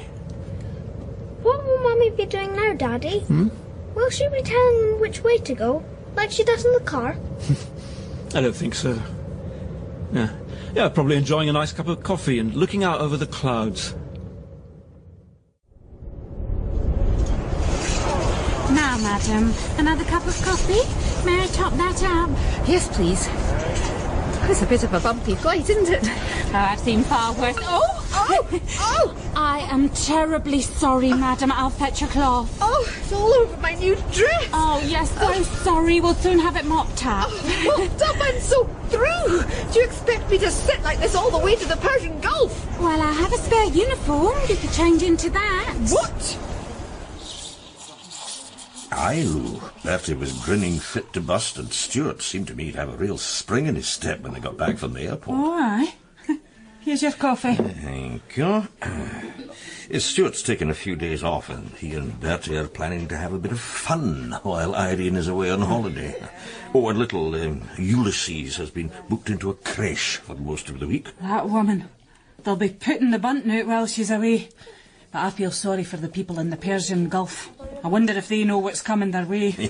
She'll be giving them the benefit of her profound advice on every subject under the sun, telling them what to do, I imagine. There'll be no stopping her. Aye. Cyril ready for his coffee? Oh, how very Pavlovian. There you go, Cyril. Actually, Cyril has a number of Pavlovian tricks up his metaphorical sleeve. Do you know that I've trained him to lift his leg when I say Turner Prize to him? Yeah, Cyril, no, that was just a practice. Oh, please forgive him, Lou. We stopped him just in time anyway. Why, Turner Prize, Angus? Cyril, no, stop. It's all to do with pretentiousness, Lou, and shallowness, too. Cyril shares my views of the banality of so much conceptual art, you see? Each to their own, or whatever they say. Yes, but what about yourself, Lou?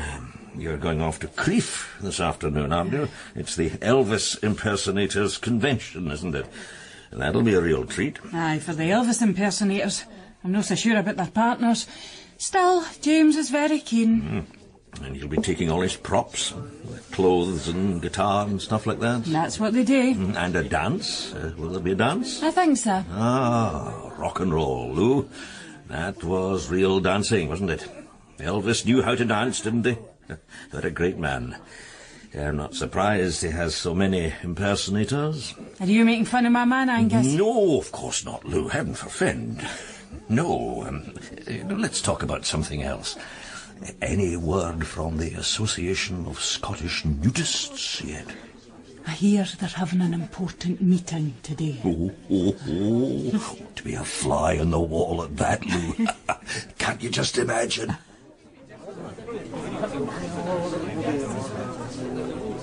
Now, ladies and gentlemen, I'd like to call this meeting to order. Ladies and gentlemen, if you don't mind, thank you.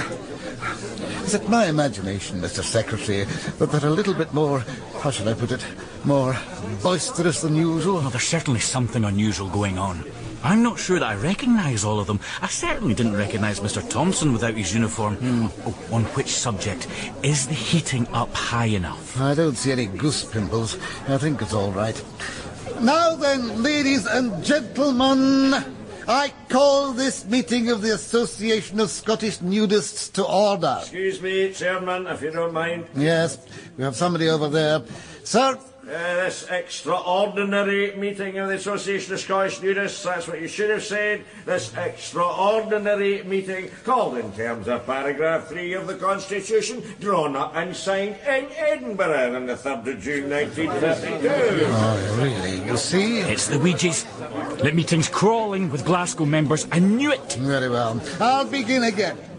I call to order this extraordinary meeting of the Scottish Association of Nudists.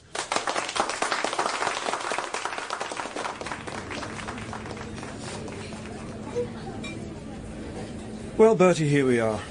They say this is one of the best places in Edinburgh for pizzas. You pleased? I'm very very pleased, Daddy. I've been wanting to come to this place for ages. And you can choose as many toppings as you like, Bertie, within reason, of course.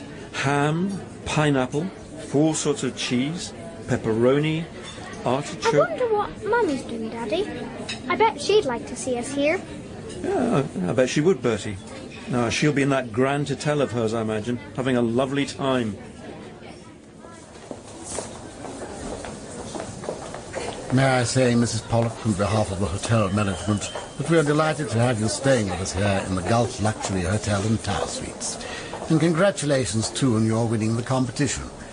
We very much hope your 5 days with us will be relaxing and satisfactory in every respect. Yes, well, thank you, but as I have been trying to explain, my suitcase has not turned up at the airport and I find myself without any luggage. Oh, I am sorry, madam.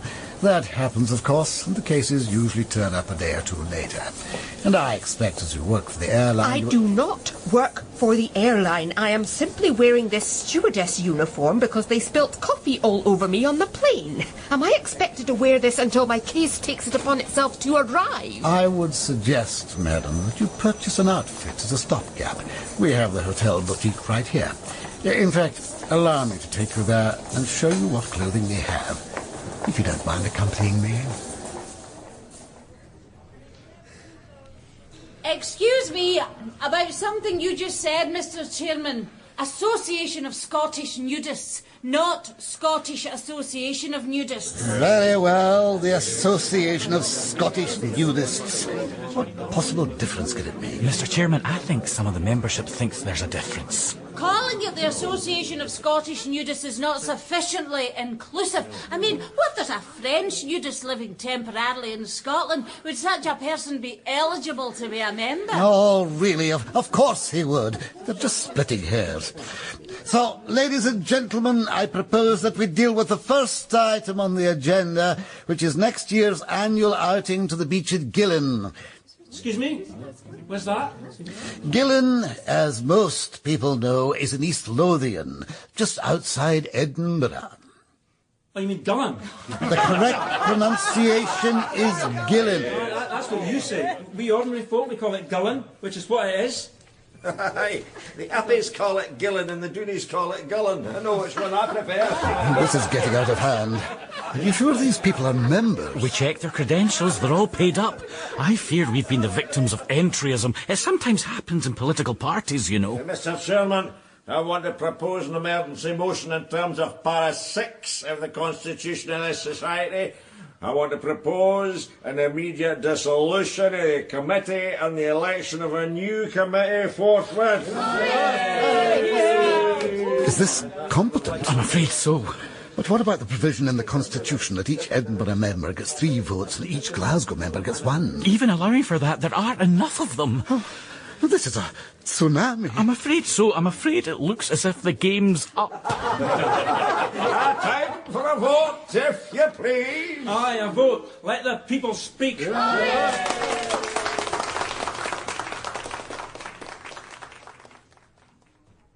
Well, Bertie, time for bed. But tomorrow's another day to do exciting things. Maybe another trip to that pizza place. What do you say to that? I'd say yes, please, Daddy. There's the telephone, Daddy. I wonder if it's Mummy to tell us how she's enjoying herself. Shall I answer it, Daddy? No, I'll do that, Bertie. You go and check that Ulysses is all right. OK. Hello? Hello? Hello, is that Mr. Stuart Pollock? Yes, speaking. Good evening, Mr. Pollock. My name is Mr. Lawrence. I'm British chargé d'affaires out here in the Gulf. Yes? You're the husband of Mrs. Irene Pollock, I believe. Is that correct? Yes.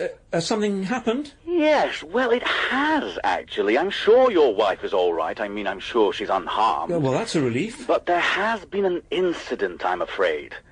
What sort of incident? A rather unusual one, as it happens. I've been out here a long time, and I've never seen anything quite like this happen. But I suppose there's always a first. Please, tell me what happened. Oh, yes, of course. Well, you see, your wife has been staying in a very well-known hotel out here, and she went to the hotel's boutique and bought herself a local dress, one of those voluminous dresses they wear in the desert anyway. She put this on and was walking out of the boutique when she happened to be mistaken for the new wife of a Bedouin sheikh who happened to be staying at the time. What? Did I hear you correctly? I'm afraid so. Anyway, the Sheikh's agents bustled her out of the hotel, ignoring her protests, I'm afraid, and they've carted her off into the desert. Into the desert? They've taken her into the desert? Yes. The Bedouin Sheikh has a big camp out there, and that's where his harem is. I have to inform you, Mr. Pollock, that your wife is temporarily in residence in a desert harem. I'm sure she's very comfortable. They have very good facilities, you know, these chaps. Hot and cold running water, air conditioning, and so on. I'm sure she'll be very comfortable while I do my best to get her back. It's not always simple, though.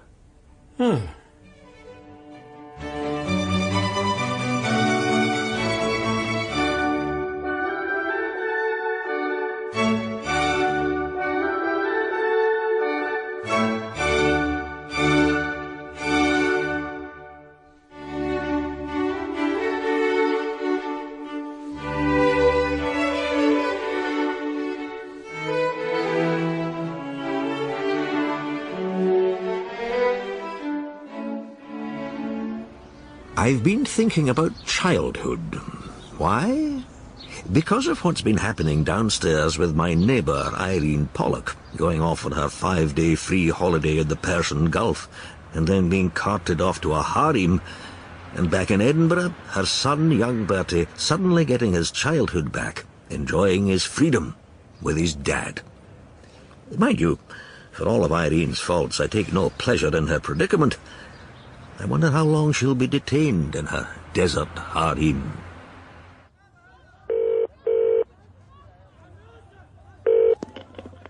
Stuart Pollock? Ah, Mr. Pollock. I'm glad I got you in. I hope this line's all right. I'm calling from the Gulf. Mr. Lawrence? Yes, indeed. British consul.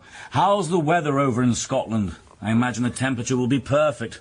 At least from our perspective. It's hellishly hot out here. My air conditioning is having a bit of a battle, I'm afraid, and the Foreign Office is so mean about electricity budgets these days.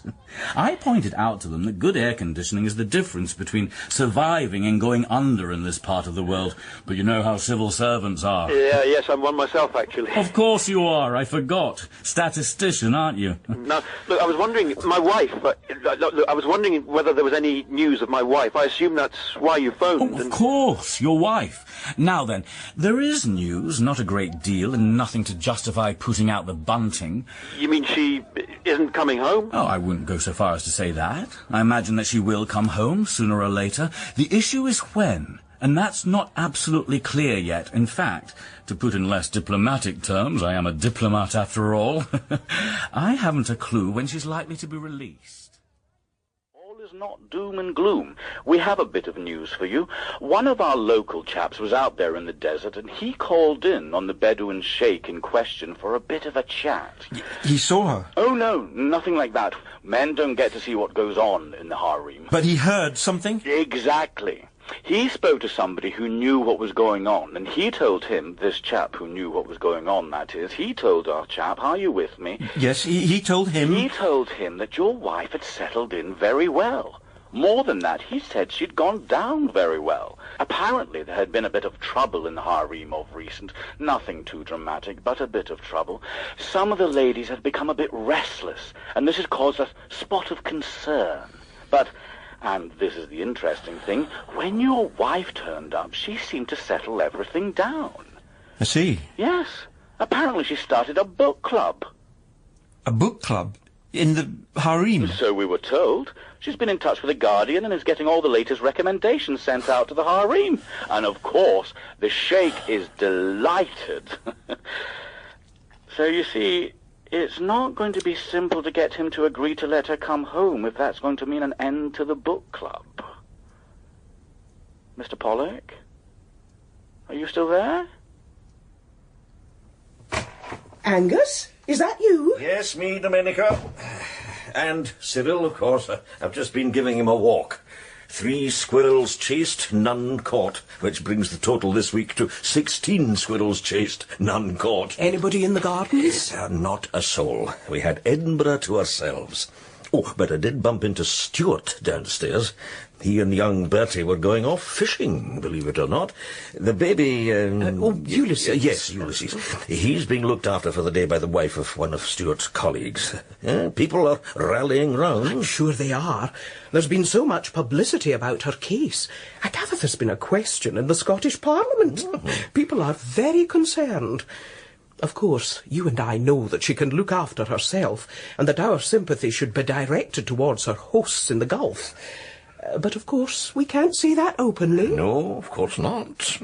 And I must say, young Bertie looked pretty cheerful, as did Stuart. He's not been allowed to go fishing until now. She disagrees with it, nor join the Cub Scouts. Oh, I heard about her views on that. She describes them as a paramilitary organisation. He was terribly disappointed, that poor little boy. And all he wants, apparently, is a Swiss Army knife. He's been longing for one, and she said no all along, ruled it out, forbidden. And everybody knows that that's the one thing every boy wants. And most men too, Angus, to be honest. And a shed. We're told men want a shed. Do you feel the need for a shed, Angus? Because you don't have one, do you? I've not felt exactly bereft in not having one. I have my studio, and that's a shed substitute, I suppose. Fascinating. Perhaps I should write a paper. Men and their shed substitutes, an anthropological perspective. What do you think, Angus? Well, Bertie, I think we should pack our rods up now. Bring your line in, and we can get everything sorted out. I wish I'd got a trout, Daddy. There was a big one looking at the fly, but I think he wasn't hungry. That's often the case with fishing. Everything's just right. The fly's the right colour. The water's exactly as you hoped it would be. Not too much disturbance, not too much sun in it. And then the fish just aren't hungry. It's a very frustrating sport at times, Bertie. Can we come back again? Can we come back one day when the fish are hungry? Of course we can. Here, let me sort that line out for you. But will Mummy let us come, Daddy? You know she doesn't really like fishing. She's on the side of the fish. She says she's on the side of the oppressed. Are fish oppressed? Well, perhaps Mummy thinks they are, Bertie, and we must respect Mummy's convictions. But I saw her eating a fish one day, Daddy. She had fish and chips, and she looked as if she liked it. Was that fish oppressed? These are big questions, Bertie. Perhaps we should concentrate on getting our fishing kits sorted out and getting back up the path. It's a bit of a mist coming in. A har, as we call it. We need to watch out we don't get lost. Are you sure this is the way, Daddy? I thought we should have turned left back there rather than right. No, Bertie. I'm pretty sure it was right rather than left. I think. I don't recognise that stone dike, Daddy. And all those sheep over there. I didn't see them when we were on our way to the law. Yeah, sheep move about, Bertie. That's what they do. But stone dikes don't. And look, there's a farmhouse over there. We didn't see that when we came. I know. No, you're probably right about that. I wonder. Perhaps you should go and knock on the door and ask them where we are, eh? Otherwise we could be wandering about these hills until kingdom come. Hello? Anybody in? Hello? Well now, who have we here? You two been fishing? Yes, we've been at the loch over, well, down there somewhere. And with this har coming in, we've become a bit, We're lost. Yeah, well, as a matter of fact, we're just kind of, We are. You said we were, Daddy. You wouldn't be able to tell us where we are and point us in the right direction for 9 Mile Burn? 9 Mile Burn. Heavens, you're way off. Mind you, it's awfully easy to get lost in these conditions. People wander around the pentlands for days if they lose their way. Why don't you come in? You can't stand out there in the mist and cold. Well, you're very kind. I'll put the kettle on. Nice cup of tea will get some warmth into you. Come away in. There we are. You sit down near the range, young man, and dry off a bit. You're very kind. This is Bertie, by the way, and I'm Stuart Pollock. I'm Fiona MacLeod, and my husband is Rory. He's off looking at the cattle, but he'll be back soon. He'll run you down the road. And this is our son, Andy, about your age, I think, Bertie. Hello, Bertie. Shake hands with Andy, Bertie. Hello. That's it. Why don't you two boys go upstairs to Andy's room and play while I'm making the tea? I'll call you down when it's ready. You want to come upstairs, Bertie? You want to come and see all my things? Yes, please, Andy.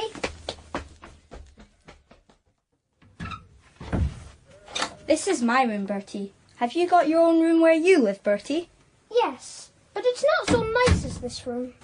What colour are the walls? They're sort of... My mummy painted them, actually. She's been kidnapped. Kidnapped? That's jolly bad luck, Bertie. But these things happen, don't they? What colour did she paint them? Sort of crushed strawberry. Crushed strawberry? You mean pink, Bertie? Have you got pink walls? They're not pink. I said they were crushed strawberry. Oh, well, it doesn't matter, Bertie. It's not your fault. Would you like to be my friend, Bertie? Yes, please. And you can be my friend too. You can have a club, just the two of us. With a password. That's really important. What will it be, Bertie? How about... Shibboleth? What? Shibboleth. It actually means password. That's a very posh password, Bertie. Is that the sort of password you have down in Edinburgh? Yes, I think it is. All right, so that's fixed up then. We'll have a club, and we can be like that golf club in the newspaper, and not let any girls join. Well, maybe we can let them apply, and we can consider them on a case-by-case basis, and then say no. Jolly good idea, Bertie. Let me top up your cup, Mr. Pollock. When you've been out in the hills, you get a bit thirsty, I find. Oh, your phone. I don't always get a signal out here. Excuse me, I'd better take this. Hello? Mr. Pollock, Lawrence here. Can you hear me all right? Yes, fine. Any news? Yes, actually. There's very good news. Your wife has been released and is about to leave to come home. She'll be with you in less than 24 hours. Oh. Thank you so much. I'll call you back tomorrow just to check up that all is well. Thank you. Well, goodbye. Goodbye. That sounded like good news. Well, but my wife has been away. It's it's a long story, actually, but she's been detained, so to speak, and she's now coming back. Well, isn't that good news? Do you want to nip upstairs and tell Bertie? He'll be so pleased. Actually, I might just leave him to enjoy himself for a little longer. You've got lots of stuff here, Andy.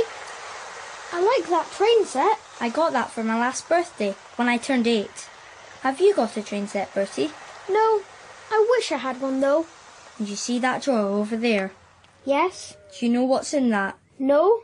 Would you like me to show you? Yes, please. All right, it's a bit stiff, but if I give it a pull... Ah! There. You see? Swiss Army penknives. How many have you got, Andy? 6. You see, look. This is a special one here, with a thing to get stones out of horses' hooves. It's wonderful. Do you know that the Swiss Army fights only with penknives, Bertie? I'd heard that. Do you think it's true? 100% true, Bertie. You're really lucky, Andy. I know. I have a pretty good life, Bertie. We've got 4 dogs on the farm, and one of them is mine. He's a really good dog for chasing things.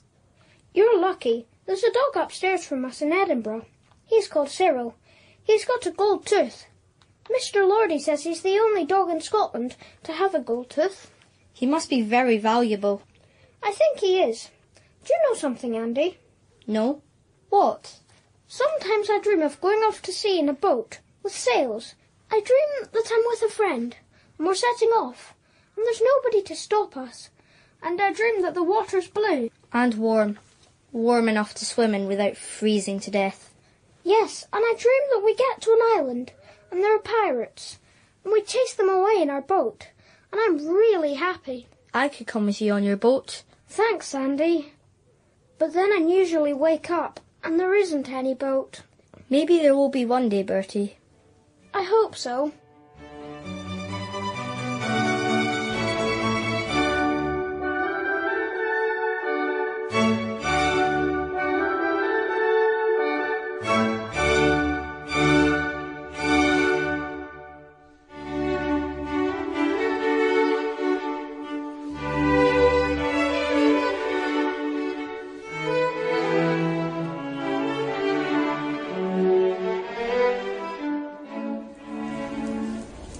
You know, Angus, I've always liked this place. Yes.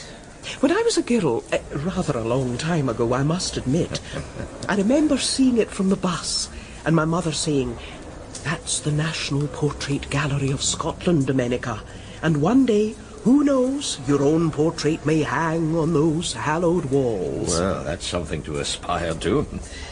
But you have to do something fairly impressive to merit that. Oh, I knew that even then. I said to my mother, "Do you get in there if you play netball for Scotland?" And she laughed. "You'd have to die first," she said. "That's the first requirement." A bit misleading, that. There are plenty of live subjects. Look, we're coming to one right now. You know who that is, of course? Of course I do. That's the inventor of the Higgs boson, Professor Higgs himself. I don't think he invented the Higgs boson, Domenica. It was always there. He just discovered it. Like Columbus discovered America. America was always there, yes, but lots of people knew about it. Some actually lived there. Not that the Spanish took too much notice of that. The past is a cruel country, if I may paraphrase. It is indeed. But I suppose most of them were children of their time, averagely bad and averagely not so bad. You know, I can't help but look at this place with anthropologists' eyes. And you know what I see? Ancestors. Anthropologists used to talk about the ancestor worship of others as if it was something we would never do. But we do, of course we do. The decolonization of anthropology. Yes, that happened some time ago. We put our claimed exceptionalism behind us, and we're looking at our own societies with much more clear-sighted eyes. So this is really a temple to the ancestors. Is that what you're saying? Yes, that's exactly what I'm saying, Angus. We come here to pay homage to our ancestors. All those hirsute individuals in their kilts and so on. We come to make obeisance to them just as much as if we lived in New Guinea and went off to leave offerings of food at the graves of the ancestors. Yes. Oh, and speaking of food, they have a very useful tea room here. Yes. I was here for lunch the other day, and you know who I saw? Torquil MacLean, that man I'd met in the Queen Street garden, the one who revealed that he was the chairman of the Association of Scottish Nudists. Well, he was there at the next door table, and I'm afraid I couldn't help but hear their entire conversation. I've never been so humiliated in my life. Never. Nor I, Mr. Chairman. Sorry, I mean Torquil, now. The sheer effrontery of it. Those people from Glasgow showed their ruthlessness, their utter ruthlessness. I'm only pleased that the founders of the association were not there to see it. There are some circumstances in which being dead is undoubtedly a mercy. I think this was one of them. Toppled from our committee positions. Voted off just like that, with no regard at all to everything we've done over the years for the cause. Bundled out of office unceremoniously and without regard to our feelings. But the greatest insult of all was a name change.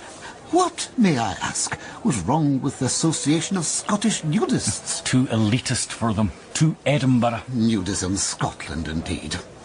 I despair. I really despair. Shall we fight back? Nothing would give me greater pleasure. But how would we do that? We're reduced to the ranks of ordinary members now. We could pack the association. We could get a whole lot of new members, members who would vote for us, and then we'd be back on the committee and we could vote to pass on the assets of the association to a new body, which would not allow members from Glasgow. Oh, what a brilliant idea.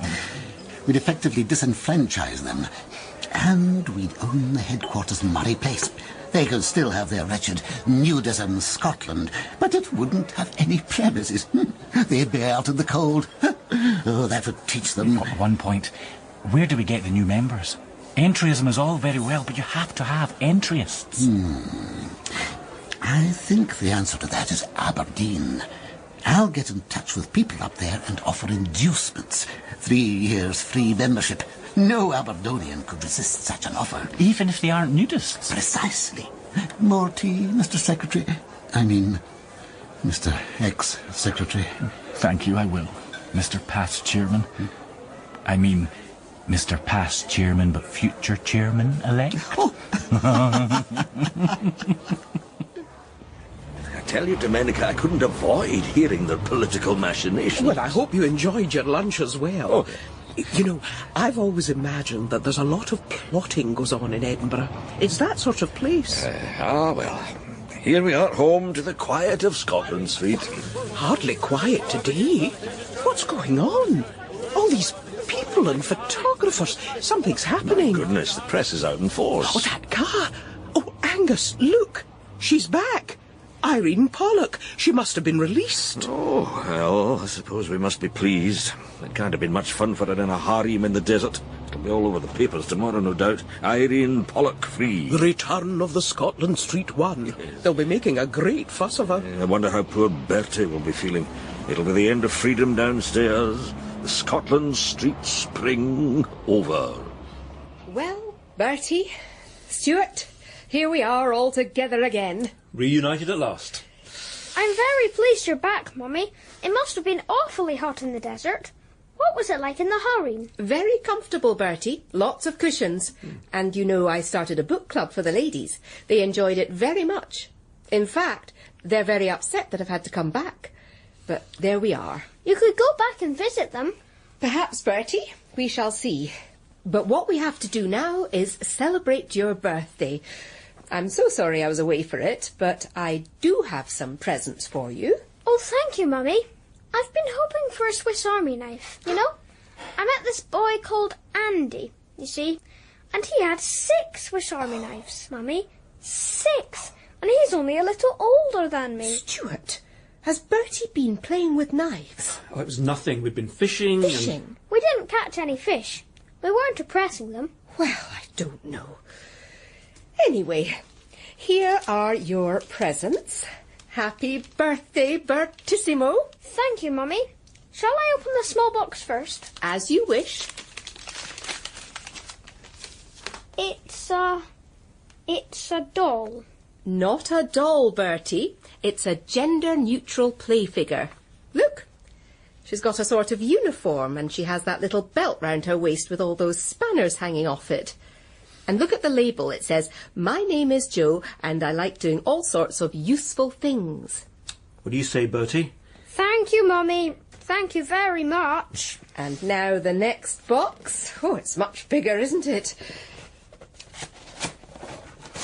A Junior UN Peacekeeping Kit. Isn't that nice? You see all those little blue armbands? You wear them when you're keeping the peace. And you see all those nice leaflets you can distribute? And a badge too. You see there's a badge? Thank you, Mummy. Not at all, Bertie. Now you go off and play in your room. Yes, Mummy. Now, Stuart, we need to catch up. How's Bertie's Italian progressing? Oh, I'm sure it's fine. Have you been giving him regular conversazioni? You know, one can very quickly lose fluency in a language if you don't use it. I'm sure he hasn't forgotten anything. So you haven't been speaking Italian to him, not at all? I thought a bit of a break wouldn't do any harm. Oh, Stuart, really? I turn my back for a few weeks and everything goes to pot. What about his yoga classes? I take it that you've been taking him to those. Well, I wasn't really sure when those were, or Stuart, where. This is seriously remiss of you. You could very easily have found out. Really, I just don't know. I hope you didn't allow Bertie to watch any films. Oh, hardly anything. Hardly? What does that mean? Well, he expressed an interest in Mary Poppins.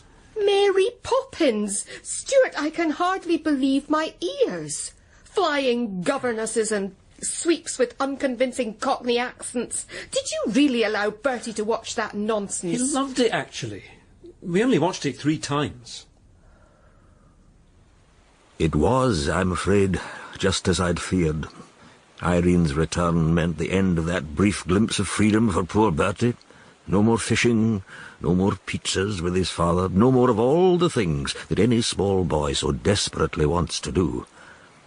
I saw Stuart and Bertie a few days later, walking down by the water of Leith, along that path that runs through the gorge. I like taking Cyril for a walk down there. Bertie was dragging his feet, clearly unhappy about something. About everything, I imagine. Bertie's had a birthday. It was a present from his mother. Would you like to show it to me, Bertie? Show it to Mr. Lordy, Bertie. Oh, well, well. That's a very competent-looking action figure, that is. But, Bertie, what are you doing? It's a doll. It's a doll. I'm going to throw her into the river. Don't, Bertie, don't. Bertie, you shouldn't have done that. Poor Joe. Look, she's been carried away by the current. Yes. I don't care. I don't care if she can't swim. Cyril, careful. He's going to retrieve her. Angus, is that you? How was your walk? Eventful. Why is Cyril wet? Don't let him shake himself all over the place. Yes, Cyril. He was in the water of Leith. He effected a heroic rescue of, a doll, I suppose. Really? Yes. Stuart and Bertie were down there, and poor wee Bertie had been given a dreadful doll as a birthday present by his mother, not surprisingly. He threw it into the river in an act of pure rejection, and Cyril, unfortunately, rescued it. Oh, the poor little boy. Yes, Cyril meant well, but there we are. We walked back together, and when we went past a rubbish bin, Stuart very discreetly put the doll in. The poor wee fellow was cheered up by that, no doubt. He picked up. Stuart had to nip off to some shops, and so he asked me to walk Bertie home. We had a good heart-to-heart on the way back. I think I know how you feel, Bertie. Your life is a wee bit difficult at times, isn't it?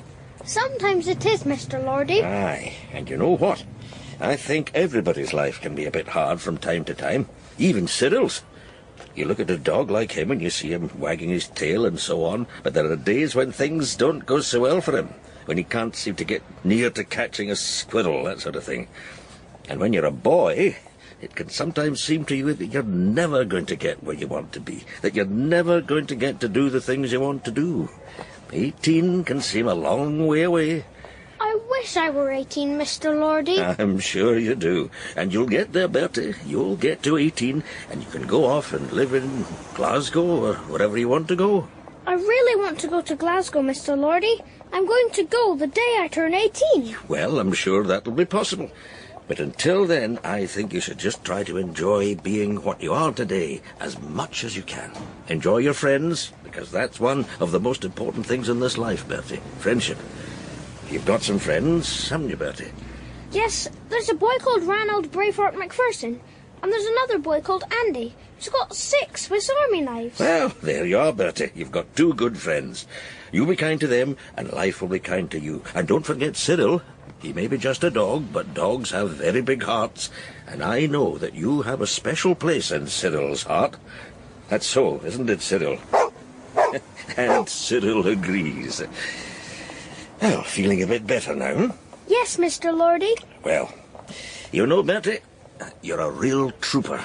Am I? And you can hold your own, can't you? And you always like to have the last word, don't you?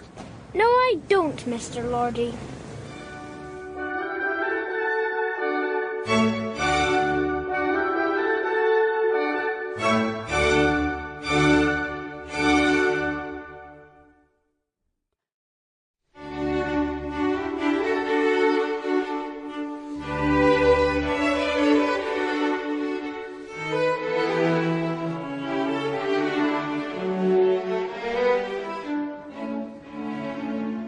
Walking through Edinburgh, as I do most days, brings so many thoughts to mind. Recollections of friends who lived behind that door or the next, street names that take you back to some otherwise forgotten piece of Scottish history. And I suppose in Scotland Street, where I live with my wife, Domenica, our friends and neighbours are creating their own histories, day in, day out. As is my dog, Cyril. Oh, no, here she comes. Iceberg ahead, Cyril. Good evening, Mrs. Mc... Good evening. And a fine evening it is. If this is the sort of evening one likes. Ah, well, Mrs... McGilvery? There's no dog this evening? Florence is indisposed, since you ask. Good evening to you, Mr. Lordy. Difficult woman, that, Cyril. Mrs. Max, the lady who owns that other dog, the one you rather liked. No, Cyril, no time to chase anything or even investigate. Domenica is waiting for us in the pub. There you are, Angus. Thank you. Your usual. And a dish of stout for Cyril. Much obliged, Maggie. I limit Cyril's consumption, as you know, but he does enjoy a small dish of beer. Oh, he's a bonny dog, that, Angus. Your wife is over there in the corner. Aye. Come along, Cyril. I hope you haven't been waiting too long, Domenica. I was early. I'm enjoying observing the clientele. Ah, that's the anthropologist in you. Never off duty. Cyril kept stopping and sniffing at things. You know how he is. There, Cyril, your beer. How was your walk? We saw that Mrs. McGilvery. Yes, it's a bit of a mystery there. That woman photographed Cyril the other morning. I'm sure she did. Oh, Angus, why would she do that? Well, I saw her take out her mobile phone and pretend to have a conversation with somebody, but it was pointed at Cyril. It's very odd, that. It's disconcerting, in fact. Really? Well, I bumped into Matthew. He popped in on his way back from the gallery. He had some interesting news. Has he found some long-lost painting in another peplum? Oh, no, nothing to do with that. It's about Bruce. According to Matthew, our suave young friend has met his match. I find that hard to believe. Be that as it may, he's in danger. The new girlfriend's called Claire, and she's Australian. Oh, nothing dangerous about that. In my own somewhat distant youth, I had a girlfriend from Melbourne. Lovely girl. Far too good for me, or so she decided. Well, apparently Claire is into extreme sports. Are you listening to me, Bruce? Yes. I always listen to you, Clarykins. It's just that you're looking around the bar as if you aren't listening. No, I am. Every word. You were telling me what happened to you after you left school in Perth. What was the name of the place again? Your school? Presbyterian Ladies' College. We had black botch tartan for our uniforms and a pipe band, just girls, of course. Très Scottish. Presbyterian ladies. I like it.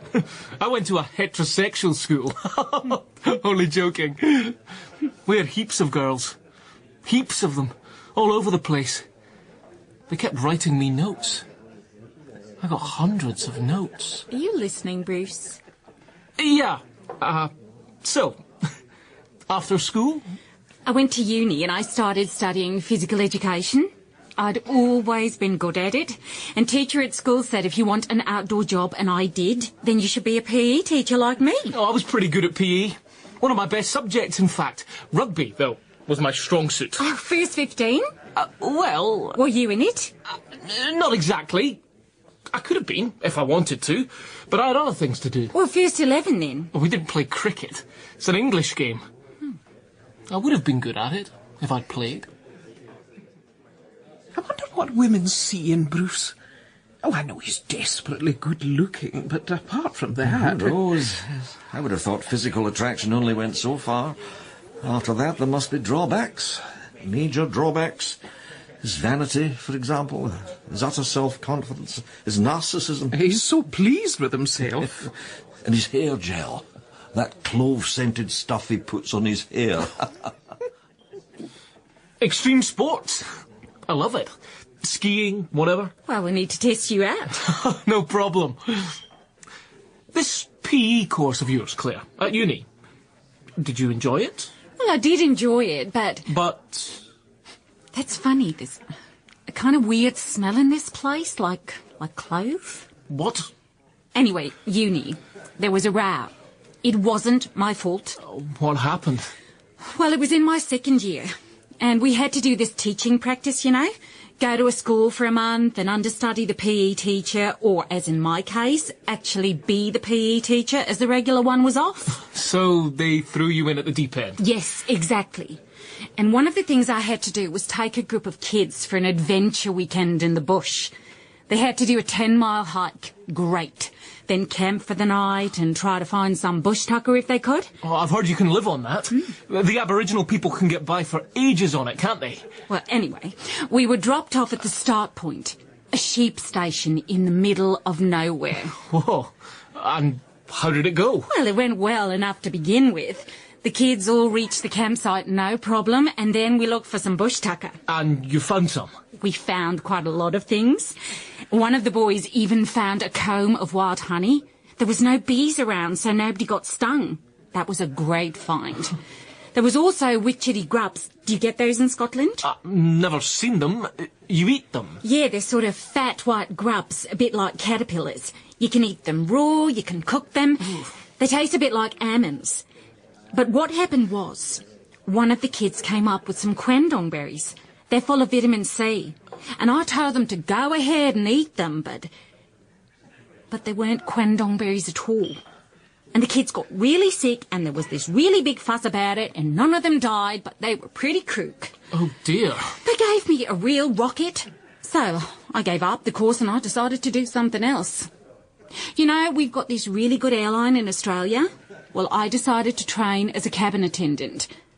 Are you listening, Bruce? Sorry, I was just thinking about little Bertie. Who's Bertie? One of my neighbour's kids in Scotland Street. He would love all that camping stuff. Right. Eat up, Bertie. Then you can do your homework. Yes, Mummy. Or shall we have Italian conversazioni? I don't want your Italian to get rusty. I don't think there's any danger of that, Bertie. Your Italian's very good. Do I have to speak Italian, Mummy? Bertie, I've told you countless times Italian is a very fine language. Spanish could be a bit more useful, surely. I mean, they speak it all over the place, whereas Italian Stuart, is... do you mind? I thought we agreed I would supervise Bertie's language education. Italian is the language of Dante and so many others. Petrarch, Calvino... Caravaggio. Caravaggio. Where'd you pick that up, Bertie? I found a book, Daddy. It was all about this Mr. Caravaggio, who was an artist. That's quite enough, Bertie. Caravaggio was not a credit to Italy. I don't know. Maybe a bit of a lad, but he could paint well enough. Stuart, I thought you were going to a community council meeting. Oh, I suppose I was. Well, I suggest you do so. It's a bit early. Well, pop into Big Lou's for a coffee on the way. She'll still be open. I could do. All right. I'll be back by 10:30, I expect. Night, Bertie. Night, Daddy. Enjoy your meeting. Mm-hmm. I wish Daddy didn't have to go out. If he didn't have to go to the community council, he could stay here and read to me. Mummy, you don't think you'd like to go out a bit more? I get out quite often enough, Bertie. I don't need diversion. You could go and see Dr. Fairbairn. That would be nice. I know he's up in Aberdeen, but you could go and see him, maybe even for a few days. Don't talk nonsense, Bertie. Why should I want to go all the way up to Aberdeen to see Dr. Fairbairn? Anyway, I think Dr. Fairbairn's coming down to Edinburgh in the next few days. But you could see more of him if you went to Aberdeen. I thought you and Dr. Fairbairn were very good friends. You always used to like talking to him. You talked for hours. And then you took him down to the flutarium, didn't you? Hush, Bertie. I talked to Dr. Fairbairn because we had a lot to discuss about your psychotherapy, that's why. And I don't think we should discuss it any further. So, Stuart, I don't normally see you in here in the evenings. Off somewhere? The community council meeting, Lou. Oh. Usual agenda, rubbish collection, planning applications, parking, new railings for some of the gardens. Oh, yeah, some of the members want to pass a motion of solidarity with the Catalonian Parliament. Oh, I see. Well, that covers all bases, I suppose. So, what would you like? A coffee might keep you awake during the meeting. Do you really want that? Decaf, please, Lou. Lots of milk. Busy here this evening, isn't it? Aye, and no help tonight. Would you do me a wee favour? See that young woman over there sitting by herself? Over by the window? Aye. I've been heating her scone. Could you take it out of her? Save me coming all the way round the counter. And anyway, the only free seat in the place is next to her. Sure. Oh, here's your coffee. Thanks. Excuse me? Your scone. Oh, thank you. I'm not actually the waiter. I'm a regular here, but Big Lou just thought that she could ask me if... You're very kind. I know I shouldn't eat too many scones, but I can't resist them. Well, we all have our weaknesses. I like anchovy paste and marzipan and those cheese cracker things that are so Moorish and... Look, do you mind if I join you? There doesn't seem to be any other free seats. Not at all. It's far busier than usual. My name's Stuart, by the way. I live just round the corner. Katie. I live on Howe Street. That book you're reading, Norman MacCaig, one of my favourite poets. You're interested in poetry? Oh, yes, yes. And you? Well, obviously you are if you're sitting there reading McCaig. I love it. It's my favourite thing. I'm actually doing a PhD on 20th century Scottish poetry. Ah. Well, I started a PhD in statistics and gave it up. Maybe I should have done poetry instead. Maybe. Oh, although there are times when you think, why on earth am I doing a PhD? And then there are others when you don't think that. That's right. I read something that makes my spine tingle and I think, this is why I'm doing this. This is what I have to do.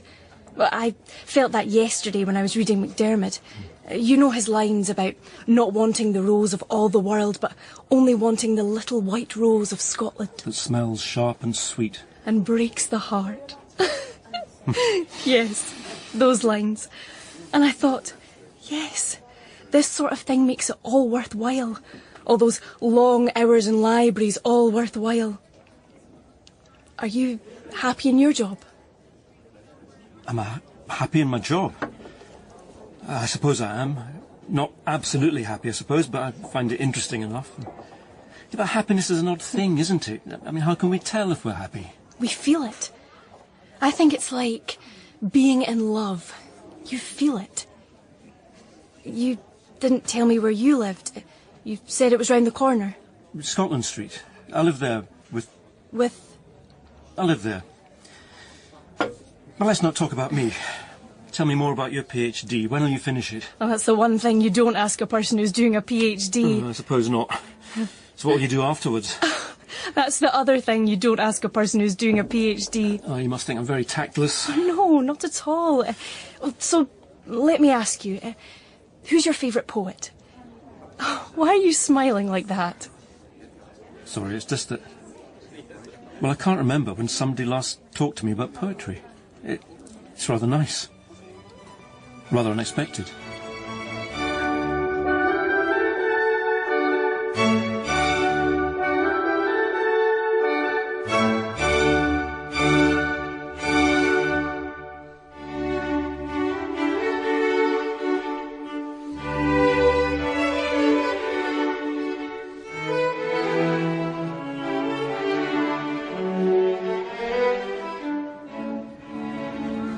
Now then, Cyril, let's think about the day ahead. Do you plan that far, I wonder? Probably not. You dogs are somewhat more immediate than Homo sapiens, although, frankly, I sometimes feel that we flatter ourselves with that description. There are adjectives other than sapiens that we might well apply to our species, Cyril, such as... Oh, well, now, that's embarrassing. I seem to have forgotten the Latin word for destructive, if I ever knew it. Homo pernicious, that'll do, I think.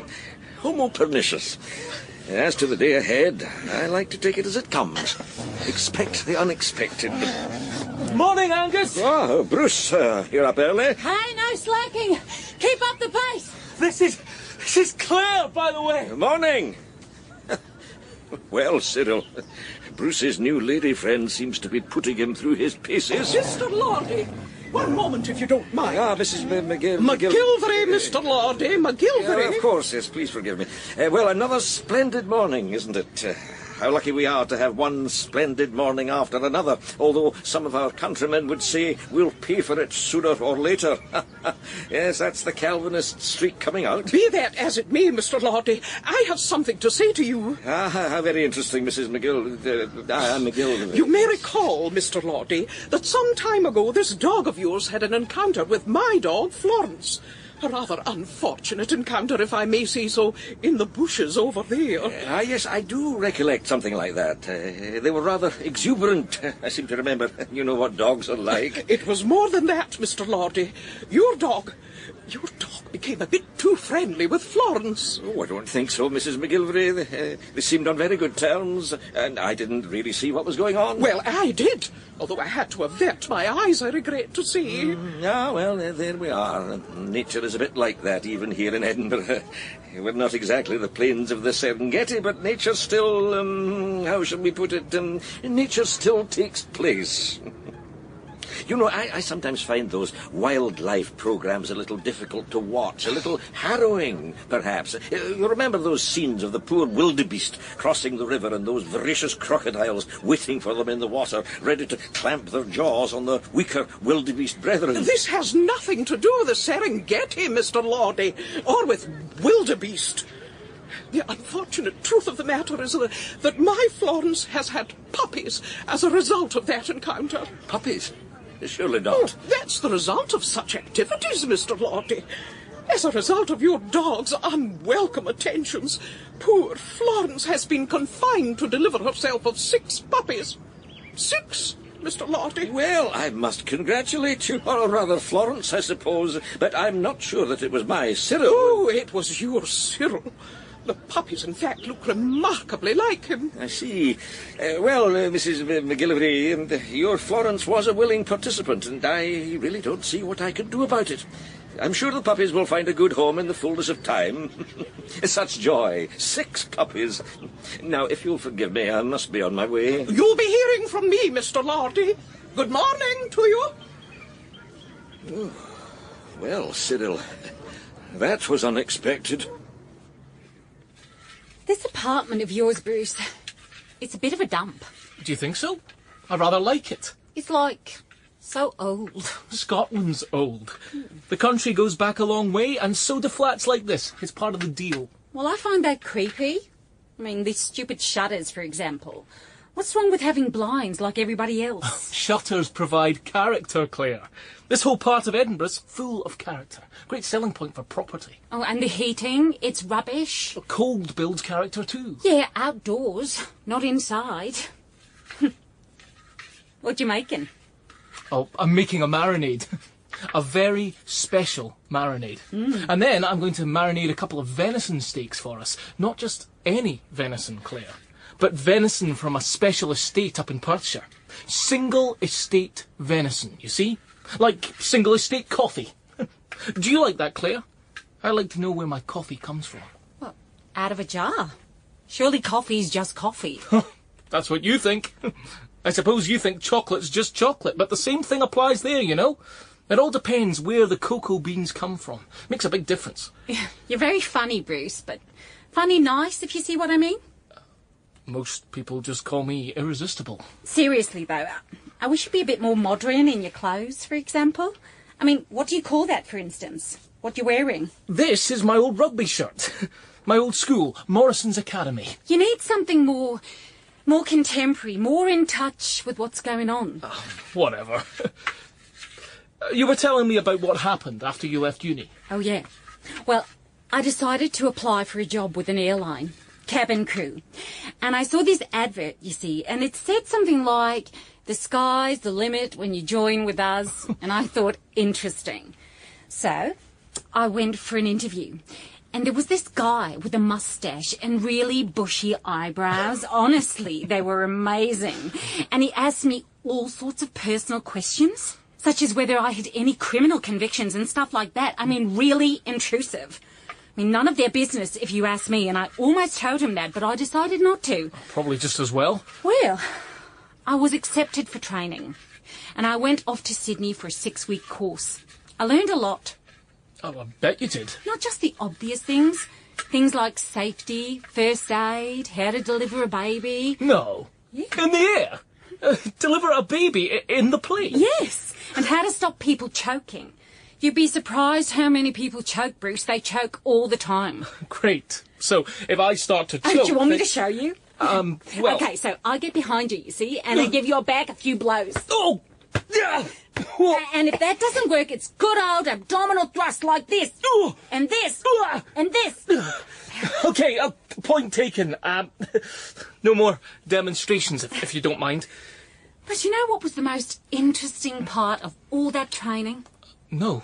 What was it? Psychology. It's all psychology, Bruce. Cabin crew are all trained to be psychologists, you see. And they taught us how to recognise types of passengers just by looking at them. There are 6 categories of passenger, from no problem at one end of the scale to serious trouble at the other end. An experienced flight attendant can tell just by looking at somebody where they fit in. No. Yeah. Just by looking? What sort of passenger am I? You're all right. I mean, you need a bit of work, maybe, but you're all right. The things you find out. I mean, once people tell you what's really going on. Yeah, difficult passengers. It was a difficult passenger that did it for me. Do you want to hear about it? You're not getting bored. Bored? How could I get bored listening to you, Clarikins? But how do you like your venison? Rare, medium, well done? Couldn't you just order in pizzas?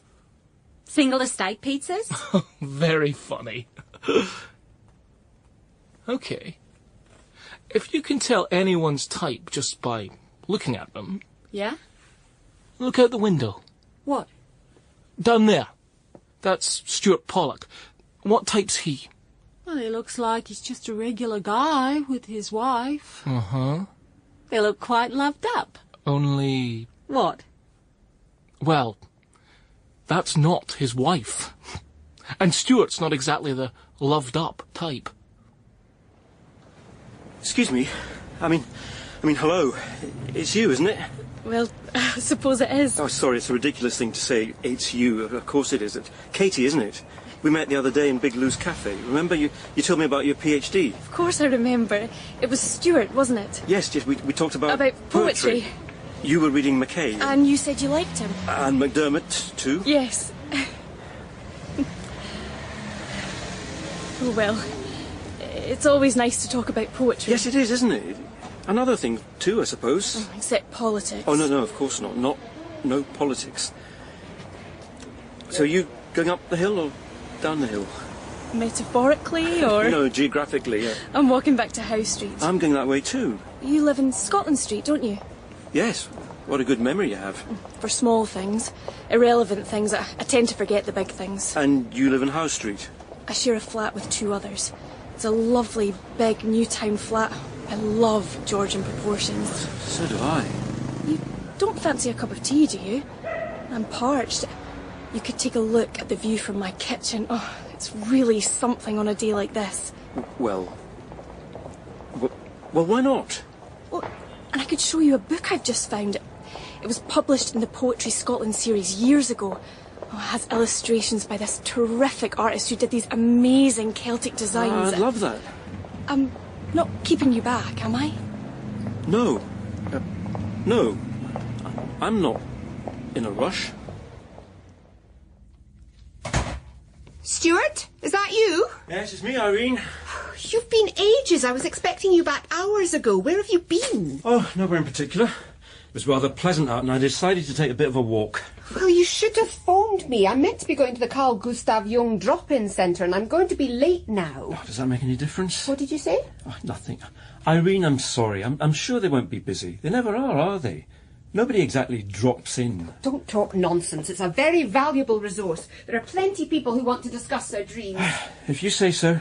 Where are the boys? Ulysses is sleeping and Bertie's playing in his room. Now, if you don't mind, I'm going off to the centre. Give Ulysses some milk when he wakes up and Bertie's not to have any more peanut butter. No more peanut butter. There are carrots in the fridge. Carrots in the fridge. If he's hungry. Will do. Best not to keep Gustav waiting. Is this a dagger I see before me? Yes, just what I need to do the dastardly deed. Hello, old fellow. Everything all right? Hello, Daddy. I'm fine. Good day's school? Anything interesting happen? We started a rehearsal of the school play. Ah. It's about a man called Macbeth. He was the King of Scotland, you know. Now, so I've heard, Bertie. I'm sure he would have been helped by psychotherapy. Quite possibly, Bertie. Quite possibly. You know my psychotherapist? The one who went to Aberdeen? Dr. Fairbairn. Yes, I know who you're talking about. Well, Mummy says he's coming down to Edinburgh for a visit. She's looking forward to seeing him. Is she not, Bertie? And that's very interesting. You're looking rather stressed, Angus. Yes, things to do, Lou. In fact, rather a lot on my plate at the moment. Usual. Perhaps a double shot of coffee. I need it. Trouble in the studio. Painting no going well. No, nothing to do with work. No trouble at home. Nothing to do with Domenica, of course. It's more in the dog department. Well, Cyril looks all right to me. Yes, it's not him, Lou. It's puppies. Puppies? I thought Cyril was male. He is. I'm afraid he's the father. Well, the whole story's a bit complicated. Put it simply, Cyril had a bit of a fling some time ago with a rather attractive pedigree friend in the gardens. And, she became pregnant, and the owner's claiming Cyril is the father. Ah, there you are, Angus. Oh, I wasn't expecting to meet you here, Domenica. And I wasn't expecting to find 6 puppies dumped on our doorstep. What? They were left in a box with a note attached. It said, "These are your responsibility, Mr. Lordy, and I'm handing them over to you." All 6 puppies? Oh, mighty, 6 puppies? What are you going to do? Exactly. Angus, any suggestions? Cyril, maintain an aloof silence, please.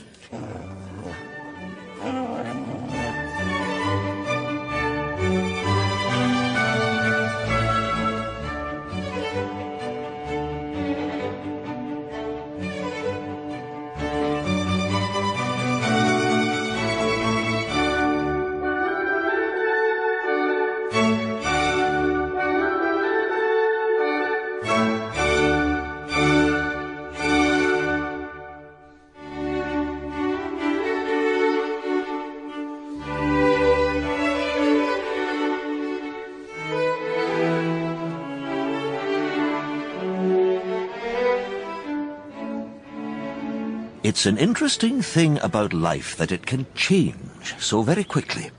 There you are sailing along perfectly happily, and then all of a sudden the quiet waters of your life have changed and everything's reversed.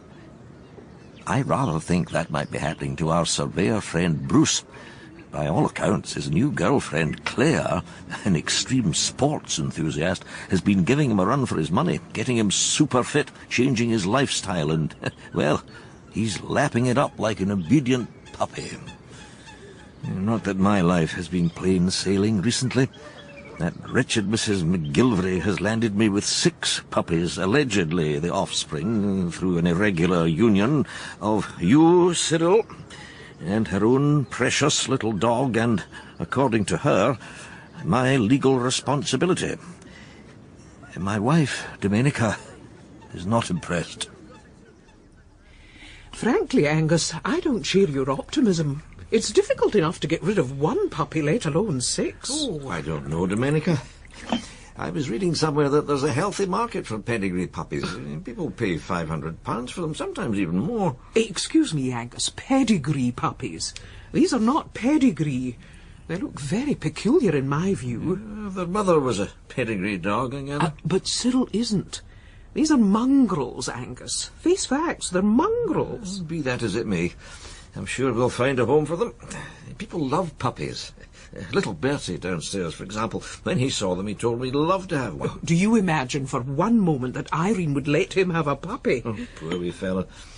By the way, he told me they're doing a play at school. I was rather fired up about it. They did one not too long ago. He gave me a full account. Apparently his mother chose it to help the teacher. Oh. And do you know what Irene suggested? Hardly dare guess. Waiting for Godot. Yes, can you believe it? She adapted it for primary school use. Oh, priceless. That woman. So what is it this time? Macbeth. Well, I suppose that's more mainstream. Don't you just love Princess Street, Bruce? That old ruin up there? That's the castle, Claire. Okay, that old castle up there on one side, and all these little shops on this side, and the flags and so on, and that noise in the background. That's a piper. Yes, I know about the pipes, Bruce. We had a pipe band at the Presbyterian Ladies' College. I never had much time for that sort of thing, of course, but some people liked it. Now, come on, let's find you some decent new clothes. They've got a good selection of jeans here, haven't they? I told you this was the place to come. So, try these ones. Label says tight fit. That's what you want. What's your waist measurement? 34 inches. Right, try these. These are a 32. They'll look great. No, 34? We're not talking about comfort here. And denim gives. You need to get a slightly smaller size so that the material can mould to your shape. I thought denim shrank. It both shrinks and gives. I don't know if I'm going to get into these. Don't be defeatist. Just push your left leg in. No, just push. Straighten out your... like a ballet dancer. And push. There we are. I told you it would be fine. It's going to cut off the circulation further up. It's gripping me like a vice. No, it's fine. It's not. My legs already feel numb. That's natural. When you get new jeans, particularly hipster jeans like these, your legs feel numb to begin with. It wears off. Now let's take a look. Just take a few steps back. A great fit. Look at how they follow the contours of your body, Bruce. You've got great contours, you know. I can't walk. Of course you can walk. Don't be such a girl. I'm not a girl. You're behaving like one. You're one to call me a girl. You're one yourself. You're calling me a girl? No. And anyway, let's not argue. I'm not criticising you or anything. I'm just saying it's really hard to walk. And it hurts. Next, we need to get you some sports gear. I've booked us a little cycling adventure on Sky. Cycling? Sort of cycling and gliding combined. Great.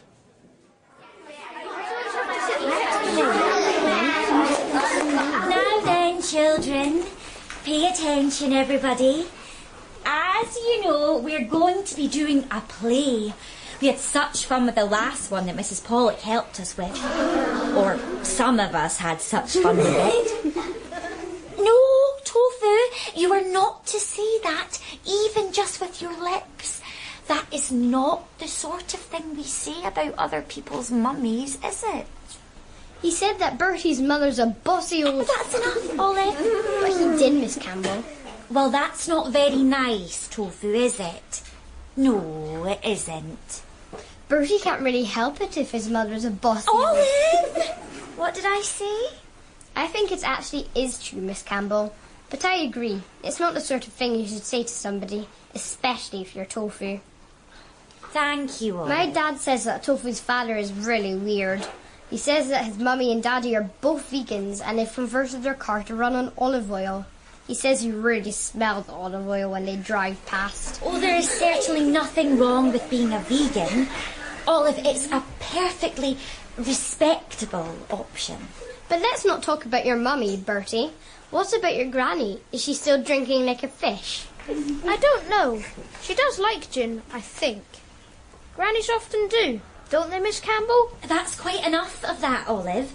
We do not say things like that about other people's grannies. Even if it's true? Even It's just that Bertie's granny's nose is really red, Miss Campbell. No, it's not. When she came to the school concert once, I was really worried that people might think her nose was the exit sign when they switched the lights off. That's quite enough, Olive.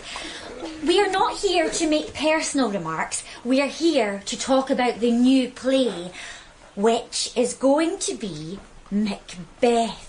Now then, who can tell me what Macbeth is all about? Me, miss. Yes, Bertie? It's all about the King of Scotland, Miss Campbell. He's called Macbeth, and he has a wife who's called Mrs. Macbeth. Lady Macbeth, actually, Bertie. Yes, and she's really horrid.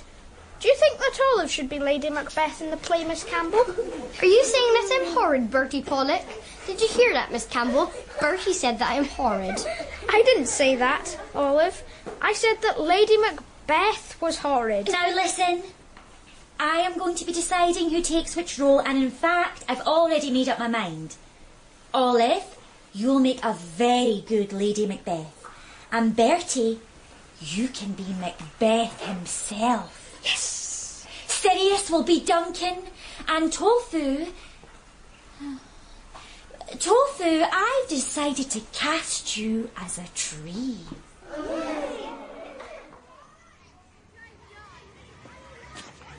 Oh, there you are, Bertie. Pansy and I were looking for you. What are you doing? I'm not doing anything, Olive. I'm just standing. You're allowed to stand about in the playground, you know. There's no rule against it. That's true, I suppose. I just thought I'd come and tell you that I'm sorry if you were upset about what I said about your mummy. That's all right. And never blame me for what your mummy does. Or your daddy, for that matter. My daddy? Stuart, that's his name, isn't it?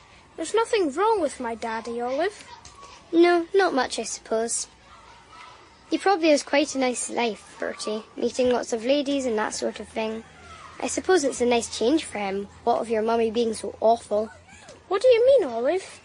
It's just that I saw him, didn't I, Pansy? Yeah. I saw him drinking coffee in a cafe with another lady. I just thought I'd let you know, so that you wouldn't be worried about him not feeling happy or anything. I'm really glad you could join me, Katie. I was a little bit worried that you'd be busy or something. I'd have cancelled anything, Stuart, don't worry. I was pleased you asked me. It's been a long time since Since what? Well, since I've been out for lunch with anybody. Well, I'm glad then. I haven't been out to lunch for some time either. There's nobody... I mean, you don't have... I'm by myself. I had a boyfriend, but we split up a year or so ago. He went to live in New Zealand, and I don't do... Distance? You don't do distance? No, not that distance. And you? I never asked you, are you... Look, I know this sounds cheesy, but... Well, yes, I suppose I have to admit that... There's somebody else. I'm actually married. I thought you might be. And I'm not the type to... To have an affair? Well, yes, you could put it that way, and yet... And yet, you're unhappy. Well, not completely. I mean, I admire Irene, but she's a rather unusual person, and somehow I don't think that she has much time for me. I mean, she dismisses me, you see. She's very keen on the works of Melanie Klein, and there's this Carl Gustav Jung drop-in centre that she goes to where members of the public can go and discuss their dreams, and she won't let my son be an ordinary little boy, and... There's more. I suppose there is, but I feel disloyal even talking like this. You have to talk. You can't just bottle it all up. I suppose you're right, but I've never discussed this with anybody, but I think she prefers the psychotherapist to me. Which psychotherapist? Hers? No, she takes my wee son to psychotherapy. He doesn't need it, of course, but she takes him all the same, and she keeps going on about what the previous psychotherapist, he's called Dr. Fairbairn, lives in Aberdeen now, she keeps going on about what he said about this and that and the next thing, and she hangs on his every word, and... Well, I don't think I should say this, but... Which means you must. You must say it. I've got this other little boy, you see, Ulysses. I didn't choose the name, Irene did, and anyway, Ulysses looks terribly like Dr. Fairbairn. It was Bertie, my other son, who noticed it. He keeps drawing attention to the fact that Ulysses and Dr. Fairbairn have the same sort of rather unusually shaped ears, and he's right. Well, do you think she might follow him to Aberdeen? No, she's not an Aberdeen sort of person. Stuart, it sounds as if you would have every justification for getting involved with somebody else. Somebody who appreciated you. Possibly, but I can't, I'm afraid. I just can't. Although I can have a friend, surely. Just a friend? Of course you can, Stuart. Of course you can. Why have we come to this cafe, Mummy? I thought it would be nice for you, me and little Ulysses to have an outing, Bertie. But Ulysses doesn't know where he is, Mummy. I don't see the point of taking him anywhere. Now that's nonsense, Bertie. Ulysses is drinking it all in. It would have been nice if Daddy was able to be with us. Well, let's not talk about Daddy. Let's find a table. Mummy, can I ask you something? Oh, look, Bertie, there's Dr. Fairbairn. What a coincidence. Shall we join him? Oh, I don't know, Mummy. You might ask me about my dreams. Wish, Bertie. Hugo! Oh, what a pleasant surprise. Oh, nice to see you, Irene. I was worried I was going to be late. Yes, well, here we are. Say hello to Dr. Fairbairn, Bertie. Hello, Dr. Fairbairn. Hello, Bertie. So, this is your little brother, and a handsome chap. Don't you think he looks a bit like you, Dr. Fairbairn? Bertie. But he does. And look, he's staring at you. You know he doesn't speak English yet. I think he understands some words, but he can't use them. Mostly, he screams. Oh, well, he's very young. He's still staring at you, Dr. Fairbairn. And look, I think he wants to hold your hand. Yes, look at that, Dr. Fairbairn. He's really getting hold of you now. He really likes you. Irene, do you think... Bertie, try and get Ulysses to let go of Dr. Fairbairn. But he won't, Mummy. He's holding on to him like a limpet. He really likes Dr. Fairbairn. Maybe because he looks so like him. Do you think that's why it is, Mummy?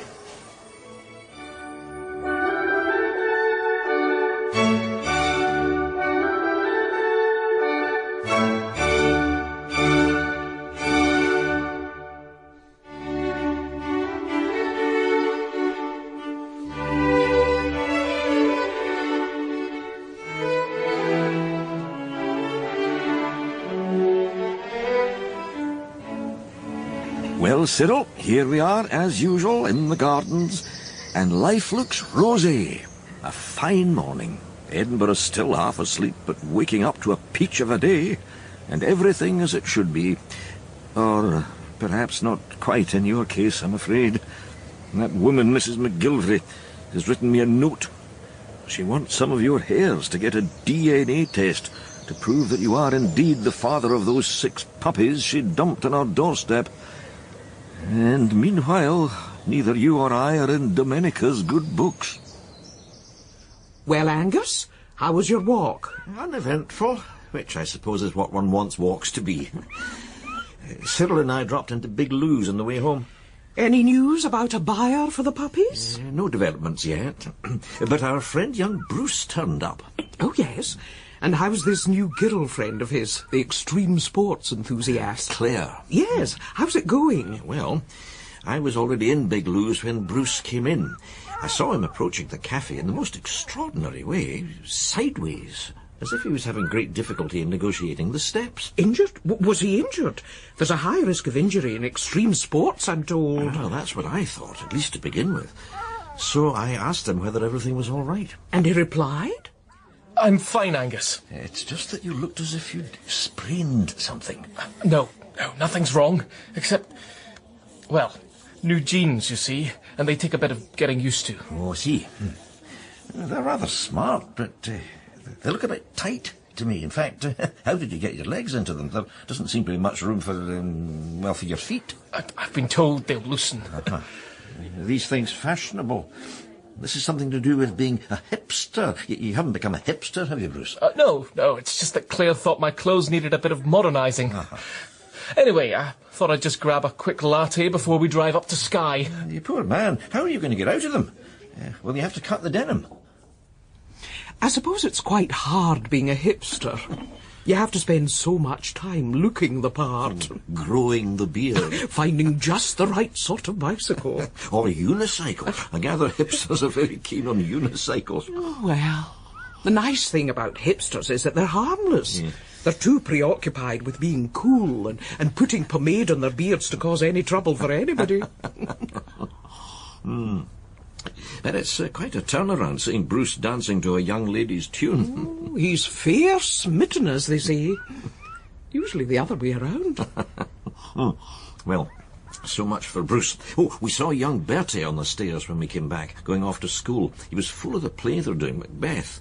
Seems a bit much for 7-year-olds, but I suppose these days...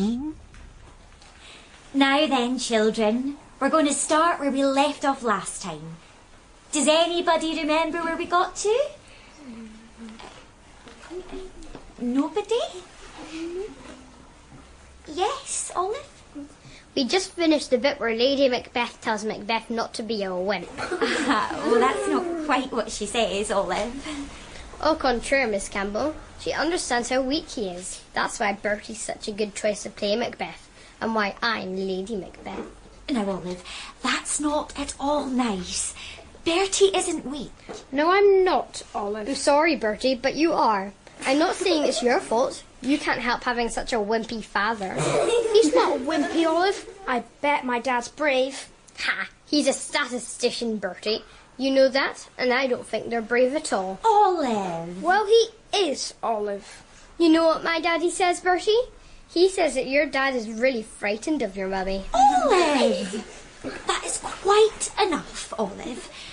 We are not interested in what your father says about other people's parents. Or about teachers, Miss Campbell. What do you mean, Olive? My daddy gives marks to teachers. Would you like to know the mark he's given you, Miss Campbell? Certainly not, Olive. And this has got nothing to do with Macbeth. My dad says you're a very good teacher, Miss Campbell. He said he'd give you a 10 out of 10 any day. Oh, thank you, Bertie. That's not what my dad gave you, Miss Campbell. Au contraire. Well, I suggest we move on. Now, Lady Macbeth has urged Macbeth to kill Duncan. Well, this is a terrible thing, of course, as Duncan is the king and a good man. But the real blame lies with Lady Macbeth herself. Yes, Olive, it's your fault. Oh, I want to change the words, Miss Campbell.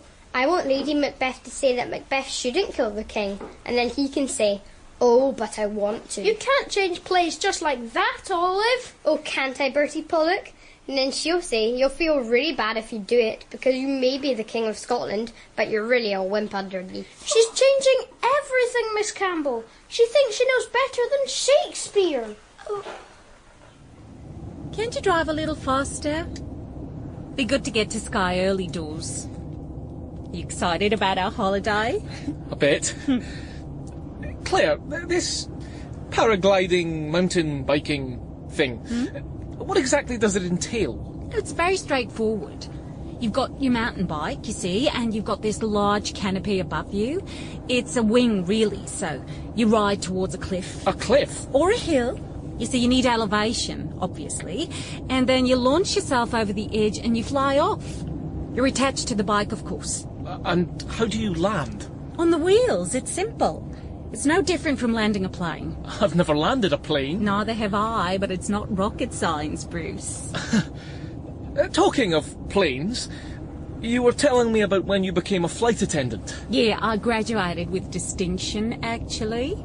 And I was given a special certificate signed by the boss of the airline. And so you started flying straight away? Well, for the first few months I did internal routes, you know. Sydney to Darwin, Darwin to Adelaide, that sort of thing. But then they put me on international routes. I went to Bali, Hong Kong, LA, all over. And enjoyed it? Yeah, I did. Well then, why did you stop doing it? Well, I still feel a bit sore about that, Bruce. It wasn't my fault, you know. What wasn't? You see, there was this really difficult passenger in first class. We were on a flight from Melbourne to Auckland, and he kept talking to all his friends and moving about the cabin, shaking hands and so on. A real pain. Anyway, the captain put on the seatbelt light and he wouldn't return to his seat, so I said to him, "I'm sorry, sir, but you must return to your seat." And he took no notice of me. So I spoke to him again, and he still didn't. So what did you do? What did I do?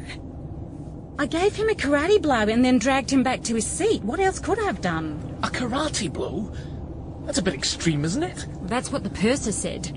She went and reported me to the captain. Then he came down to have a word with me. He said, "You know who that was?" And I said, "It was a really difficult passenger, that's who it was." And he said, "Actually, it was the Prime Minister of New Zealand." Oh, right. Claire. Yeah? Last night you said something about getting married. Did I? Oh, yeah. I said that I've decided to marry you. I assume you're cool with that. I mean, everything you've said or done made me think that we were an item, right? Of course we're an item. We've been living together, sort of, haven't we? But I'm not sure... Well, that settles that. I don't want to get married tomorrow, but maybe in a couple of months. We could have an action wedding. An action wedding? Yeah.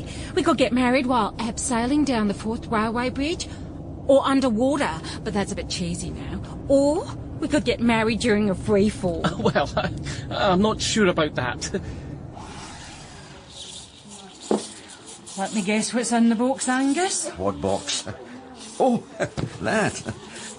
Nothing illegal, I hasten to point out. Did it make a wee noise just then? My box? Make a noise. Aye. Yes, there you are, a noise just like that. Lou, I found a home for those puppies. The new owner suggested we meet somewhere to do the handover, and I suggested here. How many's he take? All 6. He's obviously keen on dogs. Aye, and keen on other things too, I'd say. What do you mean, Lou? He'll be selling them on, I imagine, or using them for some purpose or other. He might be one of the puppy farmers you read about. Oh, I don't think so, Lou. He doesn't own a restaurant by any chance. A restaurant? I don't think so. You do know there are some national cuisines where dogs are a delicacy. You do know that, do you, Angus? Lou? Pity Irene wouldn't let wee Bertie have one of them. Yes, if it had been up to Stuart. Oh, when's it ever up to Stuart in that house? You've not been waiting long, have you, Stuart? Katie? No, I've just been watching the river. Something hypnotic about it, don't you think? Watching water flowing. Yes, particularly here. I sometimes follow the water of Leith all the way down. Shall we walk up to the Dean village? Yes, why not? Oh, it's so beautiful here. A bit like being in the Highlands. It's hard to believe we're in the city. So what have you been up to? Oh, this and that. Mostly that, which in my case is the thesis. Well, you know how it is with a PhD. It begins to occupy your every waking thought. Although, I have been thinking of other things too. More pleasant things, now and then. Such as? Friends. You, I suppose. I've been thinking about you. So have I. I mean, not thinking about me, but about you. So we've both been thinking about one another. Good sign, don't you feel? I mean, if you don't think about somebody, then that means you don't care much about them. I don't suppose you read Rupert Brooke. Hardly anybody does these days. Stands the church clock at 10 to 3, Rupert Brooke? Yes.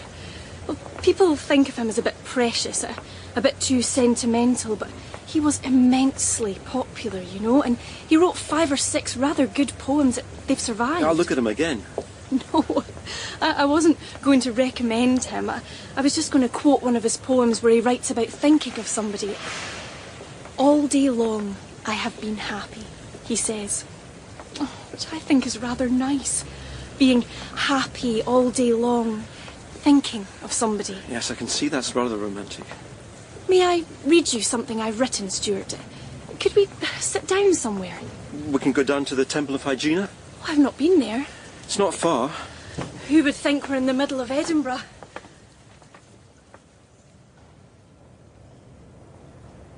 It's dry in these rocks. Oh, it's beautiful here. You were going to read me something. You won't laugh. Why would I laugh? Because it's personal. Go ahead. I promise you I won't laugh. I won't even say anything if that's what you want.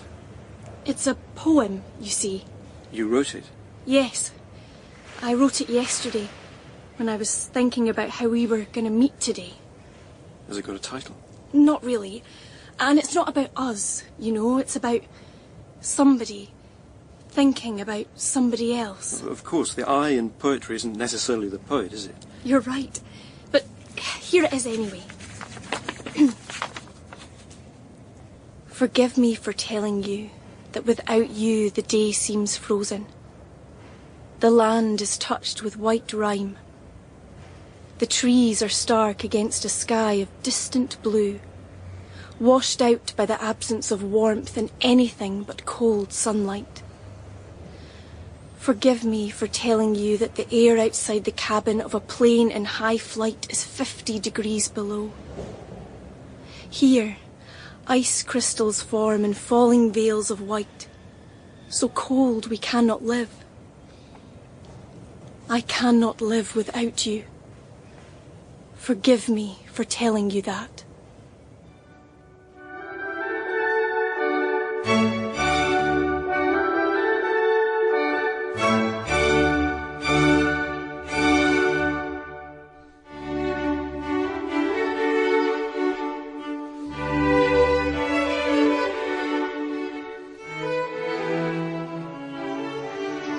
Our neighbours, the Pollocks, are teetering on the edge.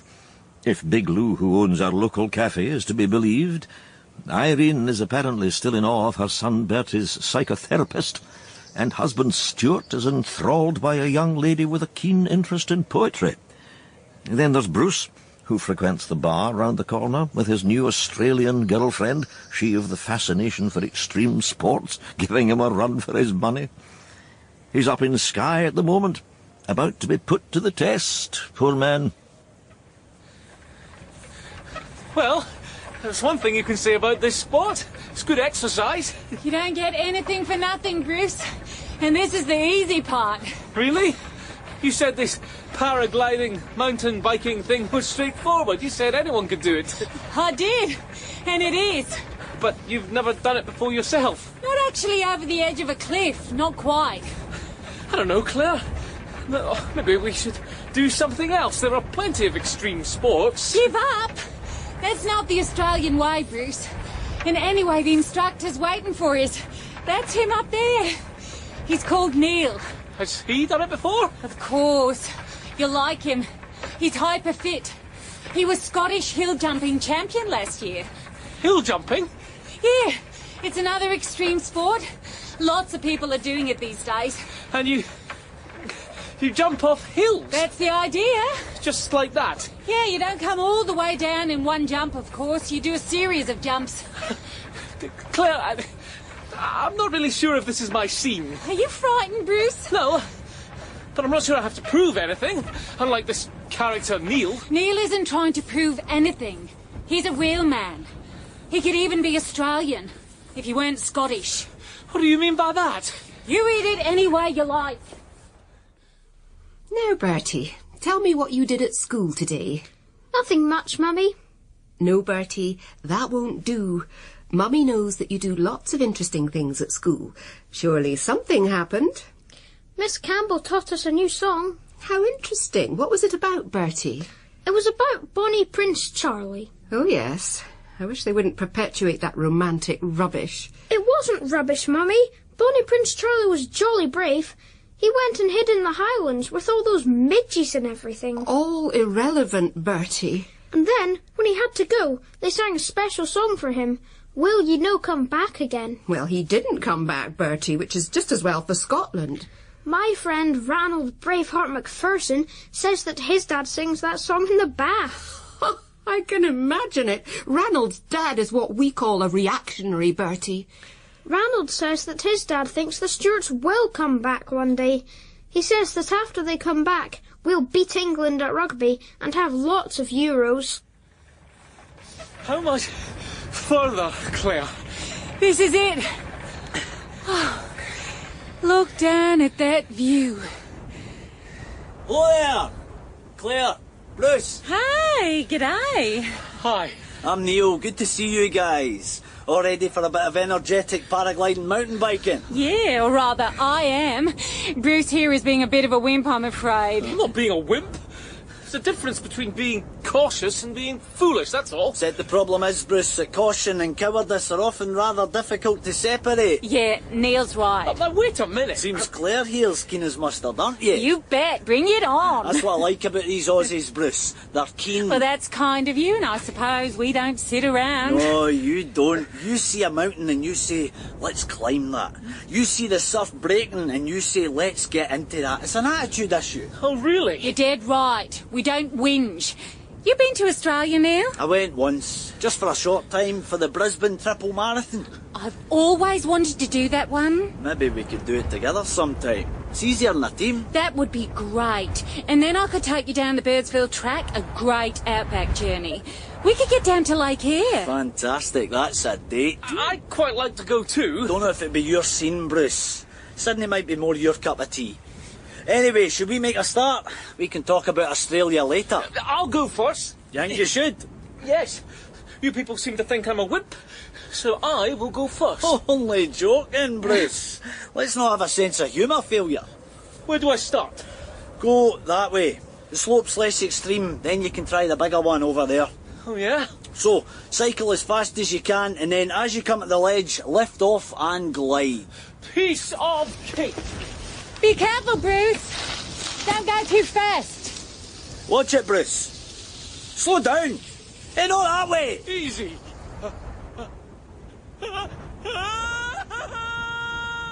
Well, at least he's taken off. He's going a bit high. And I think the wind's got him. Oh dear, he's heading off towards the Coolins. What a wimp. Frankly, Neil, I am glad to get rid of him. I was hoping you'd say something like that.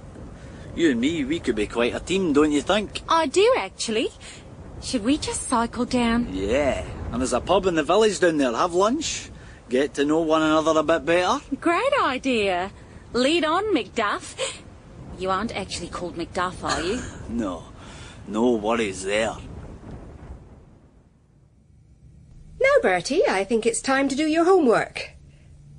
Is this song a sort of poem, Mummy? Yes, it is. Sometimes poems are set to music and become songs, Bertie. Perhaps you'd like to write a poem and we can set it. That would be fun, wouldn't it? You could even write it in Italian, Bertie. Your Italian's getting very good these days. Daddy wrote a poem, you know. Daddy? I don't think so, Bertie. Your father's a Scottish government statistician. No, he definitely wrote a poem, Mummy. I found it in the pocket of his coat while looking for a pen.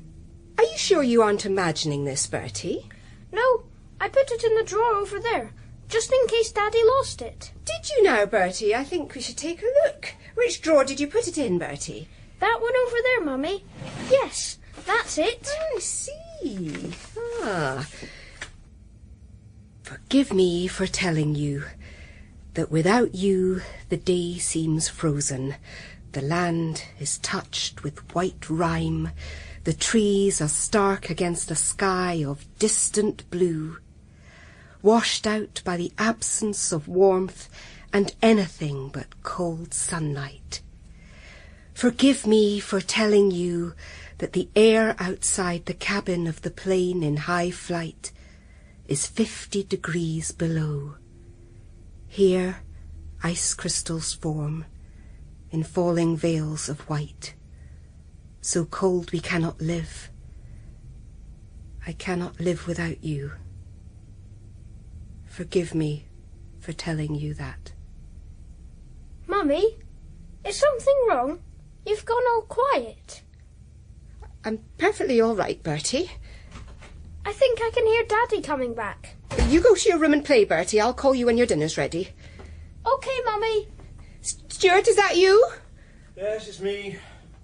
What a day at work. The minister kept asking for figures. Made an awful job making them up. I'm in the kitchen. Oh. What's for supper? I'm ravenous. Nothing at present. Would you like me to rustle up something? That won't be necessary, Stuart.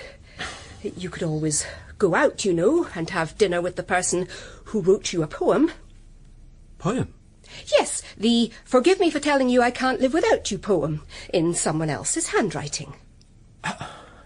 I found it, Stuart.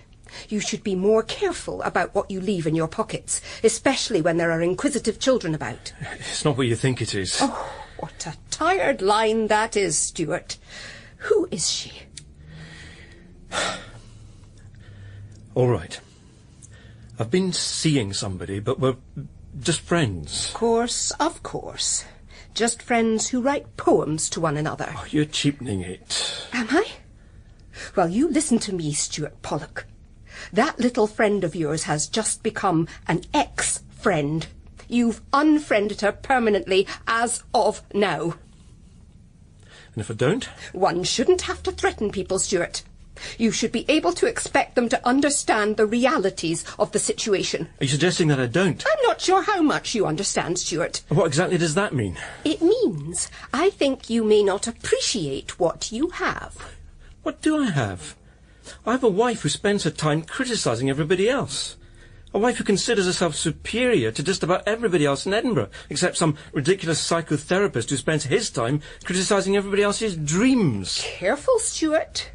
You've no right to bring Dr. Fairbairn into this. Oh, it's Dr. Fairbairn still, is it? Not Hugo. I don't know what you're implying. I'm implying that you and your precious Dr. Fairbairn are close friends. Very close friends. You're jealous.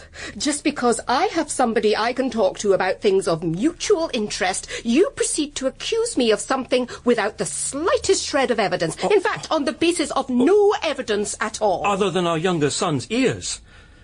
Or haven't you noticed? Be very careful, Stuart. Very careful. We're not going to talk about Dr. Fairbairn, I'm afraid, but we are going to talk about your young friend, your muse, shall I call her. You unfriend her immediately, or it's goodbye to Scotland Street. It's goodbye to Bertie and Ulysses. We shall go elsewhere. You'd take the boys? I would. So, let's think about dinner. You offered to cook, and I'm delighted to accept. Would you mind if I tear up this poem, by the way? There. Wastepaper bin, rather than a Saltire Award for poetry. Sorry about that, Stuart. It's rather nice to be walking back from school, Bertie, isn't it? For a change. It is. Is that Princess Street down there, Daddy? It is, Bertie.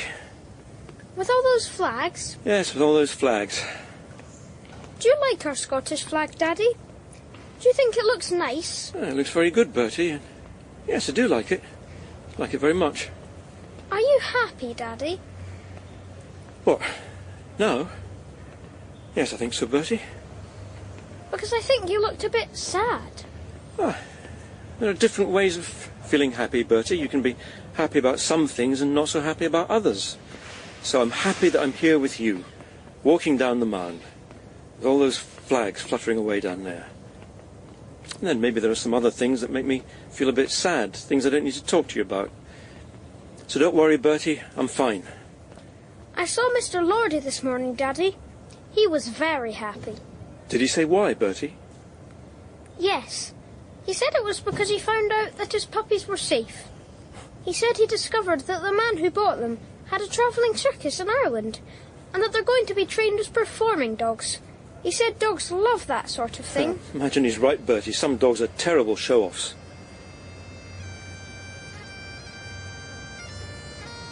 Listen, Daddy. Can you hear that? Somebody's playing bagpipes somewhere. Yes, I can hear them, Bertie. Can I learn to play the pipes when I'm older, Daddy? Of course you can, Bertie. Daddy, are you sure you're all right? You look as if you're crying. I'm fine, Bertie. Just the wind. It gets in your eyes sometimes. You know how it is. What's that tune, Daddy? Do you know it? It's the mist-covered mountains, Bertie. If the mountains are covered in mist, Daddy, we can't see them, can we? No, Bertie. But we know they're there, don't we? Sometimes that's enough, you know.